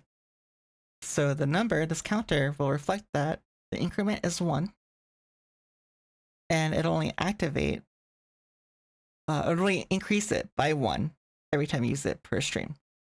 So the number it shows. So for example, Christina has checked in 2 times, and Vanilla, that was his first time, which I'm very happy for you, Vanilla. And everyone else has been using it. Thank you. It's just a fun little thing. You don't have to do it, but it's fun. And also, you know, it kind of shows you how many times you've been by, right?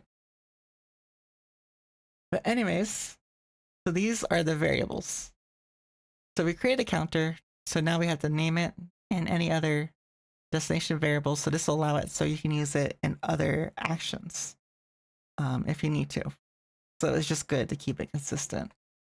and then you have to set the default value, which is in this case 0. That way, you know, you're not starting at 5, right? You check in the first time and you go up to 6. So I'm falling asleep. Christina! I know this is boring stuff. Hope we can, I'm gonna go through this really quick and then we'll go to some interesting topics. Oh, no. Okay. I know not everyone's interested in stuff. But anyways, real quick. This won't take too much longer. But like here, so this is basically right. Creating the variable name. Oh, it's 8:28 in the morning. I don't, that's the one thing about my personality is you probably see me in Monster Hunter 2 do it, and I know I do it. I try not to do it, but I know I do it. I even have it on my stream tag that I'm neurodivergent. I'm not. I hate using the term, and I know I don't want to. I'm pretty sure I am partially on the autism scale. Partially. Because I tend to get really into something and then I tend to info dump on it. And there's other traits that I have too of it. But like, again, like I'm not like professionally diagnosed with it, but and it's another trait of it too, which is kind of funny, but doing deep research on the topic of autism and being on a spectrum and questioning whether or not, you know, re-questioning it if it's really, it's, anyways.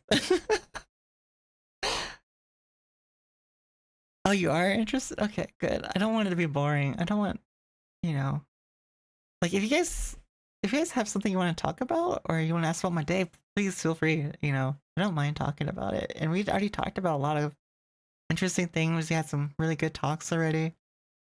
Actually, we had some really good talks. I'm very impressed. Yeah, no, like this is like look at this. They all do something. Not all of them are active. I actually deactivated a lot of these commands like once I became affiliated. In fairness, you should be sleeping already. Yeah. Having passion is a good thing. My brains are making computers shut down voice. Oh, Christina. Christina, do you work tomorrow? I wonder, because I see you on Monster Hunter a lot. Like, a lot. And you sounded so tired the other day. No? Well, that's good at least. But let me finish this really quickly. And then I'll get back to... I do want to show this, because this is...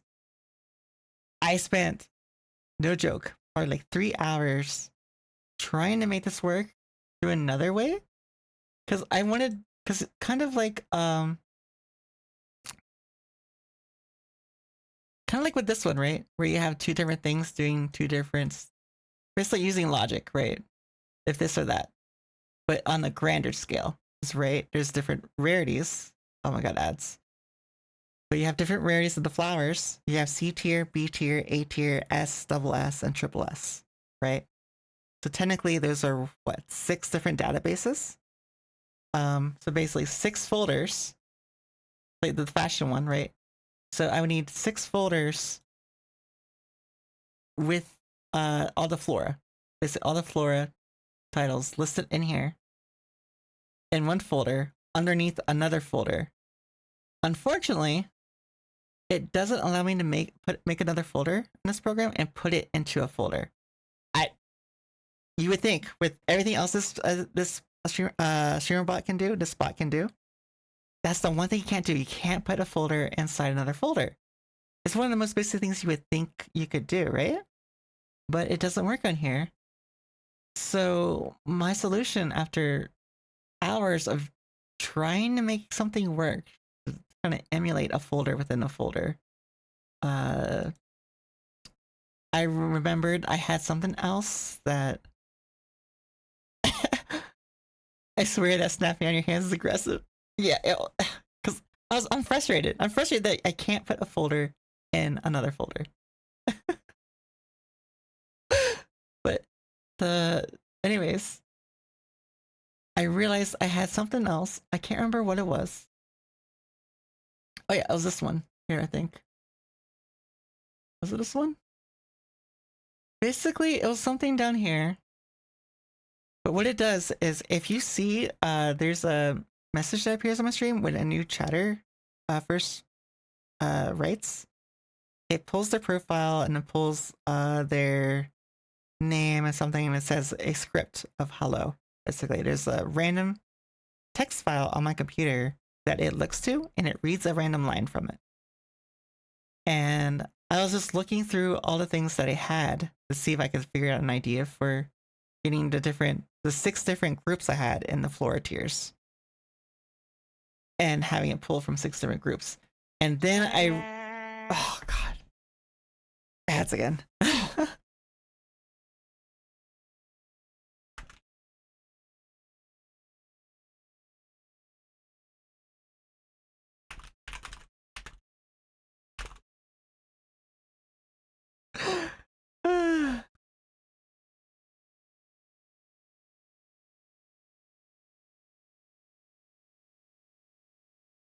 Well, guess I'll shut this off while we wait.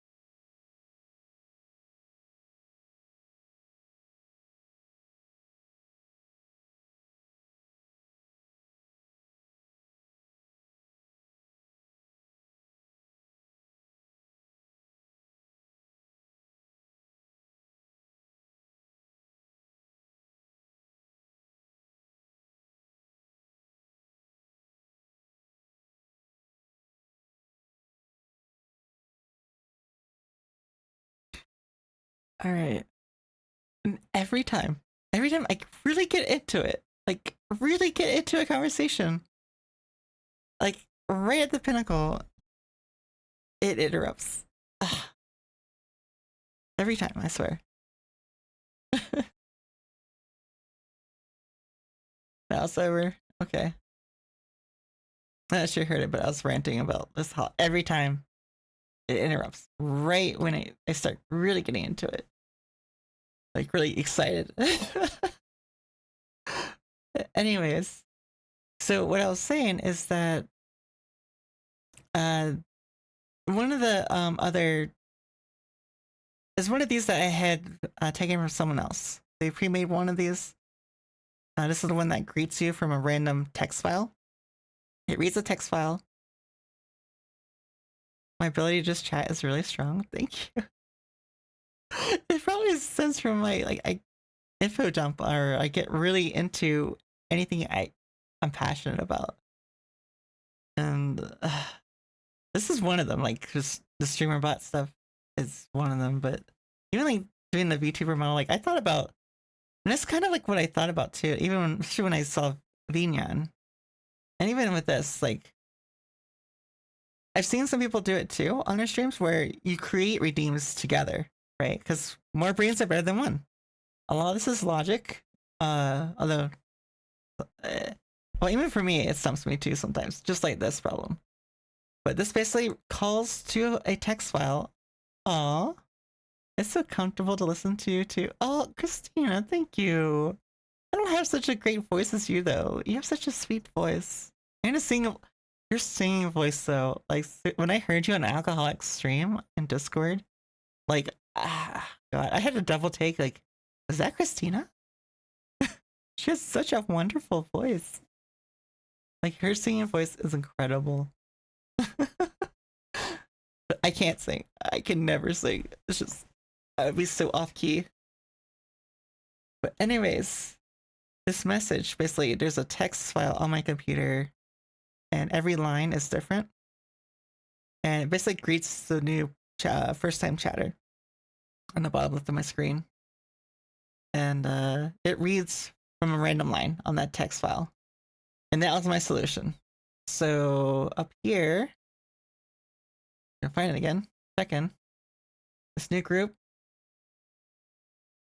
Each one of these is like another folder because what it does is it reads a text file. Now the text file, here are the rarities. So I have A rarity flora, B rarity flora, C rarity, S, double S, triple S. Right now, here's the triple S. Where did that open to? Oh no! Oh wait, no, that's what I wanted. Okay, I see what I did. That was just opening the file there. Did actually open it? I can actually open that one. Let me open it. And I can show you real quick. Actually, yeah, you can. There you go. So this is the text file that pulls. Let me make sure that you guys can see it. So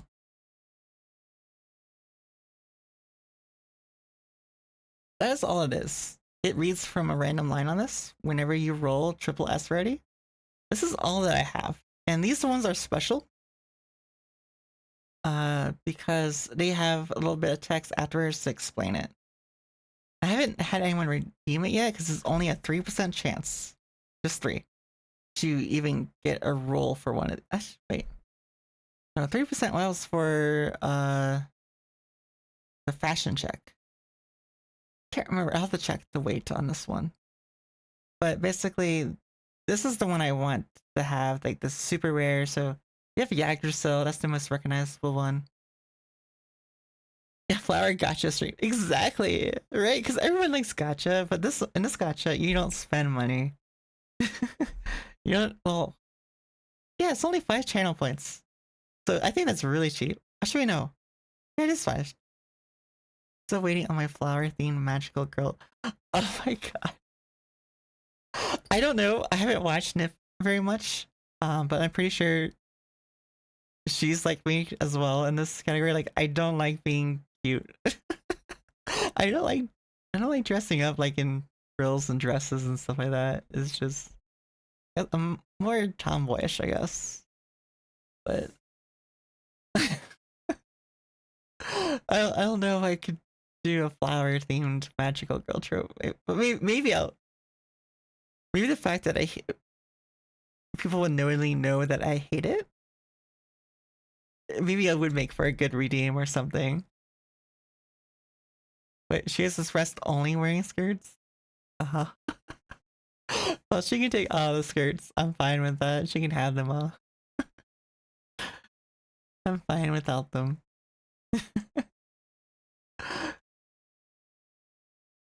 Oh, not the shortcut. Okay.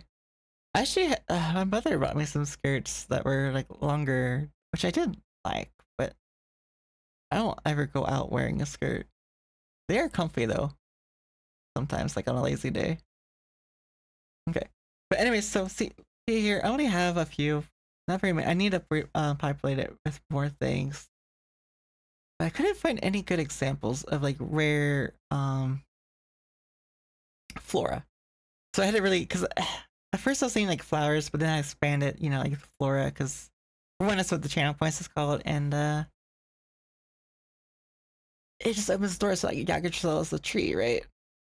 And then there's another tree here somewhere. Yeah, Malorn, large tree that's only known to grow in Amon, Numenor, and Lothlorien. And one was known to grow in the Shire in the 4th Age.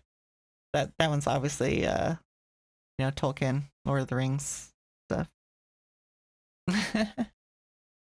But yeah, so that's all it is basically it reads a random line from here. I'll close that. Each one of these is basically a folder with their own lists. And I can just, as simple as adding in a new line, I add in a new floor for that tier.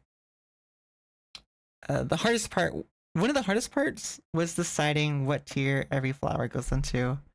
And I know like someone's favorite flower is probably gonna be C tier, but they think it's A tier. And if they have a good argument for it, I will move it.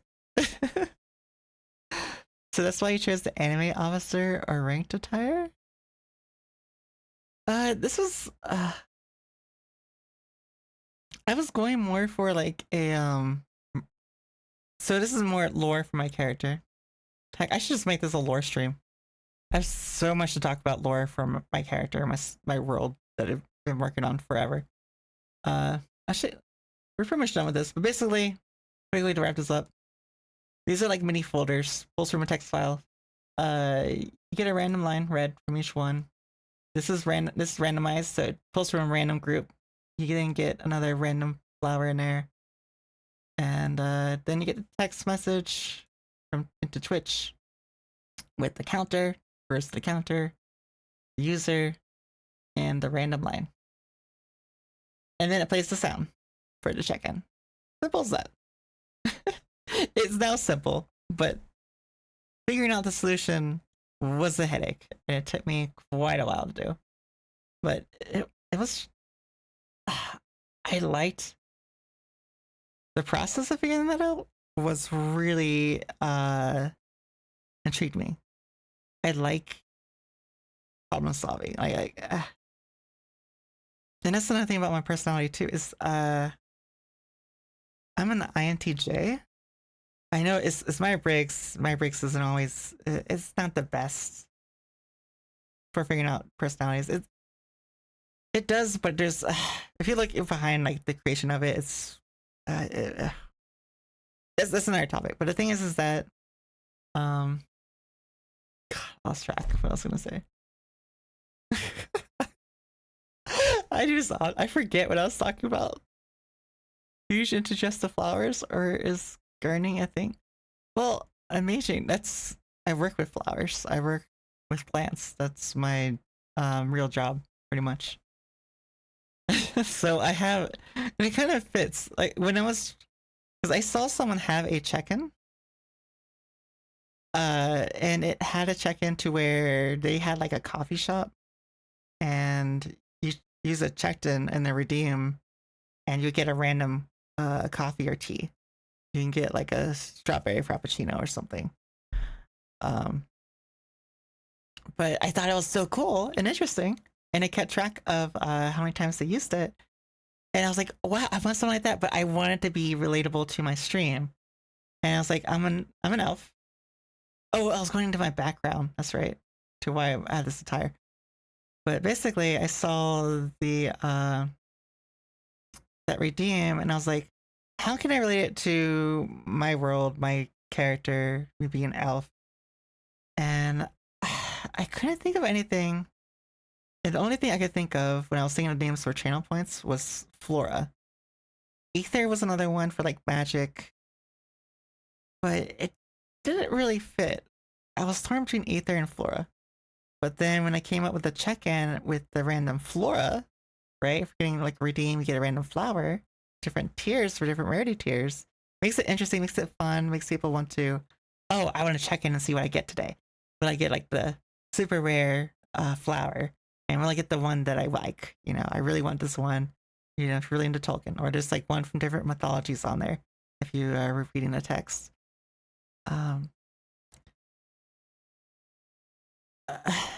Last stream, I thought. But let me read chat real quick. Your wisdom, talent to talk, and the way you keep everything so perfectly balanced and under control in your streams, and how that all makes viewers feel so relaxed. Well, thank you, Christina. I'm glad. And sometimes, like, I feel like, I feel like sometimes, like, what's the word here? I might be too random at times because like I forget what I was talking about and then move to another topic. So, but like I just remembered like I was talking about my outfit just now.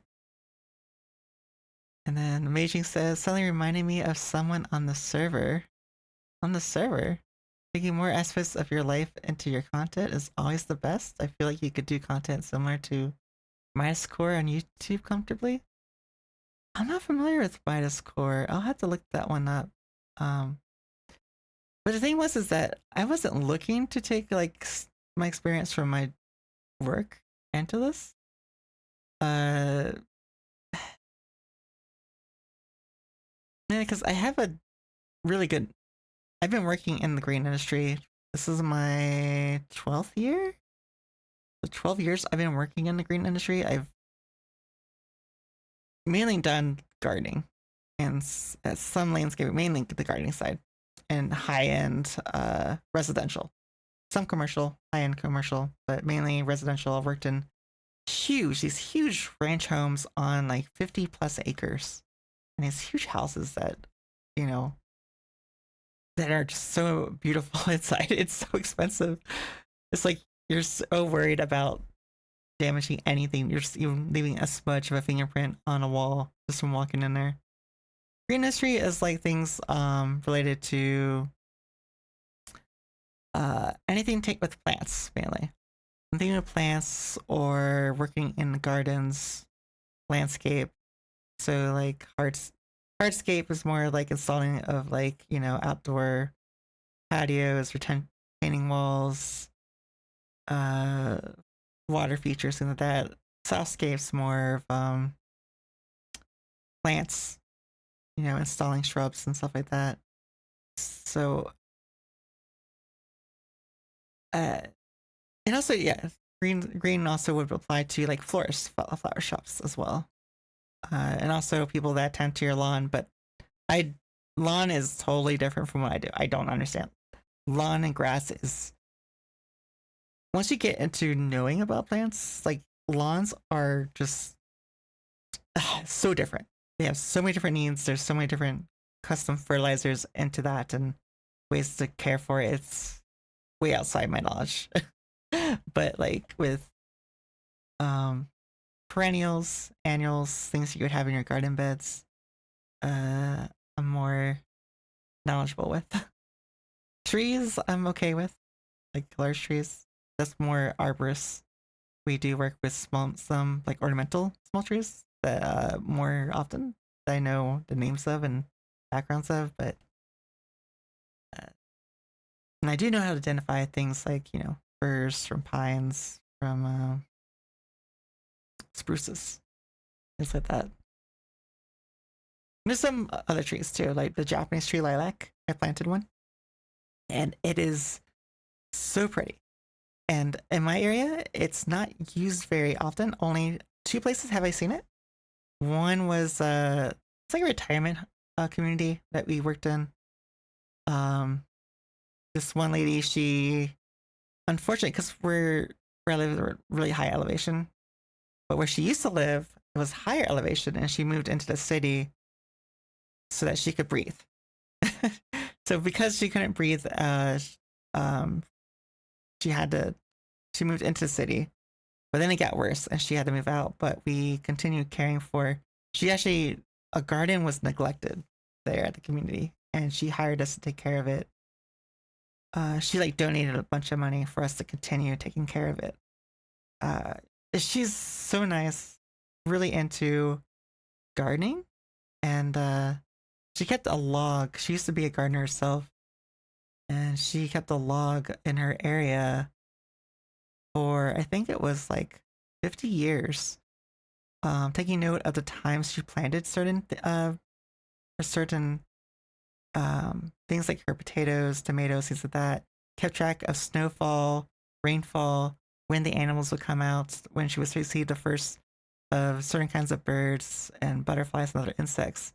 And she kept this log for like 50 plus years. And in her area, like she had the longest log, but and everyone in this area, it's like a very more remote area in a bunch of heavily forest area. But they would share notes, basically, and notice like trends, like, oh, okay, you know, it's gonna be a later season. This time we'll plant our things later. And where they were gardening in this area, it's higher elevation than in city. It's harder to grow most things, but they would grow mostly like edibles, things to eat. God, I'm forgetting. Oh, let me quickly hit the my outfit real quick. So my lore wise, part of the lore behind my character, so this isn't really the world building portion of it, is like the actual main character. Main character would have a background and like a mercenary group upbringing, kind of, as in like the way I have it. So the main character is a light elf, right? But something happens when they're a child and basically causes them to flee the rest of their group. And so they're basically surviving on their own and wandering by themselves. And so they're just trying to get by.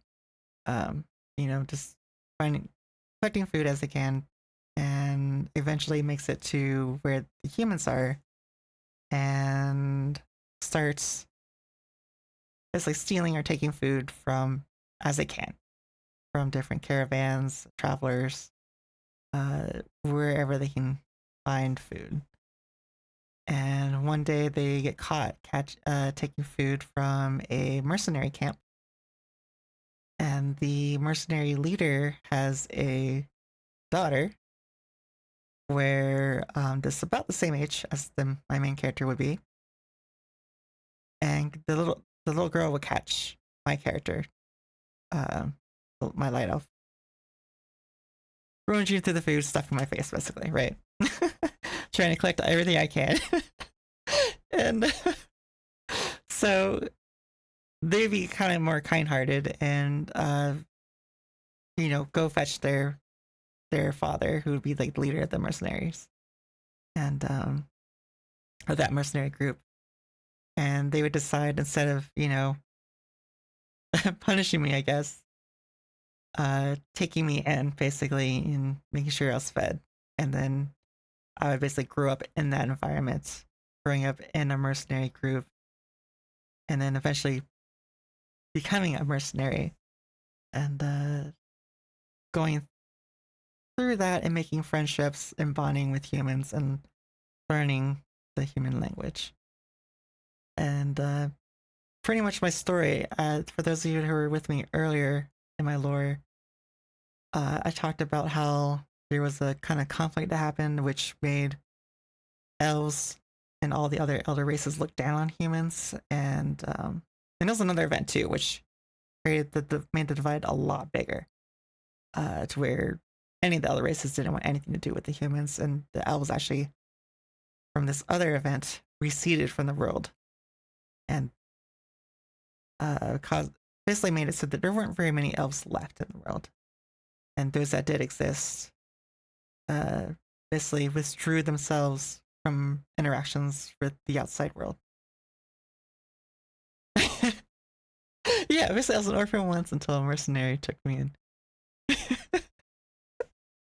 Yeah, pretty much. That's pretty much like the title of like an anime or a manga nowadays, right?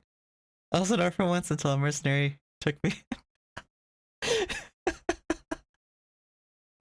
But that sums up like the main portion of it, is the start, where that's pretty much where I would have the story start, and they don't kind of, as the story develops, recap in the past, like why I was scrounging for food and what happened. But pretty much this was a way for my main character, an elf, to learn the human language, to create bonds with humans, and eventually become the bridge between the humans and the elves. From partially growing up with the group of elves before, so knowing some of their culture, not all, right? I wasn't there long enough, but long enough to learn the language to a certain degree, but not to know the full background of their own upbringing and the importance of their ancestry, because they would be one of the few descendants from the order that was created of the light elves from the creator who created the world and the races. Well, created the universe and the world and the races. But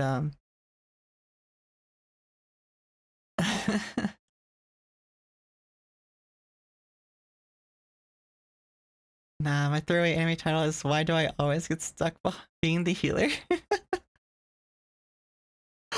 Well, if only I'm a Healing was here. Actually, that's all you need. It's just you need I'm a Healing. Because he's always the healer. I'm not sure if he enjoys being the healer. Oh, Christina, thank you. I know I've been talking a lot, but here, I want to do this. I want to play the dance. So I can, oh, there we go. Don't stop. I'm not gonna stop. Okay, here we go. We're gonna play the dance. Ready? Ready? 3, 2, 1. Wake up a little. Get moving.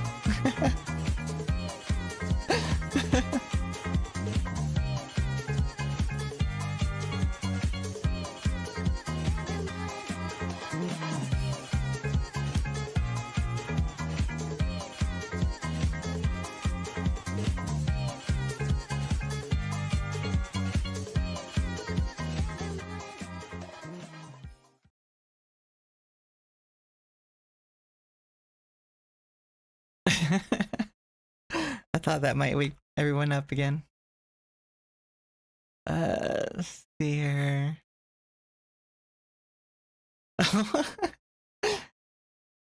Throwing Grace Sushi at me. Oh yeah, the outfit. That's right. So basically, this is supposed to be like a mercenary outfit. Is the short end of it.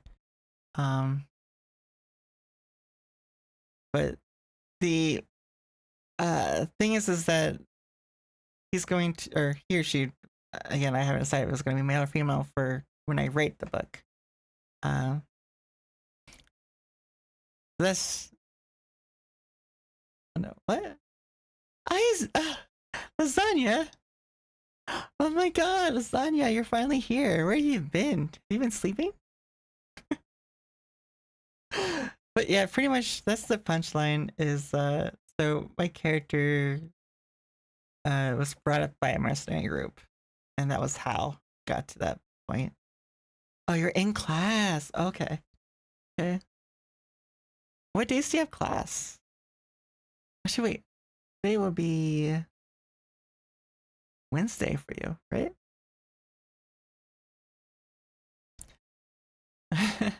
But yeah, we just been chatting. Like we were playing Monster Hunter, but then it just became a just chatting stream. This has actually been going pretty well, and I've been having lots of fun. And I hope everyone else has been having fun.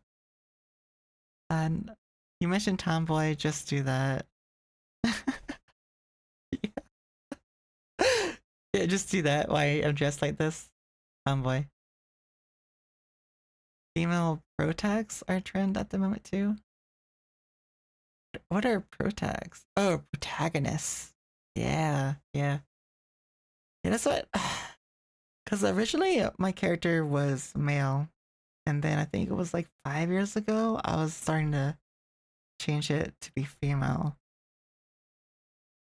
But the thing is that the mercenary group was a way to introduce my elf character to learn the human language and also bond with humans. But it gets more messed up than that. Like my story is pretty dark for a bit.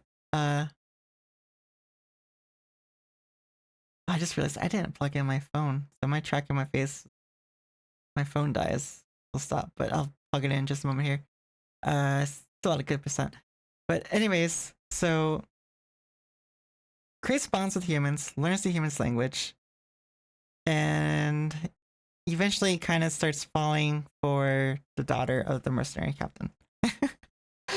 And then also makes a good friend also when they're teenagers with another new enlistee who's about, 15, 16 that joins the mercenaries. And they all three become really close friends. They're inseparable. And so pretty much The rest of it is more political. And I don't know if you guys keep up with history at all, but there's been several times where actually it happened with the Crusades, actually.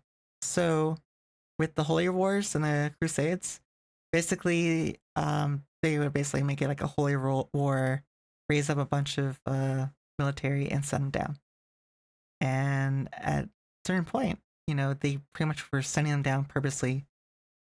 Well, there were some specific things they wanted them to accomplish, but after this accomplished, though, you know, once they had their uses done, they sent them down there, not expecting them to return, and continue sending down. Because basically, when you are going through a wartime, and you raise and you put funding into creating forces that are skilled in combat, right? What happens when you have no war?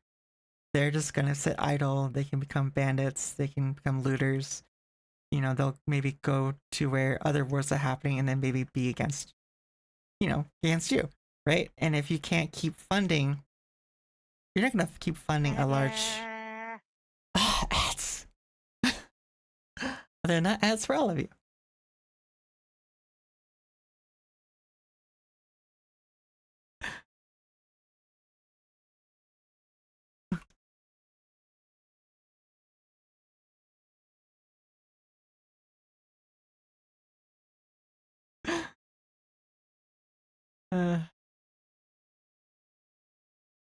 See.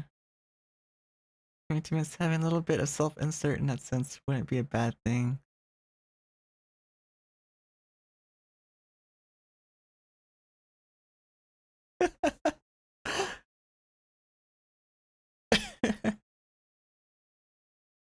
Overwork, that's right.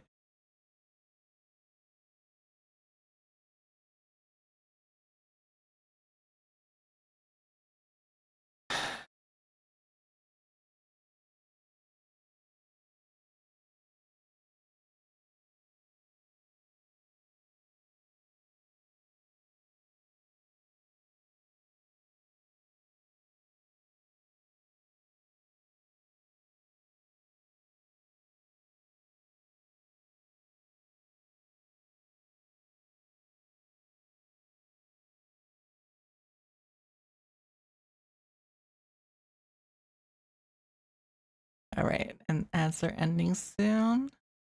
And the ads should be back. I know pausing the brain is so hard because you might notice, and that's also one reason why I lose my train of thought.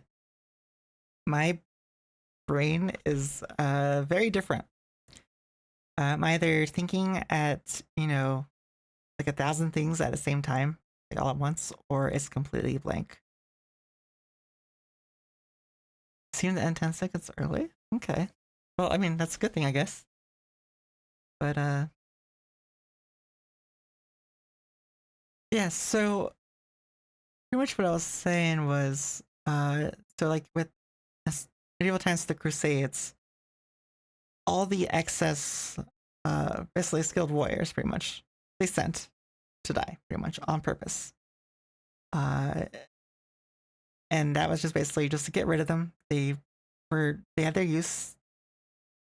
Pretty much they were done with them. They had their use. They got what they wanted from them, and they want to get rid of them. So they don't have those military commanders that led them, you know, possibly even contend with their power. And that's what happens after large wars. A lot of times, it's just, as you were saying too, you know, when you're surviving, it's hard enough to be surviving, especially on losing end, like you were saying. But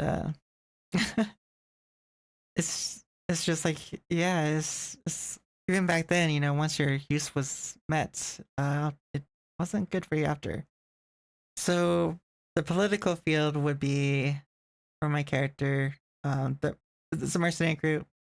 They're a small group, but they start growing in their accomplishments and start growing and developing their skills and their numbers.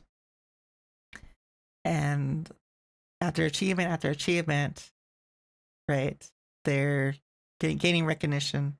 They're building connections with other, you know, landowners, and they're mercenaries, right? Basically, whoever can pay them the most. And if they well, obviously the leader the mercenary group can decide whether or not they take the job or not. But, it could be a threat basically if the wrong person hires them and they all of a sudden you're facing them. So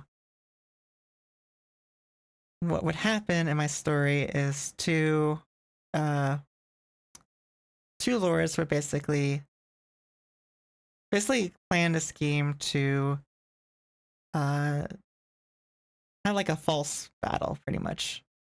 Like actually have a battle between the two.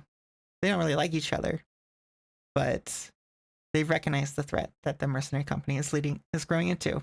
They're grown enough to where they're gaining renown and recognition, and may soon be granted a title and actually have power to contend with.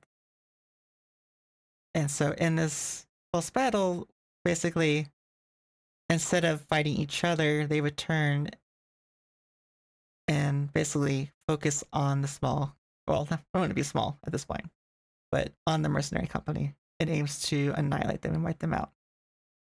And then my main character, who sees this happening, seeing their comrades, the people they grew up with, like literally grew up with, the people that were younger teenagers when they were like, 5 or 6, are now like in their 30s, and seeing the people that were in the 30s, probably in their 40s or whatever, and senior captains and officers in the ranks, and watching them die in front of them, the people they shared drinks and food with, survived all these harrowing adventures and achievements with, seeing them just die in front of you.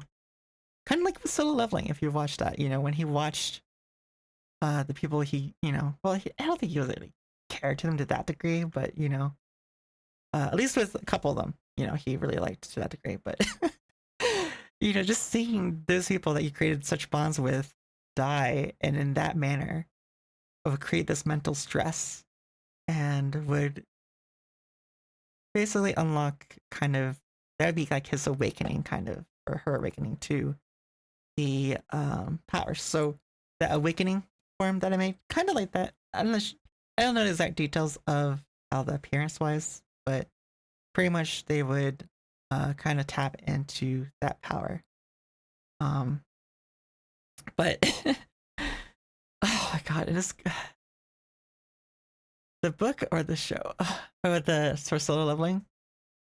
I was referring to the show because more people probably would have saw it, but I have read the manhwa first.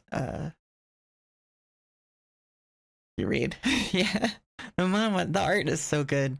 I can't remember the artist, but he did a couple others, and I think I read one of their others too. And the artwork, I love looking at the artwork, but then again, like I went to school for art, so I appreciate the artwork a lot. Yeah, you mentioned that one too. I need to read that. So I just haven't had time. I've been working on stream stuff and catching up with other people. I just I need more time. I just need more time. But anyways, let me read this real quick. That ending message showed up 10 seconds early. Huh. Laughs and Berserk. Oh yeah. So you probably recognize it, but my story is kind of similar to the Berserk a little bit. I was influenced by Berserk, I won't lie.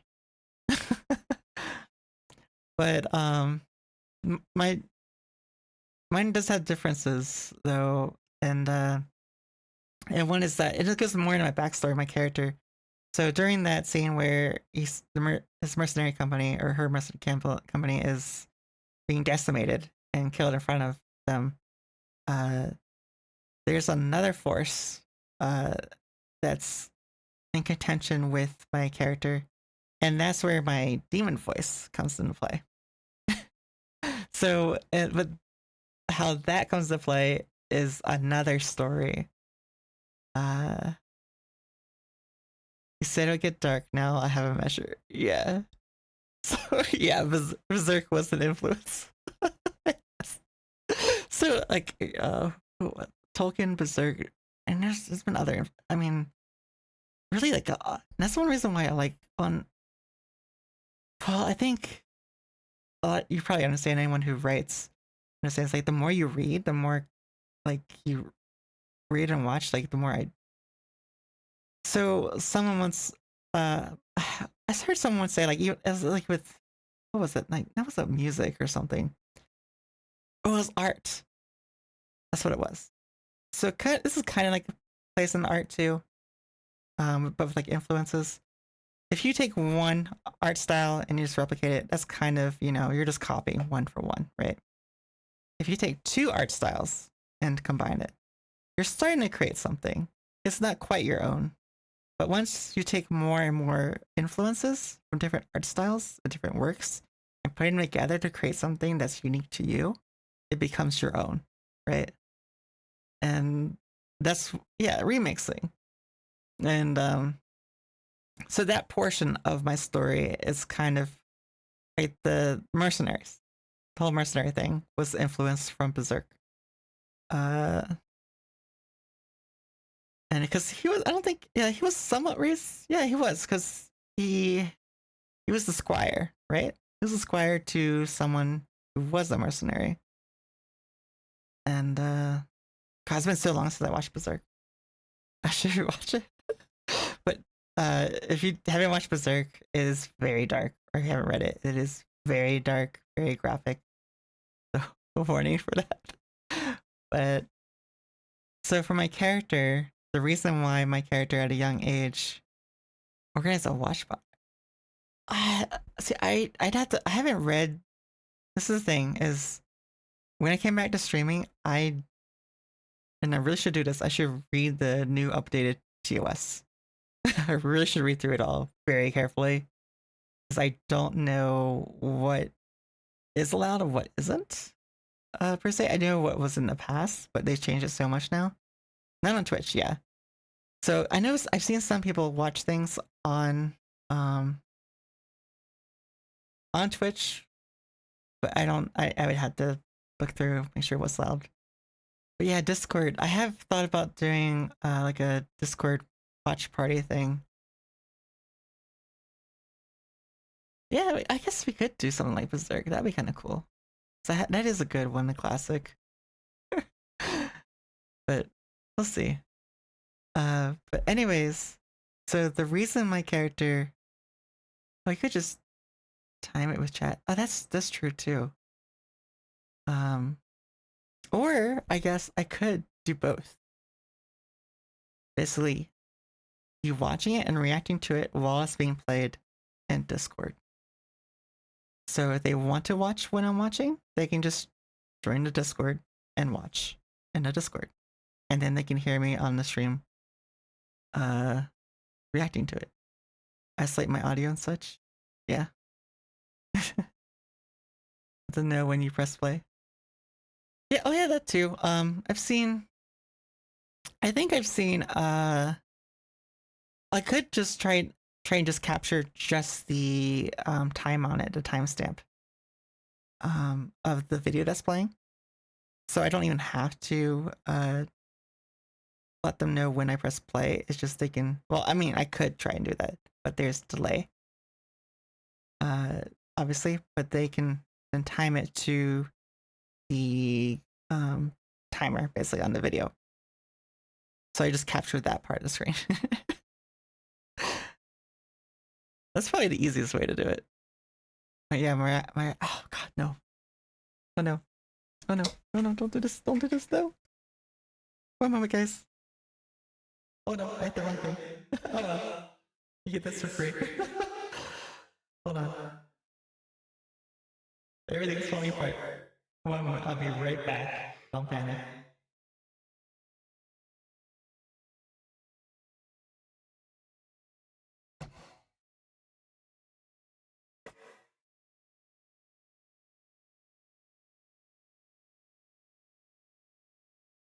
I'm still here. It's just I'm working on if you're curious of what happened, my face tracking on my phone died. And if you remember me saying my phone is low, and I forgot to plug it in. So when I started streaming, because it's above my monitor, so I'd have to kind of stand up to get to the cable. But now I have it plugged in. I just have to boot up my phone and turn on the application to check my face again. But this should only take a couple minutes. Just however long my phone takes to boot up. All right. All right, it's there. Unlocking my phone. So I know you're starting.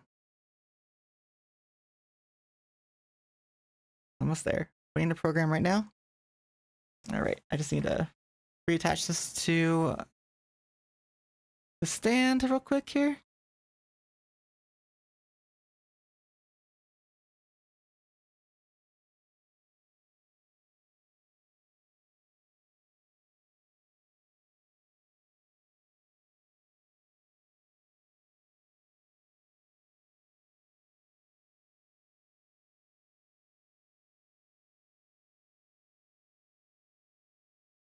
Okay. Now let me just reset. Make sure that my face tracking is working. All right. There. Okay, I'm back. And my face is tracking. Oh, I gotta make sure that my device for hand tracking is level again. It stood up. Okay, there you go. Checking. All right, works. All right. Oh no. What? Phone turn off again? We'll see.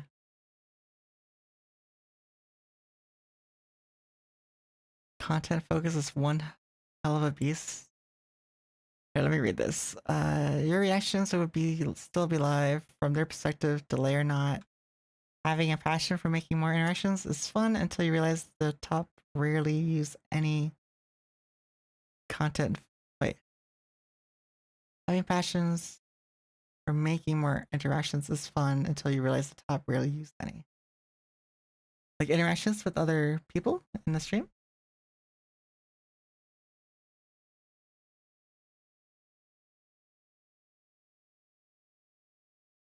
Here. No, my phone is at 1% now. Before it was at 0 when I tried to power it on. See if at 1% it'll... So I think it's using my webcam, so it's very basic tracking right now. Like, I'm not blinking, but this will be fixed. Not as bad as I thought it would be.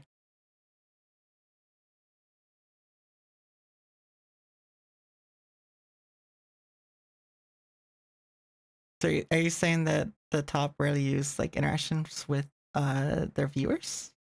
Or do you mean like interactions with things like from stream, like sound clips and stuff? Redeems and stream interactivity are kind of rare at the top. Is it? Huh.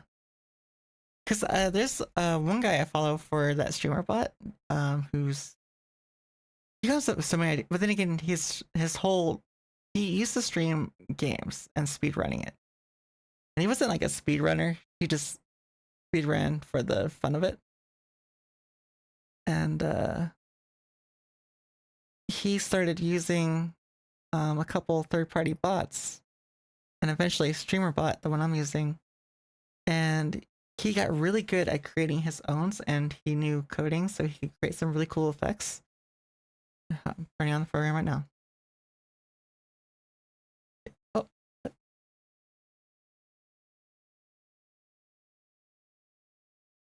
All right, it's sending. All right, I can blink. Okay. Let me reset this. Okay. All right, it's back to normal. No more panic. No more panic. Content-wise, I'm on Goldmine. Oh, thank you. I was recently looking into it and scaled back some things for the sake of focusing on the content. You scaled back your redeems and stream interactivity? Is that what you did?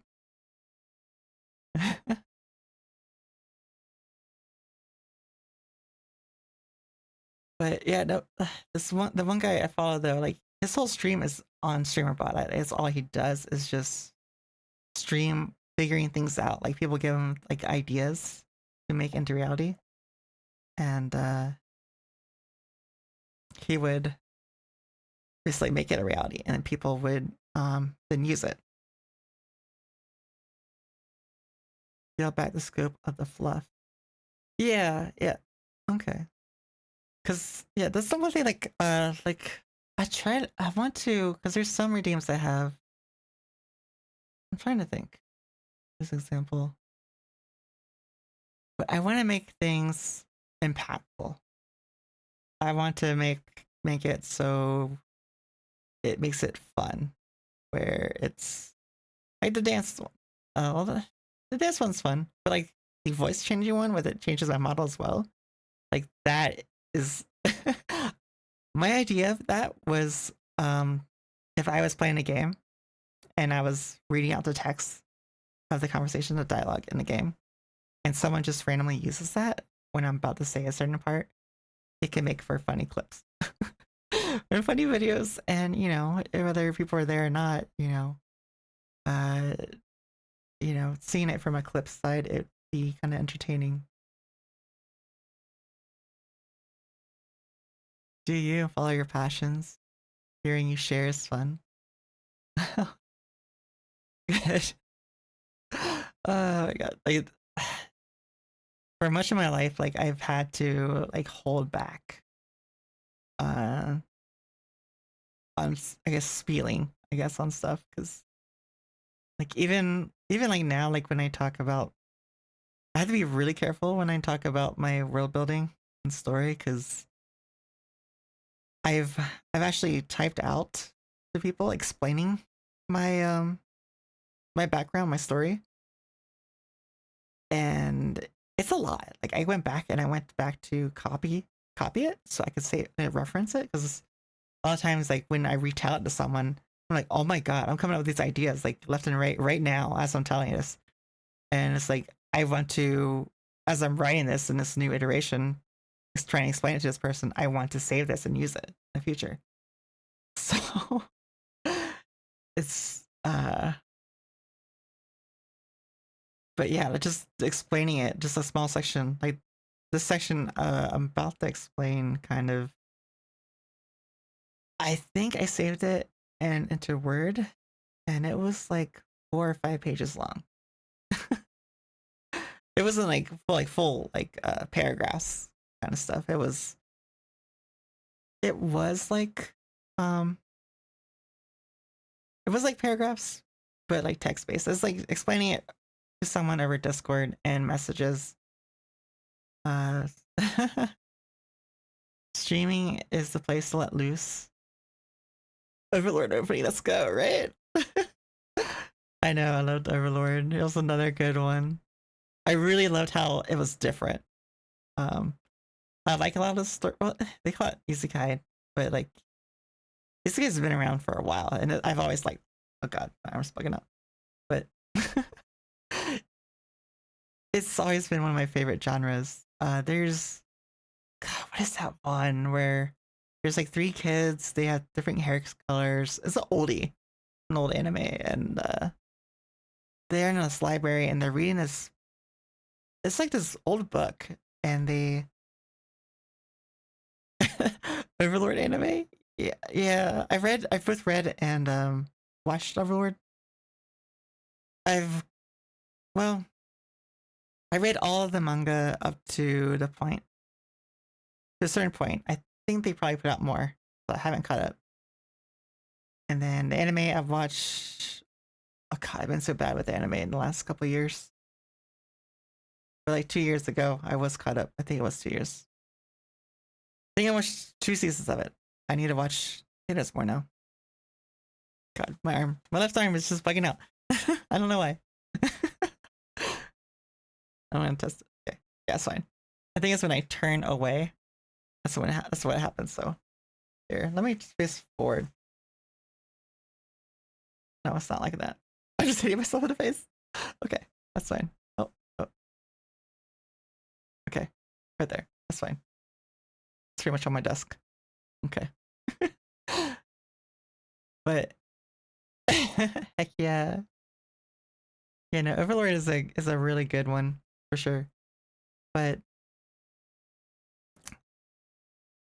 still chatting, love. Yeah. I know, right? But so to kind of go back to wait. You've known some over enthusiastic types to share ideas, started pinning it or pinning it for them. Oh, you're gone for 2 hours. Are you done streaming, Prince, already? How was your stream?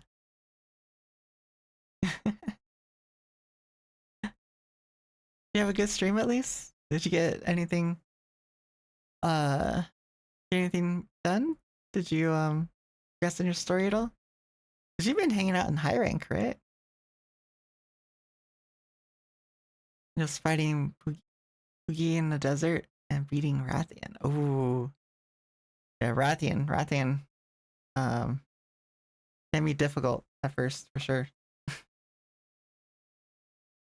And it took me a while to learn his moves, like his tail swipes for sure.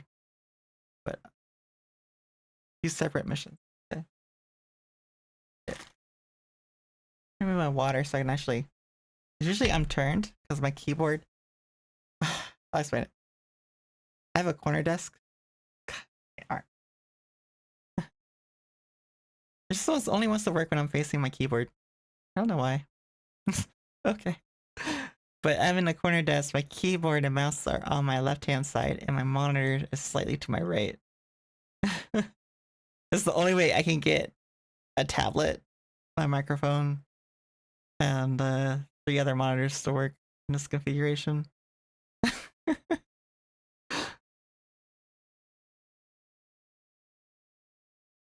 Keep them going so that I can drift to another epic of a dream. I don't know why, but Pookie in the desert is so cool. I like little things like that. What weapons were you using, Prince? Lily Pichu. She has a nice voice too.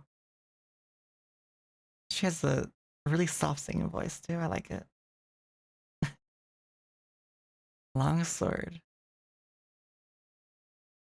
Wouldn't that make it harder in the desert? So everything's on uneven ground, so it's harder to predict if it's gonna hit you or not. But yeah, we've been talking lore, all kinds of things like parts of history. 25 minutes of Rathian. That's pretty good actually. I know when I was doing Insect Glaive, my first playthrough, I had no one to teach me and I was taking like 40-50 minutes. Places, you make comments and ask questions. Place, yeah. I know, it go hard. And ads are coming up. Oh hey, I found the game capture. What the fuck? What? You see this? What the heck? This is what I was trying to do before. Do you see this? What the fuck? I just saw this like triangle off here to the left side of my OBS. I'm like, what is this? I was trying to capture that. I don't even know what happened to that. I did transform and reset on it, and it should by default go back to the original size on the main screen, like on OBS, but it's off the screen in OBS for some reason. It's just oh there, that's working. Well, I'm done with you for now, so I know, right? But cool, glad you're having fun. Say as a compliment. Yeah, no. Yeah, creativity fired up over here. Yeah. Well, it's been somewhat creativity. A lot of what I've been talking about are well, I guess things related to like the streamer bot and like the program to run my model. Yeah, but a lot of my story is just those are things that I have. I mean, they're not hard concrete, but this is bad. It's late. I know. So, I mean, technically, I could stay up another hour, but I'll probably try to end it in 30 minutes. Shit, let me think. Yeah, 30 minutes will be fine. I could do an hour if it gets into that, but we'll see. But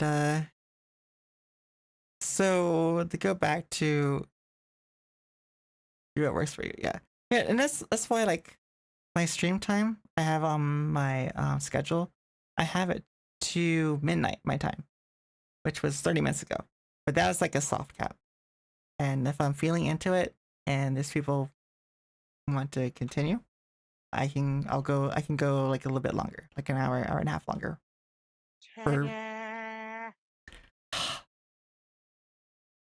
Always.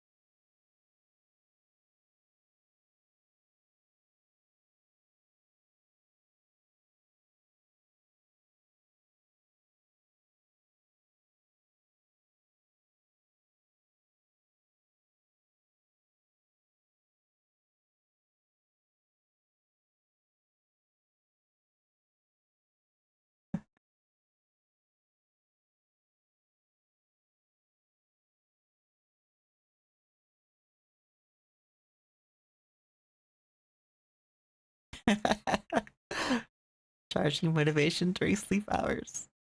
Ads are almost up.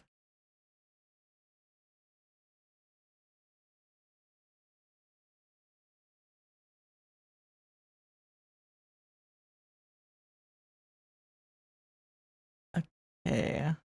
So it says it ended. Can't remember if the message is 10 seconds before or after when they actually end.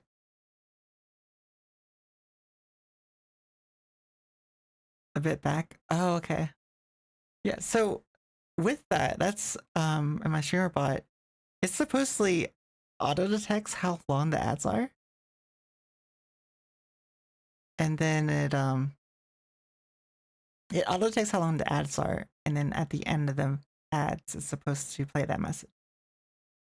Which is odd because it's retrieving that information from Twitch. Yeah. I can delay it. I can put a delay into it. I had to figure out a way to time it or have someone time it so I can get the delay just right. Because if it's too long, then it'd be kind of awkward where I just sit there silently waiting. But yeah. So are you there, Prince? Is it all loaded?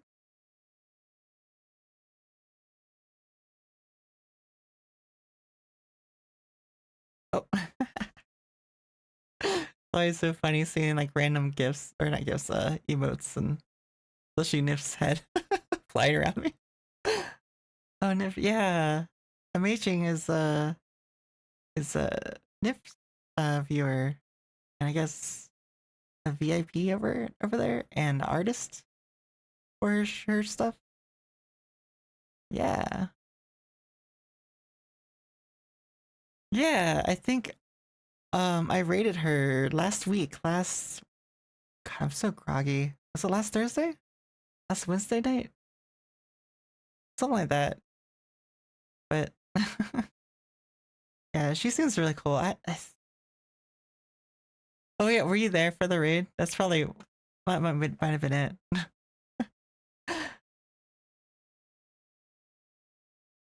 I know. uh,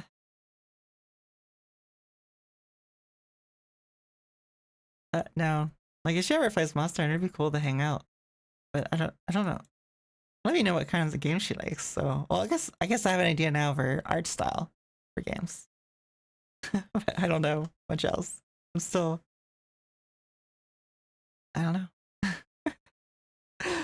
But yeah, no, I guess that's something I should do. Choose a fantasy preference. Yeah, I'm very much into well, obviously elf, right? And my medieval is huge. Oh, she's into. I love medieval. I like Dark Age. Renaissance, not so much. Don't like the Renaissance. It's I was very much into when I was growing up reading books on the history of strategics and tactics, and mostly of the classical era and onward, up to the Renaissance. Like once they started introducing like gunpowder, a majority of their battles, and pretty much made everything else obsolete. Like all the tactics had to change, and it just just became too easy. Even with the crossbow, it became questionable because you could just train the common peasant to load a crossbow bolt, fire it, and you could kill a knight in full plate. just a common peasant, no training at all. Just one shot a knight with 10, 15 years experience. Right? But no, like crossbows were revolutionary. Like when they got it to the point where like just a common person could use it, and they could just with some basic training to train them to line up and fire and switch up their ranks basically, so they can move to the back, reload, and have next file step forward to fire.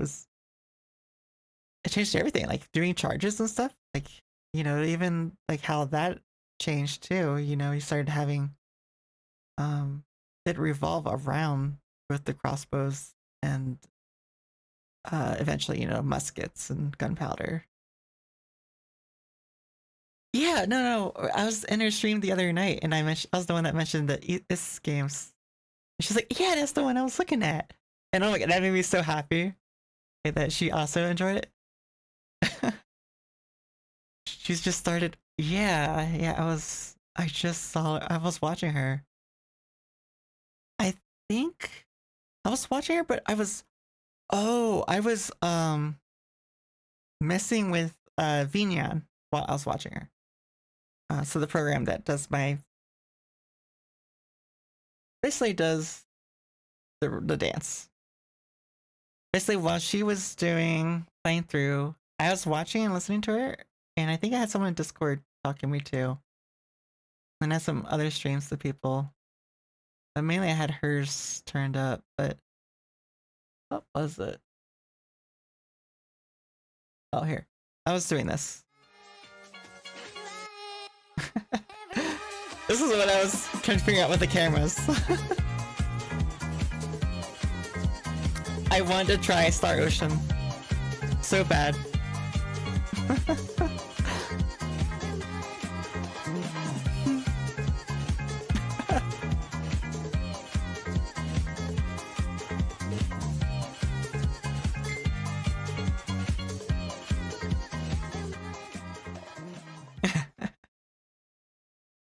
I made myself back to full.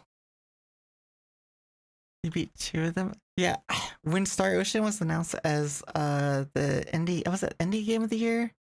Or indie RPG or RPG game of the year for the Game Awards? That was when I think I saw it before then. And I thought the artwork, the art style, like I was something that I would really enjoy and want to play. And I thought about playing it. But I'll get into that in a moment, but basically, I didn't purchase it when I first saw it. Saw it at the awards, and I looked into it, and I was like, I want to play this, but then finding a time to play it because usually, you know, RPGs and JRPGs take a long time, their investment. Well, I may have a thing for elf VTubers, looking like a serious bias now. Mage elves are hot. I'm glad I found people that enjoy elves, because it. No offense to furries, I love them. A lot of them are really nice, really kind and welcoming. But it's nice to find other, you know, elves and other fantasy creatures out there. You know, it'd be really cool just to even meet like another, like a, well, not, I can't say another, I'm not one, but like a dwarf or something. That'd be kind of cool. I don't know if you guys heard about it or played it, but there was a new Lord of the Rings game that came out last fall that takes place basically in the Fourth Age, and it's basically, who is it? Is it Gimli? Yeah, I think it is Gimli. He basically brings forth a task force of all these dwarves to reclaim Moria, and you have to go in and you can basically rebuild Moria, but there's a darkness that's preventing you from even entering Moria. You have to figure out what's going on, reclaim it, and rebuild it. And it's like it's a survival game. It's supposed to be kind of like Minecraft. It's not to the degree of building, because obviously it has set areas from the books, from the movies in it. And it uses a lot, even like from the movies, it uses like when you enter certain parts, so you can recognize from the parts of the book or the movie where you are in the Mines of Moria. It's really cool.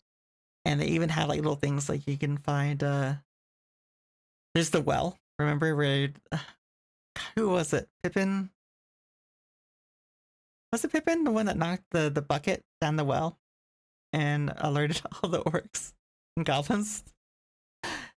Yeah. You put ears on model, but the joke is being over the top Hispanic. Oh. You can? Oh god. So, well.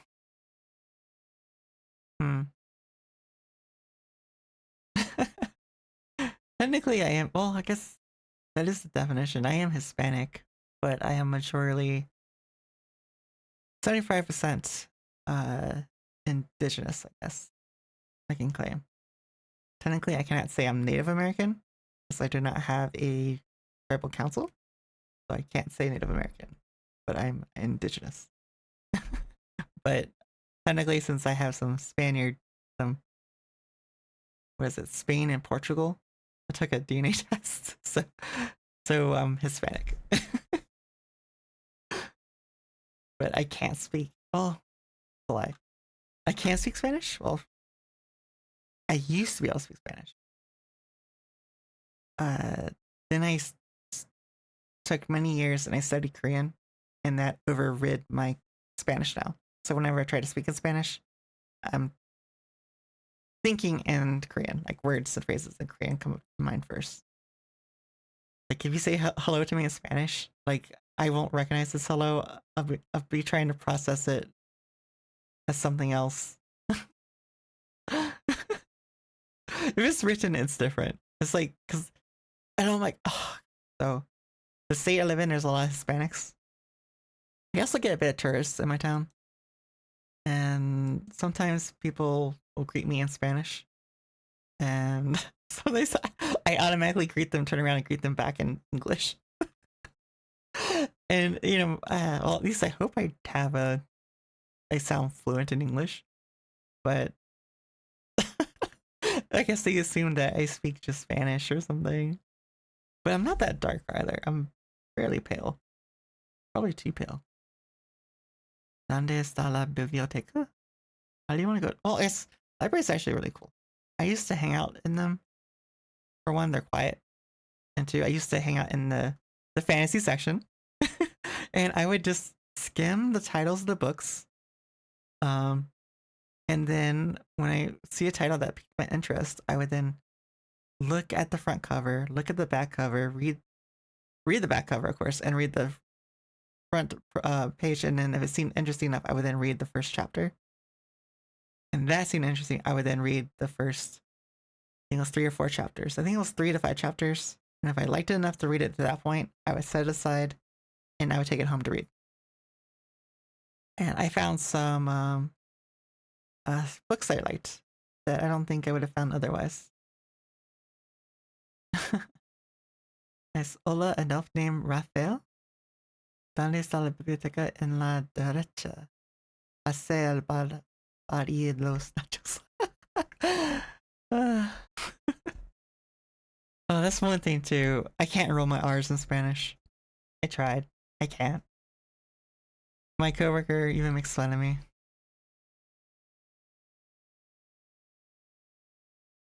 You haven't found too many with a hook like Lord of the Mysteries? What is Lord of the Mysteries? We're doing good with my R's? Well, Isekai where MC wakes up in a new body with a gunshot sound to the center of the... What the... Oh, I see. Oh, that's the name of like a series. Okay.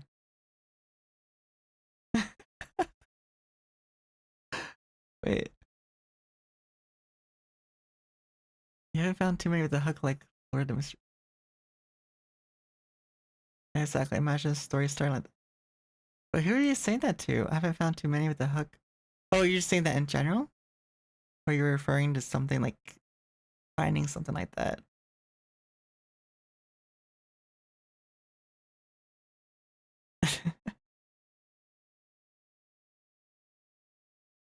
I don't think my story, at least my Lord Frost character, has like that. You are following my broken chat logic. I'm trying I'm trying to figure out whether you're trying to correlate to something, like if you're saying that. Are you referring to like something I said as a hook of the like a hook like the Lord of Mysteries, or my brain is slowly dying? It's not thinking very well. I was elaborating more on. Oh, okay. So you weren't trying to equate it to something. You were just bringing up as a reference. Okay, got it. You mentioned the first couple chapters. Oh yeah, that's right. Yes. The first couple chapters of a book. Mainly it mattered to me because if it grabbed my attention, made me curious at that point, then I would take it home. So I could spend more of my time at the library reading, finding other books, more books. Oh, which reminded you of some books that are slow burns. Okay, that makes more sense. I got it now. I fully understand. But yeah, I used to hang out at the library a lot. Well, I guess my habit of that stemmed from when I was actually this goes back to when I couldn't read, right? So they found out I couldn't read. They had me take that IQ test for kids. And then, like obviously that's not the issue, intelligence part. And they found out it was phonetics. Great. After that, they found out that all I needed to do was hear it and see it, and I could read, right? Tomboy nerd. Yeah, hot. God. I am a nerd and also a geek. Like tech things, science things. Like I actively read through a newsfeed of new science discoveries all the time. Like I've been watching. I grew up on documentaries on the History Channel, for all kinds of things. Like I was watching one, about Tesla lately. What was the last one? I think it was a couple weeks ago. But I geek out a lot. Which actually, Tesla used to be in my state. He used to live in my state and actually in my town, in my city, and I didn't even realize that. And actually, I passed by where he had his workshop. It's in the center of my town. And it's crazy. But God, really learning. Oh, yeah. So the reason why I got into reading books so much was once I learned how to read, I was like fourth grade, I learned to read. I started devouring books left and right. Like I'll go to my library before school started in elementary school, check out books. Oh, return books I read from previous day. Check out books, read through like half of them before lunchtime. Actually, it was not before lunch, before the end of school. I read through like half, and then return them. The ones I read, check out more, take them home, read the rest, read them in the morning, return them, and it was like every day. I just devoured books.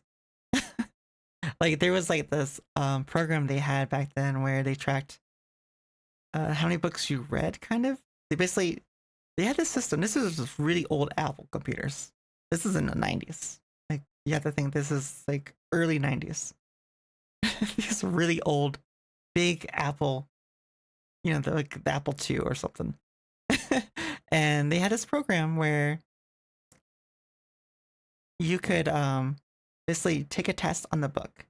You read through the book, you take this test, and this test is supposed to make sure that you read and understood the important parts of it, so you can get credited for having read the book.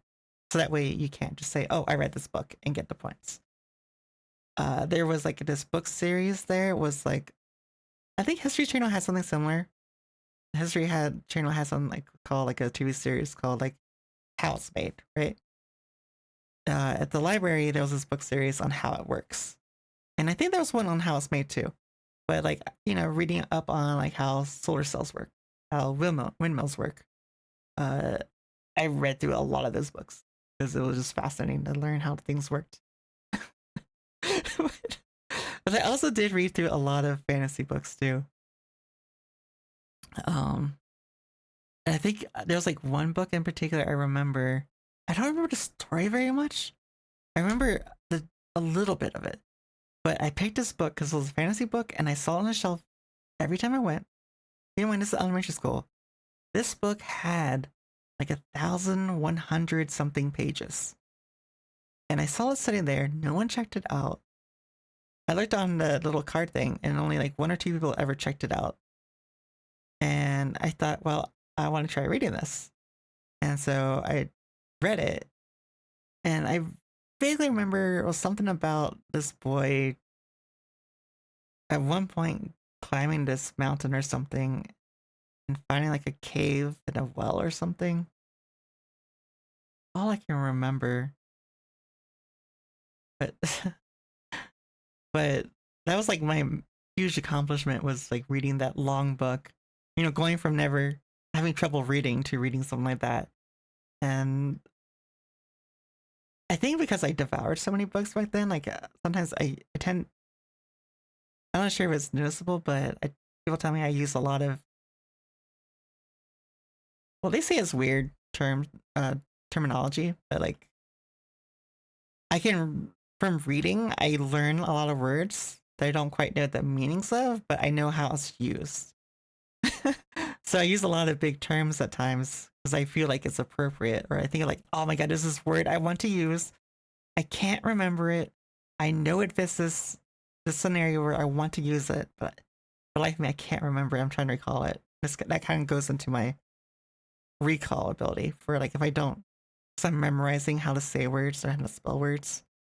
If I don't use the term often, sometimes I can forget how to say it. And so next time I try to say it, I say something similar or think of a similar word, but it's not the one I want. You had a book like this too? Without context, it sounds like Broken Understanding of Journey to the West. But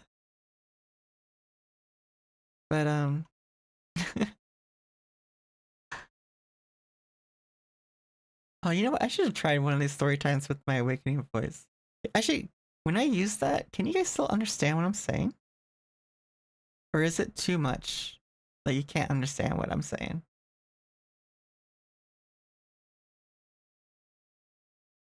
Have any recent examples of messed up words? The thing is, I try not to pay too much attention to it because I kind of develop a habit of it. So I pay attention to it or I make a big deal of it, then people will notice. So I kind of went into the mode of if I just kind of go with it, maybe they won't notice. And then maybe we can just, if they do notice, just laugh it off and be like, yeah, I meant that word. Yeah, no.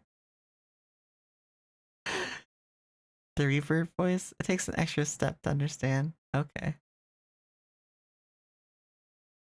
So if I was to tell a story using that voice, Gaslight Pro, let's go. I know the demon voice is hard to understand me, so that one's one. It's more meant to be funny, kind of.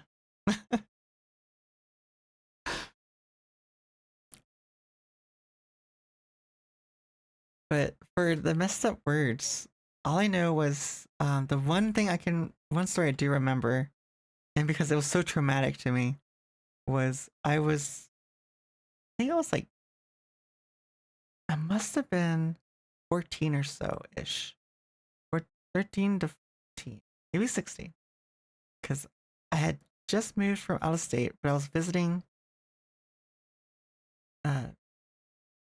Pieces? Or do you mean Pisces? I'm gonna sing Pisces. Pisces for you? Oh, Sagittarius. Oh, okay. I'm a Leo. A tiger. I'm a Leo, and also, and with that, and then Chinese and Vietnamese, I'm also a tiger, a fire tiger. But anyways, the most traumatic example of mixed up words, I don't remember the initial word. I know the word I mixed it up with. I was visiting my grandmother with I think I was just with my father. I don't know. I was with my mother and father, I think. Yeah. We were visiting we were doing something else in the state, but we were staying with my grandmother for a few days at least. And I was in the room with my grandmother. I think it was just her and I. And we were talking about something, and I was replying to something. And instead of the word I wanted to say, I said a curse word. And it freaked me out because I'm like 13 to 16 years old with my grandmother, who's like in her 80s at that point, I think. And it totally freaked me out. I said a curse word right in front of her to her. And I normally don't ever cuss. And it was a stupid I mean, obviously, I couldn't remember the word. But I said, like, the letter F, letter U, letter C, letter K to her. Instead of another word that is very similar to it. I can't remember the word. But I freaked out. I was like, my face, like I was like I had seen a ghost. Like I turned like pale white, and I was like, oh my god, and I even like stopped myself. I was like, oh my god, I'm so sorry. I didn't mean that word. I didn't mean a word. I meant to say this word. It just came out as this word. And I hope that she understood. She seemed like she understood. Because I don't know. I never meant to say that a curse word to my grandma. That's the most traumatizing one that I remember. And then I know it happens, like sometimes I hang out on Discord with people and they'll correct me. And I know the correction is just, the moment's already passed and I said the wrong thing. It's just in that moment I forgot. And sometimes it's not that I realize I forget, it's just because my brain, I think I mentioned before, my brain processes things like super, like it runs a mile a minute. If I'm typing, I can just barely keep up. So a lot of times when I'm writing for this kind of stuff for my book and everything, I get really, well, when I used to write, I need to write more. I did by keyboard because I can keep up my brain. Speaking, it's hard because it's trying to keep up. I can lose track, and that's where losing track of what I'm talking about happens. And also keeping up with what I'm trying to say in the right word and then not being able to recall the word fast enough and saying a word that sounds similar and fucking it up. So, yeah. That's a mood, honestly getting scary how often I can stay safe. Yeah. But no, I think I mentioned it earlier because I think I put it on my stream too. I'm I'm very certain I'm not neurodivergent. It's just my brain I know thinks differently.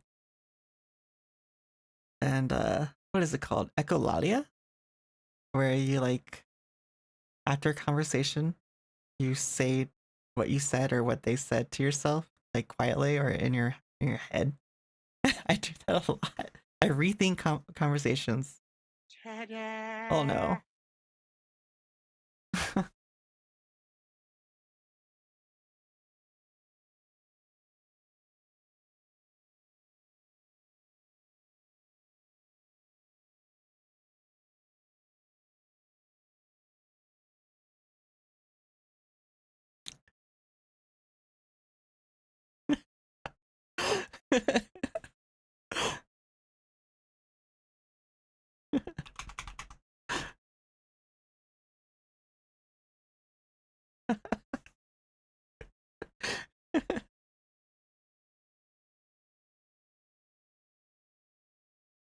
uh,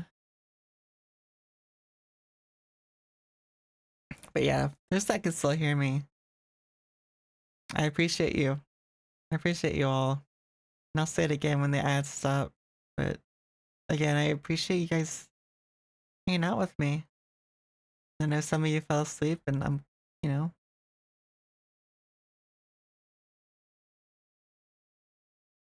I'm glad I can stream and I can talk to people.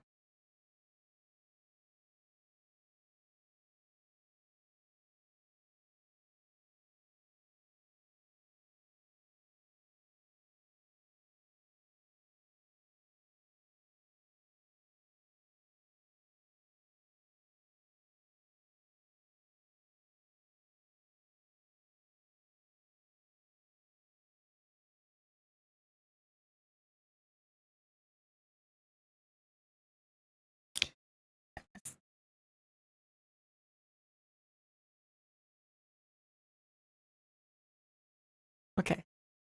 That's it done.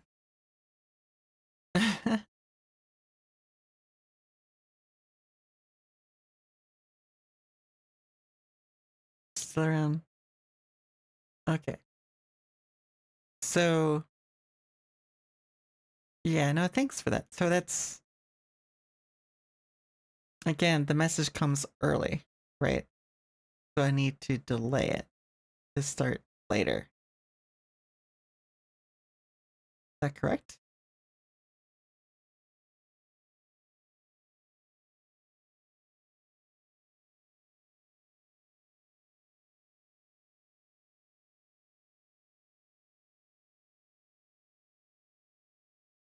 You suppose?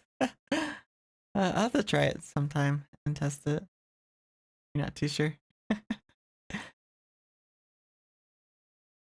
Honestly, getting scary how things say the same, not the same point. It's a gift. Or whatever. It's just a longer version of the word gift at this point. Yeah.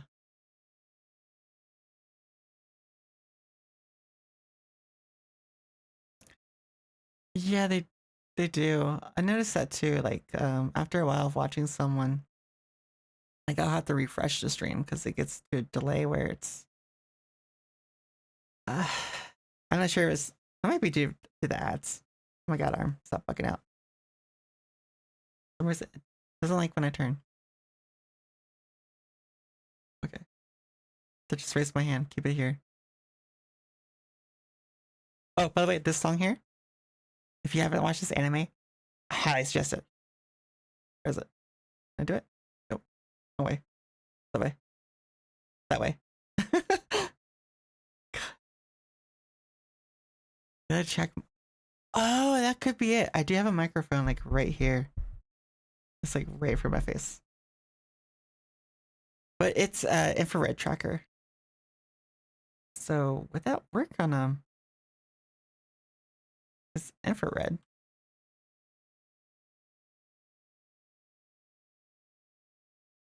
Oh, what was I doing? Oh, I'm on the page. What is that anime? Vivi! That's right. If you haven't seen Vivi, uh, it's this amazing anime. It is so good. And oh, Nymph needs to watch it. It's a girl with blue hair. She has to watch it. I know she's into blue hair.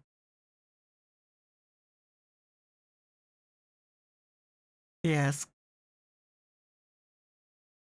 Even this song too. It's so beautiful. They sing a lot in it too. It's about the main character in it is a performer, a singer. Well, they're she's like it's basically the story starts where it's a society where AI has gotten to a point where it's just now transitioning to look like humans. Before they looked like robots with AI, the basic AI. And every time a new AI, well, I don't even know what they call it, like Android or appropriate term for it. But basically, it's a robot but with really good intelligence, really enhanced AI. Basically, when they're born, they're given a task in life, a purpose, and usually it's to serve customers really well or something like that. But this one in particular, when after she's created, the creator had this profound idea because it was supposed to be a singer. And so he tasked Vivi, who's the name of the main character, tasked her with the purpose of finding out the purpose to life. That was her main purpose, was to find the purpose of life, the meaning of life. Oh, shit, it was the meaning of life, to find the meaning of life.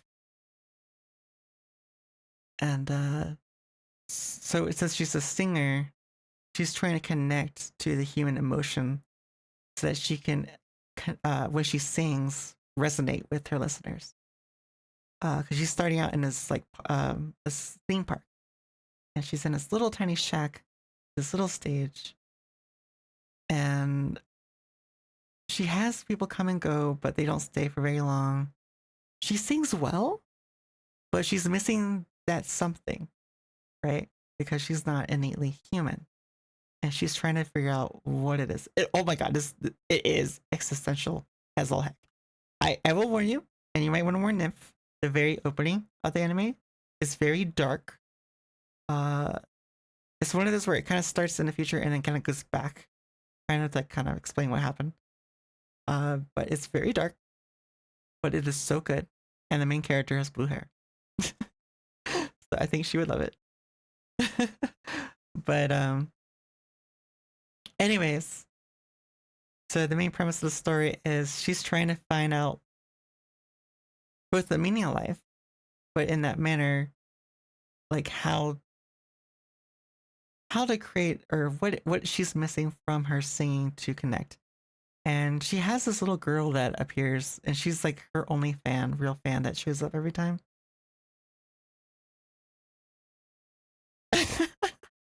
Well, you're a VIP. You talked to her, and you're in her Discord channel. I don't know.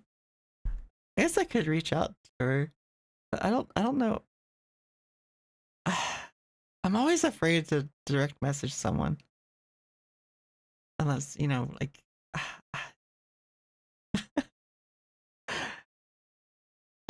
I don't know.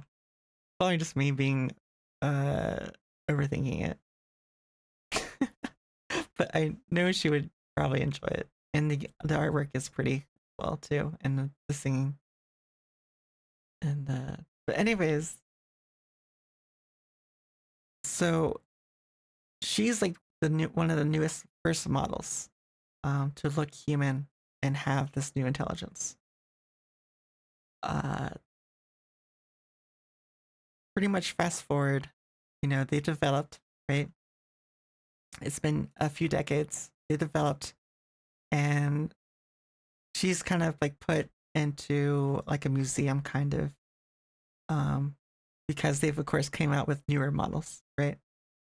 She's like, newer AI, and so she's an older model, so she's kind of gone to retirement. She's done her singing performances, and this is kind of where it cuts in, where the first scene of the first episode, it shows basically the theme park opening up, and all the AIs are going berserk, killing all the humans.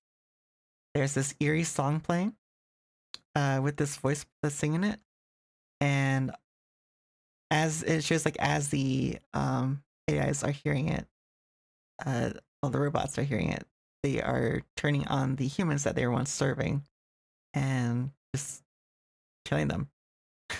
Like the ones that are driving cars just like suddenly veer off and turn and ram right into pedestrians. It's just it's very graphic.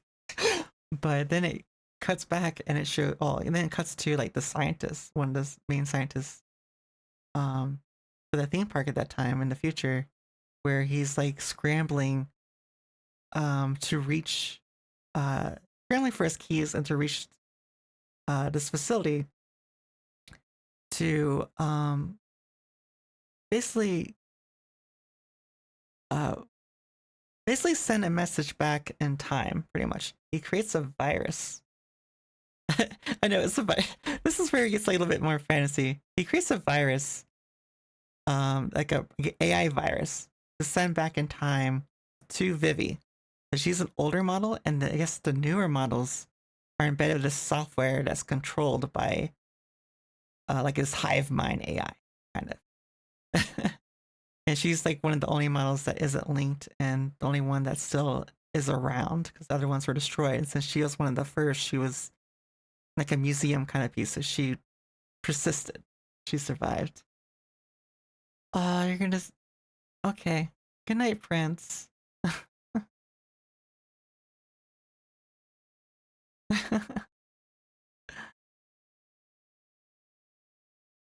Right, thank you for stopping by, Prince. Thank you. I appreciate you. I think I see this during ads too, but I appreciate all of you for staying this long and listen. We've just been chatting. I should have probably changed my title. I did change it, but I should have changed it earlier. But this was fun, and I'll have to do this again. It's just I'm always that's the thing, is like I'm scared. I'm kind of scared to pull away from Monster Hunter, because that's where everyone that I know, I know I can connect to a lot of people on Monster Hunter. But old X-Men cartoons, yeah, perhaps I can see that. Yeah, scary Sentinels and AI could be, yeah. But yeah, so the AI goes back into the past, and it shows it very, in the first few episodes, the AI contacted Vivi and trying to convince her that he has an important message for her, that the future is in danger, and that she's supposed to change the future through her actions to prevent certain events from happening that leads to the whole AI revolt and the massacre of the humans. That's the whole gist of it, but there's a lot more things in the story. It's really good. Where they touched upon how, yeah, I read that one. And says, yeah, we gotta get you to laugh and watch the YouTube content I watch, because that's Kermit. I thought about, and I saw Nif doing it too. I've seen other people do it too, where they have like a channel on Discord to submit videos to react to. But when I watched her doing it, I was like, oh my, that isn't a good idea. It's just, I know Lasagna would do it for sure, but I'm kind of scared of the videos he would submit. God. I would probably have to vet the video. Well, no, I can't, because I'd have to react to them. Oh. Maybe we'll have Ivy watch them, so make sure that it's not too weird for stream.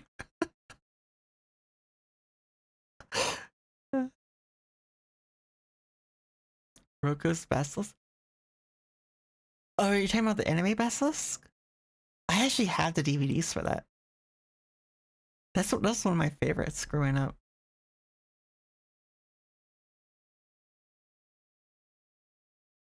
Like a React stream, like a small amount of vids.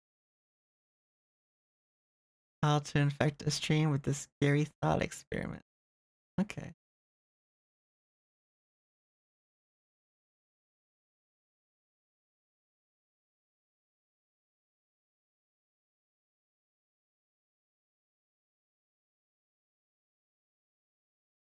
But yeah, no, I think it'd be fun to have a, videos to react to. I know I've seen it too where,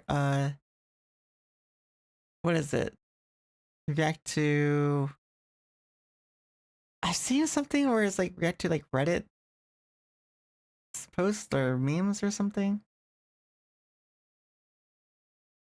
Oh, Roku Spaz is the AI thought expert. Oh, I see. Ah, I'm not sure if I'm familiar with that. There is an anime named Basilisk though. Let me quickly search that up.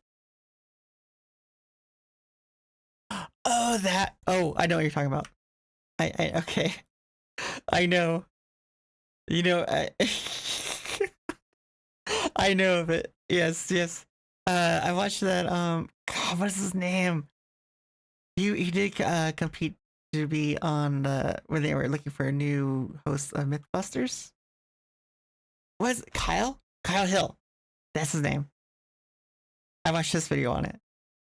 So yes, I must now. I am doomed.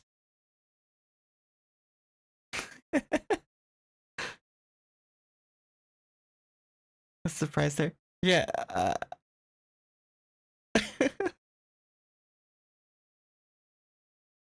You knew? How did you know that I know? Well, I guess because I don't know.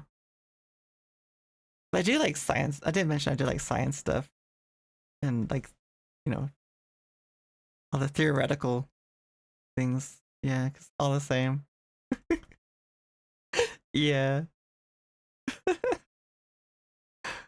No, but Kyle Hill is really cool. And there's another one who does similar content to him.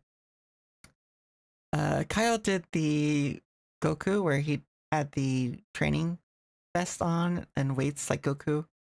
And then the other guy had God, what's his name?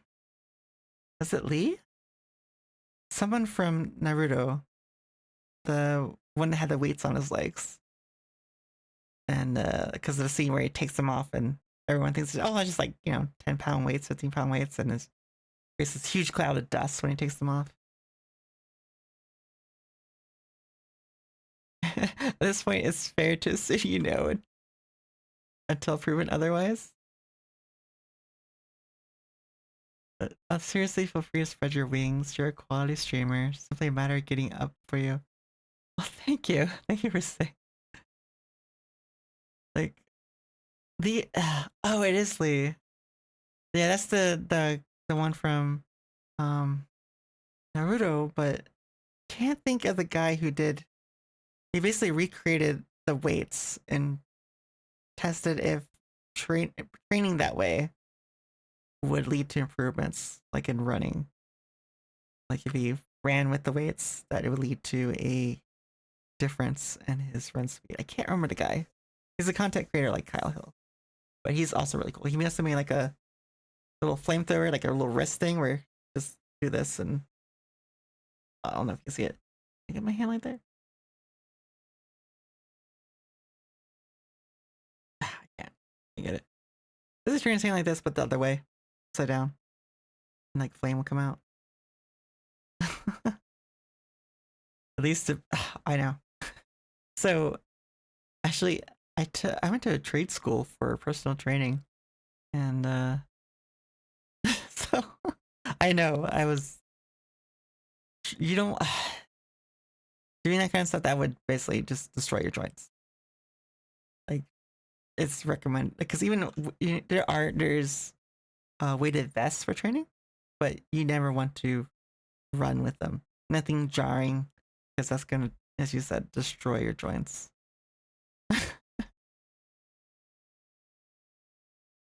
When you don't want to be laughing at someone's cheesy jokes, but it's totally in your vibe.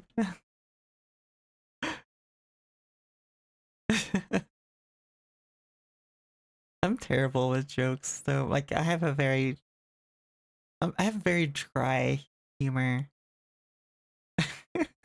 It's so bad. Like people think I'm serious.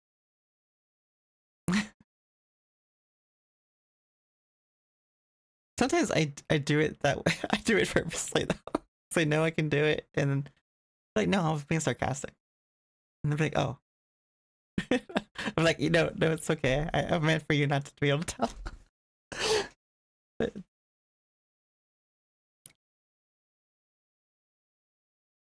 situational stuff makes you laugh. The more paradoxical, the better.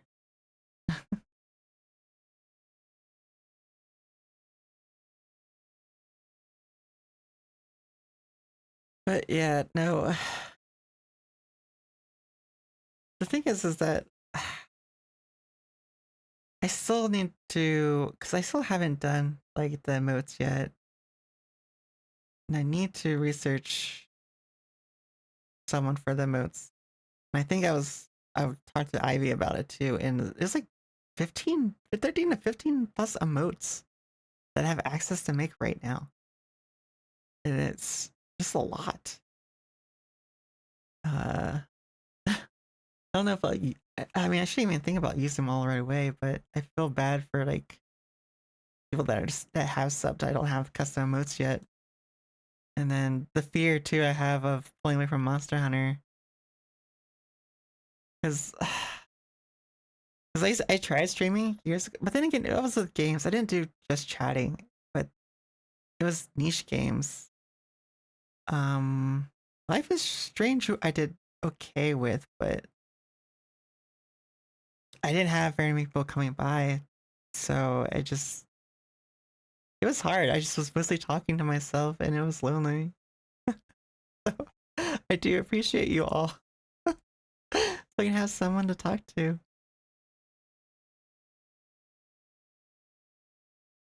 You consider biting the bullet on Rococo, but not emote. Well, that's because I'm very tech. I like fancy tech stuff like that. Like like I have this drawing tablet here. It's a nice tablet, and then stream. I don't know. I like techie stuff, but I like techie stuff. But I that's the thing, and I think that's the one reason why I haven't bought the Rococo. That's because I make sure that if I purchase something like that, because I'm very frugal. I save everything I can.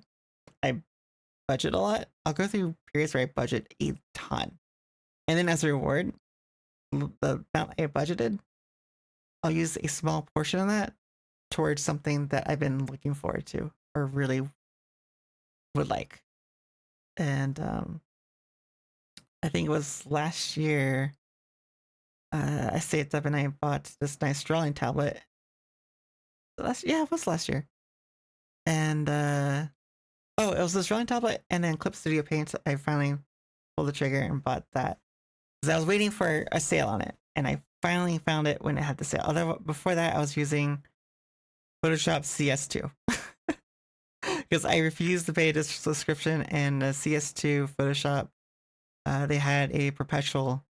There's a code you can get that has you can use it basically perpetually with that same code. No subscription, because they had a promise to those that purchased their previous versions of Photoshop that they would have access to the program. And I had to purchase it for graphic design. That's how you use Word. I have Word on one of my old computers. I can't remember how to find the serial number on it. So I just used Google. Is it Google? Yeah, Google Docs. I just used that. Yeah, I can log in and use Word on my old computer, but it's like my old computer from 2010. So it's an oldie. Right now it's oh wait, you know what? I can't anymore. Oh, well, too late. Cause I think oh wait, did I? I think well no, I might have access to it. I think what happened what I did was I took my old computer, that old computer, and I turned it because my dad is he's not a professional musician. He does have gigs and plays. He's like in 4 bands. But I set it up for him so he can record songs and stuff with his band and by himself and basically use it in his little recreational room. And set it up. I got him I set up basically it's like a streaming setup. He was also gonna teach like voice lessons too, like online. And so I set it all up for him so I could do that. And I was trying to get him to broadcast his music too. 'Cause he's very old fashioned. And so I did all that and I turned my computer basically for that. So for him to use that. And I think all I did was disconnect my old hard drive. Because I think I bought a new hard drive or new SSD for him. Because the one I had, obviously from 2010, was very old. It would, you know, being now like what, 14 years old, it just wouldn't be safe to keep anything on it. Yeah, I've been telling him that he needs to even just like upload. He was doing a little bit. I can't remember what it's called. There's like a site where you can upload your songs and like a lot of was it something like Rave or something? Rave something. A lot of musicians uploaded their songs and you could download their tracks or buy tracks or albums from them. But no, he just stays local. Yeah, exactly. Yeah, and I was trying to get him. I was even trying to get him just to broadcast even on Facebook. Just somewhere. So when he plays his music, he could then get his name out there kind of, and because he was going to do vocal lessons. That way people could find him, right, for vocal lessons. Although this was kind of during like the end of the pandemic, so a lot of things he could do from home. Only possible that. Well, I mean,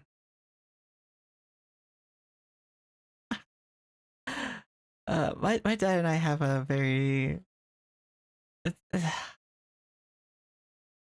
we get along, but we're very different. Like very, very well, we're just same in some degrees. Like we both like science fiction and fantasy. He's way more into science fiction though. So like the new Dune movie, we watched that together. But otherwise, it's very hard to connect to him because he's very much into like cycling, surfing, and music. Like he thinks like 24/7 in music. Yeah, I guess. Yeah, well, he can't. Yeah, he's had injuries, so he can't cycle really anymore. Um, so all he has left is music right now. I know. It's a messed up story. Maybe I'll share it sometime. But yeah, he just does music now. Luckily, he has things he can play for. He has gigs. He has bands and friends.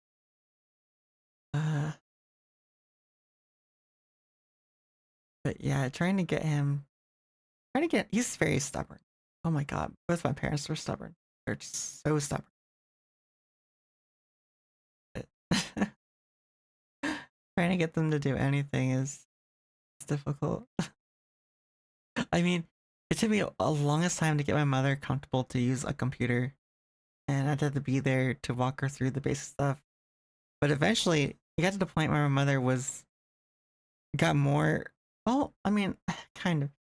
she was able to use the computer a lot better, and then she got into her phone, and she started doing tons of things on her phone on her own, which was great.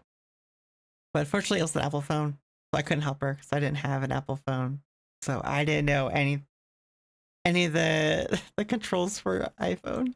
So I would try to help her. Like she might have something in the background. It's like I don't know how to close this, and I'm trying to find out. I'm like searching on the internet. If they weren't, who would be parents? To be parent was to out stubborn a child for years. No, but God, there's been times where I've had, especially during the pandemic, where I had to become the parent. Like my parents sometimes have, like they can act like children sometimes. Like my mother, she fell and she had this very serious head injury, a very serious one, and luckily I knew first aid. I was trained in first aid.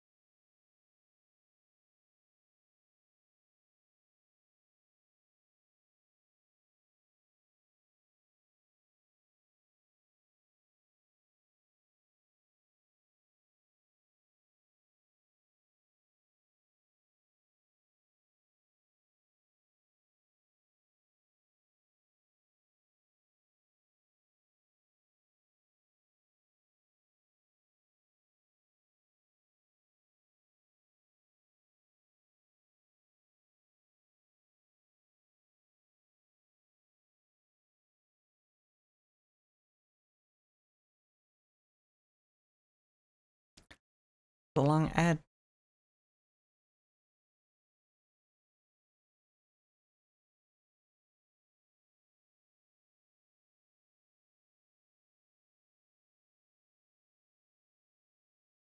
Let's see.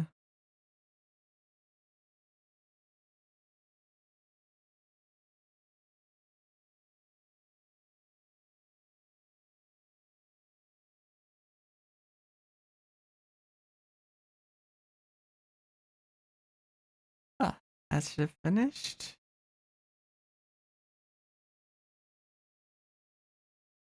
But no, like what I was saying, for example, my mother. Yeah, so I was saying with the example of my mother was she had this a serious fall where she was knocked unconscious, hit her head, and head injuries, like when they bleed a lot.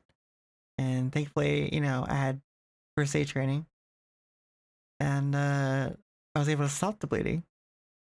But the thing is that she thinks she lost consciousness. Pretty certain she did. I don't know how long she lost consciousness for, because she woke up and then yelled for me. Because she was on a different floor. Well, 2 floors away. So, and it was very late at night. This was like 2, 3 a.m. in the morning. She was trying to let the dogs out. And I guess she was coming up the stairs. And this is another stubborn part. I told her again and again that she needed to be more careful, paying attention with stairs. And that she needed, because I mentioned it before, I went to trade school for personal training. And I was trying to tell her she needs to do more practice in her balance. To prevent this, prevention, right, for falls. Because she was starting to have poor balance. I know, right? And I recognized that she was starting to have poor balance because she would start swaying a lot. And I tried to help her and preventive measures, but she would never do any of the exercises I tried to have her do. But she was coming up the stairs, and she shut off the light before she went into her room. So the lights were off in both her room and the stairs. And she also had the dogs, like 2 small dogs running up the stairs with her. and she lost her balance, fell forward, and hit the edge of a table. And it hit her in her forehead, like kind of where her forehead meets her hairline. And had this huge gash, and but she had I think it was like 3 or 4 stitches for it. But I was able to stop the bleeding, cleaned it up, and applied bandage to it. And I told her, you know, it's very serious. I don't know how long you've been out, how much you've been bleeding for, that you may have a concussion possibly from this. Not to mention, you know, that's just from the head injury, you know, from how she fell. Who knows what else could have happened? I was like, you know, we should probably go see a, you know, doctor. She was very stubborn. She was like, I don't want to go. And the thing is that she didn't like doctors anyways. My mother has had a lot of health issues and surgeries, so she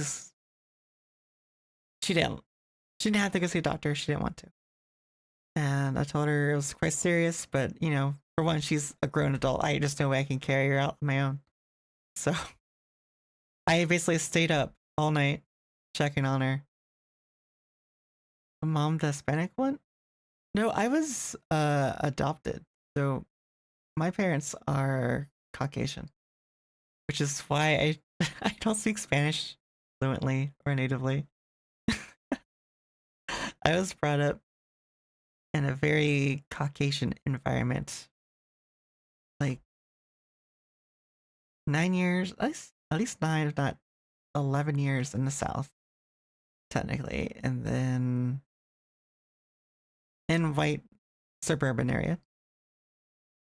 However, I was technically, they arranged for the adoption while my birth mother was pregnant with me. So they basically had to wait until I was 3 months old to come pick me up. And I was also not born in America. So I had to become an American citizen when they adopted me, which is another story. I think it was as a 4-year-old. I had a letter. Yeah, I think I was 4 years old. I had a letter sent to me from the US government threatening to deport me because my picture and my passport was not perfectly straight. Like I was not looking straight at the camera. I was slightly looking away. Very so slightly. But I was a baby. They said you get a baby to look straight on to the camera. So I had a letter addressed to me as a 4-year-old threatening for deportation. But yeah, but that's my go-to though. If I ever actually not even talking to other people, be like, yeah, I know our system is terrible, country is not in a good place, but technically, I was not. Well, I mean, I'm now American citizen, but I wasn't born one. If anything, where I come from, where I was born, the U.S. government really fucked it over.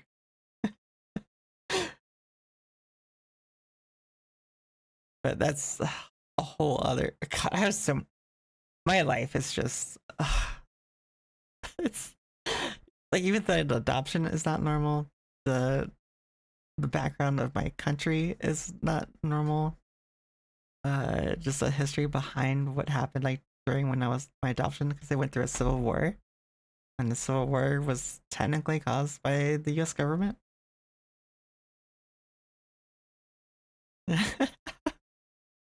Yeah, you like pick my brain about something. And here's the thing: is that a lot of the stuff that, because I'm sure you're familiar with Tolkien and The Lord of the Rings, how a lot of his story in his book is a reflection of his life. Like him growing, him in the Shire, right? He grew up in like out in a rural area with rolling hills, greenery, nice scenery.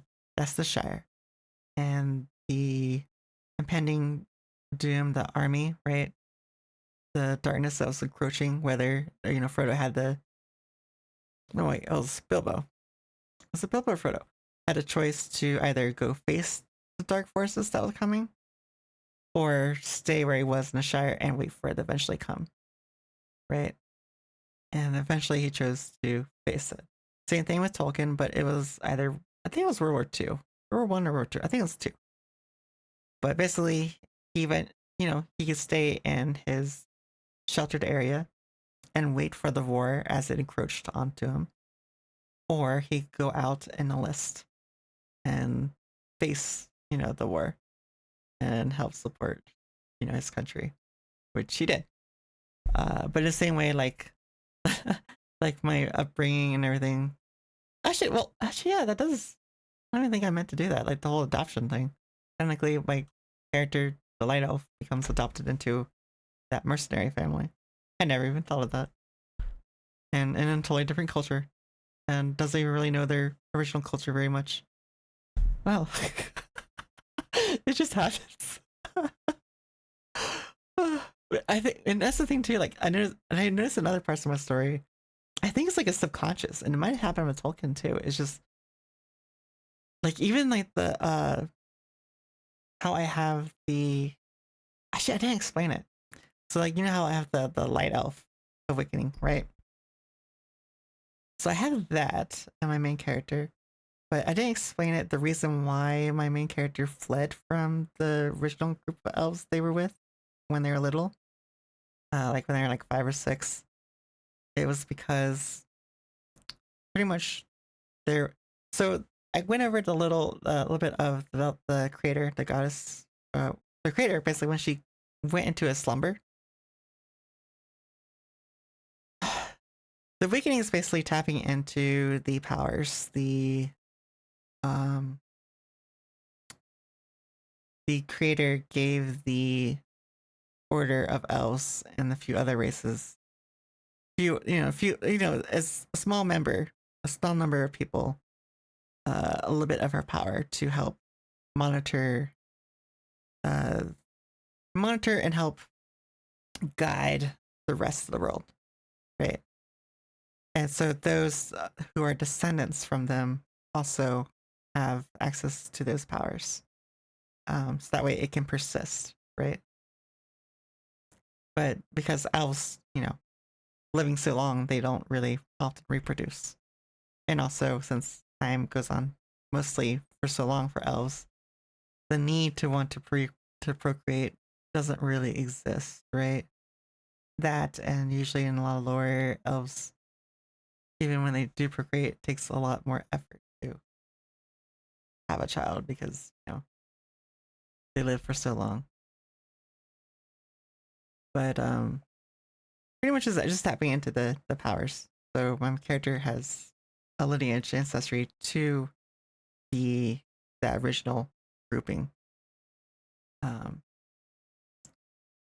But so basically the group of elves. Effort was never the tough part. Yeah. So basically the elves that I was with were not of the ancestor.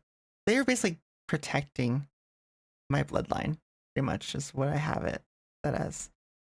Since I was one of the descendants of that order, they were protecting, ensuring that the bloodline continues. And the thing is that there's two main points. At a certain point, so the humans were created. The creator, she went into a slumber, so she lost her physical form. All the other races thought she died. Blame the humans. There's a huge rift between them. Then something else occurs. She's in a slumber, right? So I got to thinking, what would happen if you have this consciousness of the universe that's able to create things from her thoughts, right? What if she has nightmares while she's sleeping? What happens?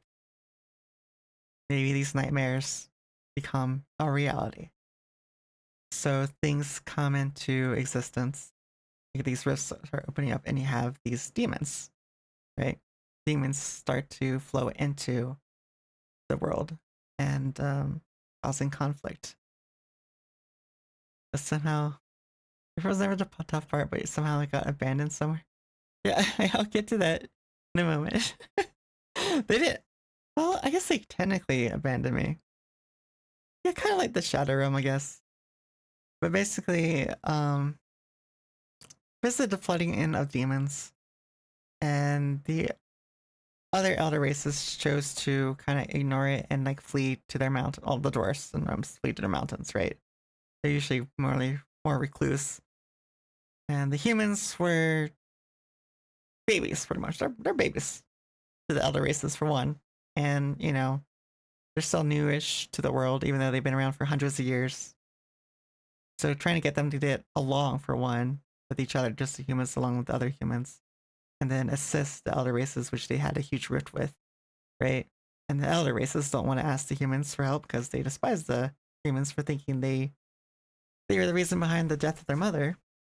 So the elves were the one to basically pick up the slack and drive the demons back through the rifts. And the only way they could close the rift was by sending their forces through, for one, to prevent the demons from coming back in, but ensuring that it stayed closed by destroying what kept it open from the other side. And from that, they lost a huge portion of their population. So with that, the elves, there weren't many elves left after that, let alone people with the bloodline. There was fewer. So the need to protect them became, pertinent at that time. So the best way to protect them is to constantly become nomadic, right? To move from area to area, staying away from the humans and anyone else as best they can. You suddenly need dark elves. Shadow Realm.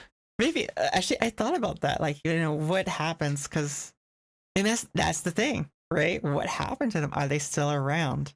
And what happened to them? What influenced them over there? Did they evolve differently? Their language probably evolved differently, because from that time of that event, it would be hundreds and not thousands of years to the timeline where my character comes into existence and is adopted by the mercenaries. Oh yeah, I know about the Drow, for sure. I'm not sure if I'd do something like the Drow per se. I might do something more how they adapted into the Underdark. Yeah, which actually the D&D world or lore, if you look into it, it stemmed from one group of elves. I can't remember the exactness of it. Yeah, one group of elves originally. And then something happened where there was a rift, basically. This one elf that brought them all together, left for something, their god or whatever that led the elves, left them, kind of abandoned them, they went off their own, kind of neglected their kids, right? Then you get this mother figure comes in. It's like, hey, our creator, our dad, pretty much, went out to the store to grab milk, never came home. Right? Basically abandon us. Let me lead us. Let me guide you, and you can become my children. And we can go our own way. We don't need to follow his ways anymore. And I think that one she became the head of the Drow. But basically what happened, I think it was something along the lines of, because of that influence and those that were influenced of even being attempted by leaving, when he came back, he kind of like banished them, pretty much. And so that's how you get elves going to different areas of the world and becoming influenced by their environment. So how you get the wood elves and I'm not sure what the water ones are called. But no, D&D lore is very deep. But I did think about that, they probably could have survived there. And I wouldn't make it exactly like Drow, of course, but I probably try and think like what the realm they would be in be like, right? Because it's her dreams, right? Her nightmares, really. And how would it influence them? It could influence their appearance a little bit. maybe I'm sure some of the ones that had the the powers from her could have maybe been with them, probably more than likely to help lead them. But anyways, that's kind of going away from the point I was trying to make. So pretty much that happened. That caused them to, because they lost so many elves, they chose to recede from the rest of the world. Like, we did this. You guys. Well, for one, they didn't want to ask the humans, but the humans couldn't even really help anyways. But they feel like they took the brunt of it, right? So they're like, we're done. We want to just, keep to ourselves. We don't want to contribute or talk to you guys. We had enough. And so, hence why you had the nomadic group trying to keep the bloodline alive. But the thing is not all the demons were vanquished and pushed into the other rift. Some were killed on the side where the main planet is, where the realm is. I keep wanting to refer to it as Middle Earth, but obviously it's not Middle Earth. I actually have a name for the world. I have to look it up. Eldrea. That's it, Eldrea. I wonder if you can eat a demon. I don't know. I mean, it's protein, has muscle, so anything eat. Oh, well, that's it. Well, I mean, the thing is that the elves and humans were created from her thoughts, so it wouldn't mean that they're made from like stuff of dreams. It's just they're made from her consciousness mutation. But the main point being is that there were some demons that were left on, because not all of them were being able to be driven to the other side right before the rift was sealed. So they basically had to track down and hunt those that were left. Whether or not they were actually slayed or not, it would be hard to differentiate, right? And in this case, one of the major demons that remained on the side, I kind of have it scripted to where he was in a battle, a very intense battle, and basically just barely survives. But is severely weakened. Like, just on the verge of consciousness, kind of. And, yeah. But on the verge of consciousness, barely survives, and basically goes into like a slumber for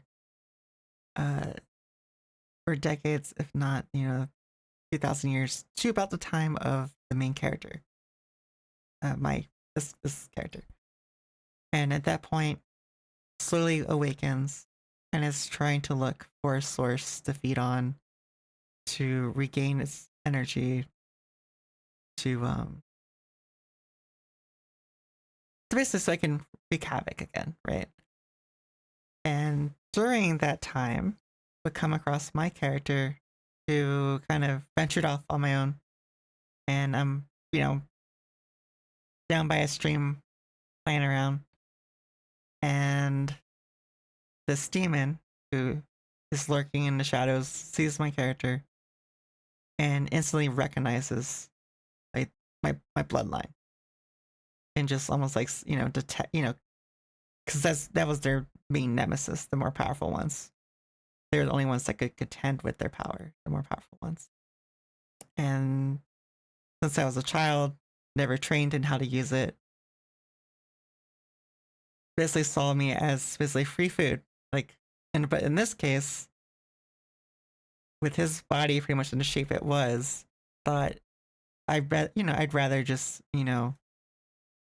take possession of this this child and use its abilities, gain control over its body and its powers, and attune it to myself, take it for myself. So basically, and this is where the demon voice comes in, the redeem, is that pretty much I have a demon residing in me. And I'm in an internal struggle for control. Now, at first, it doesn't seem like as a child, it doesn't seem like anything really happened. At the first it did, and I'll get to that moment. But like when I was with the mercenary group, it wasn't apparent because it was still recovering. So it lay dormant for many years as it recovered. And then when I was, as I was getting older, my character's getting older, it starts trying to grab more and more control over my character. And that's where like the real struggle comes in. Where I'm battling this inner demon for control, pretty much. And that's kind of what we were saying too, like from my own experience in life, is like I've had like internal battles like that, like the I guess the demon. But yeah, it's kind of weird how that happens. And at first I think I did that, but I didn't do it intentionally. But then the more I thought about it, I was like, this is very close to actually what happened to me.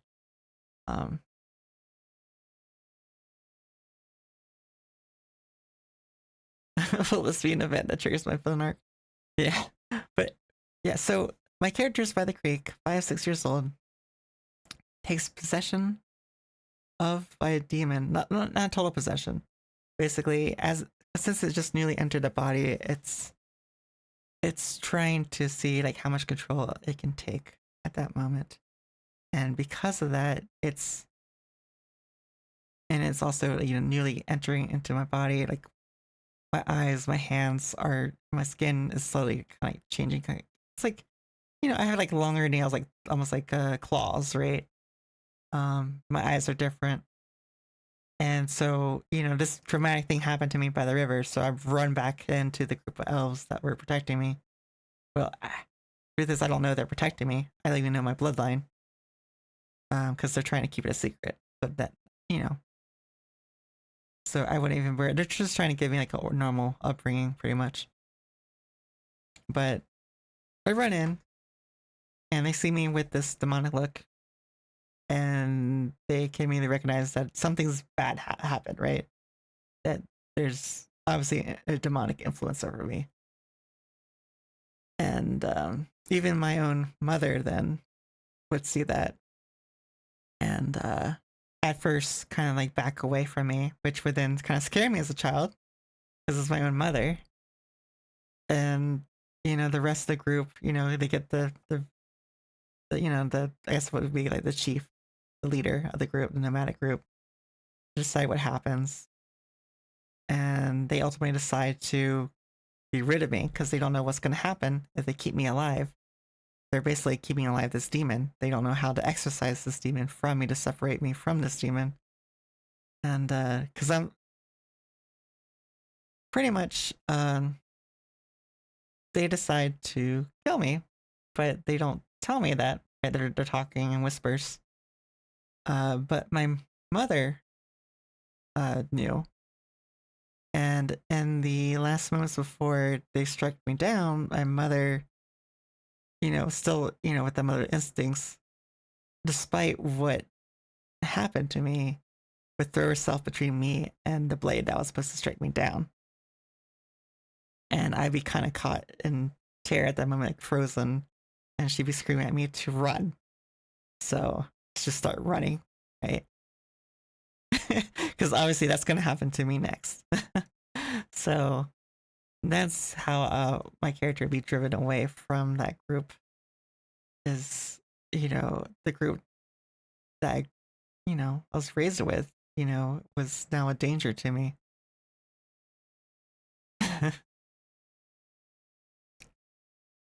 And but to kind of go back to this lore and story a little bit later, back to where the two lords coordinate together to kill the mercenary group in the future. My character's older, so basically seeing all his or hers close friends pretty much die that they grew up with. But yeah. what is it? The tests or the twists? Yeah. But basically seeing all that happen, I wouldn't. I stated like I would use the awakening powers, pretty much awakening like my light elf, which is not exactly true, because I didn't grow up knowing how to access that. I could do it by mistake here and there. Oh, the twists. Yeah, the twists. So I wouldn't be using my light elf powers, the awakened powers from the goddess, pretty much the creator. It would be basically accessing control of the power that's there. Basically, the demon in this anguish is recognizing that I have this need for power and is tempting me with this power. Being like, yes, telling me in my head, yes, here, use my power, you know. But in return, it's trying to corrupt further and further into my mind. So it eventually takes over. And God.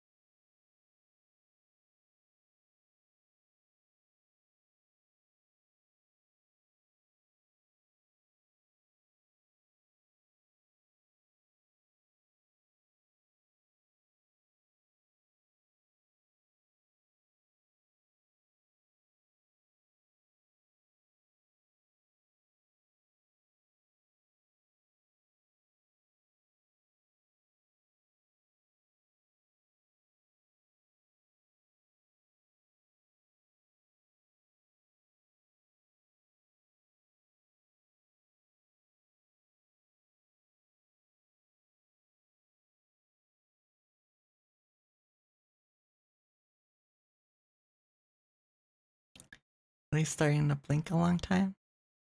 Does that mean you're getting sleepy? Should probably call it. I know, I was just thinking the same. But yeah, it'd be accessing the demon's power, and the demon would start awakening more, and through basically use it to slaughter all the both the lords and all their men, and for revenge, and basically becoming a loner, and just not building any more relationships because they don't want to face that loss again. Cosmic horror may be interesting reference. That is that a genre or something? Oh, look, Craftian horror. What's it called? Cosmic horror, eldritch horror.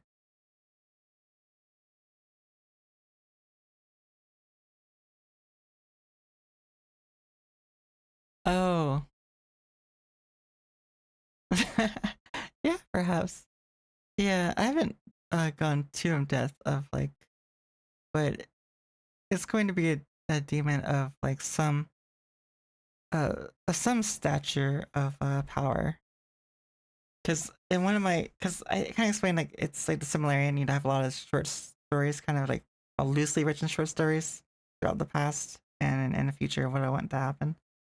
One is like that demons fight with an elf who had access to the awakening powers, but dies.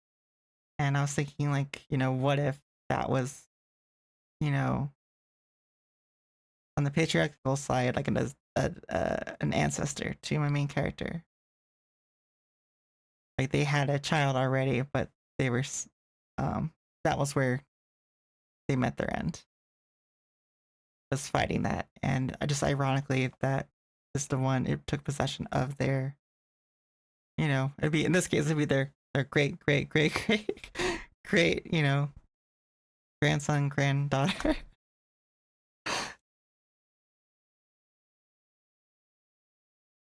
Yeah, they had to pick fights with corruption and insanity. Yeah, pretty much. Yeah, it's pretty much like my character goes. It's on the brink of insanity. Is just wants to be alone, but needs to get by, and only knows how to get by with humans. Whoa, yeah, right. Yeah, but they don't realize it until it's like revealed later when well. But yeah, I have a lot of little like stuff like that, like where it's just like, oh my god, what if this happens? But then if this happens, then this person would react this way, but then this person might react in this way. Yeah, it's like before. I would say like, especially like 15 to 5 years ago, like I was very much serious at thinking about my book all the time.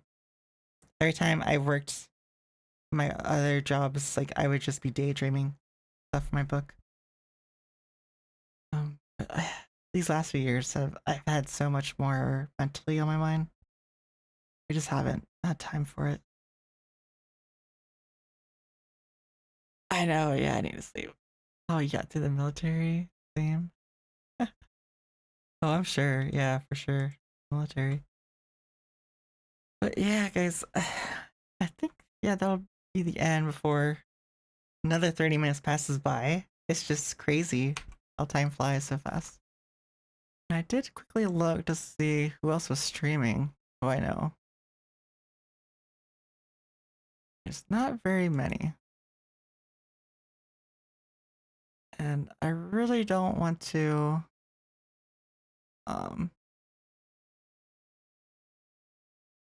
someone new would be too much energy, kind of. I just wanted to I should probably go to sleep soon. I'm not having to chat with them to understand.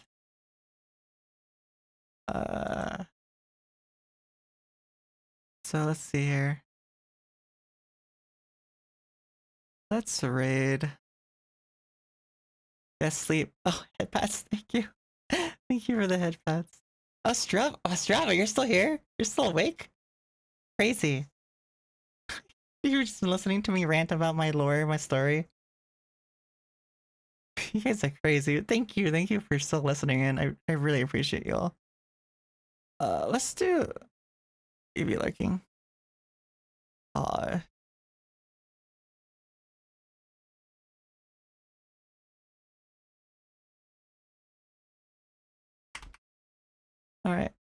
The best lore. Okay, so this is someone who shit, let me write the right thing. Someone I used to play Monster Hunter with. I need to get him to play more. But he's playing Baldur's Gate 3. He's not a VTuber, but he's pretty chill. He's pretty cool.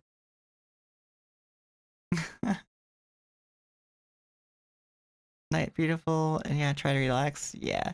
But before I go, oh god, I have to go to another screen. I want to play the dance one last time. You guys ready? Here it goes.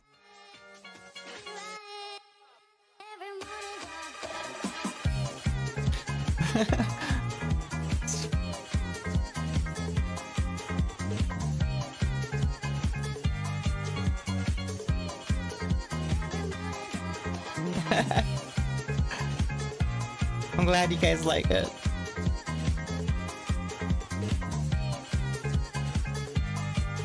No, I enjoy this so much. I could play it for hours. Okay. So next time I stream is going to be Thursday. Same time, 9 p.m. Eastern. And again, the end is 2 a.m. Eastern, but I can go longer if there's cake. Where? But yeah, so next Thursday for sure. Saturday, I need to change the times on my schedule, but I'll be doing an early, very early morning stream, and then I'll be doing an evening stream. I'm gonna break it up because I have something to do, and kind of in the morning into midday. But thank you everyone for coming out, and I appreciate you all. I really appreciate all your support, and especially just chilling and talking. I'm so happy people hung out and just even just listening and lurking. I mean, thank you, and I hope we can do this again. I'll see you guys Thursday.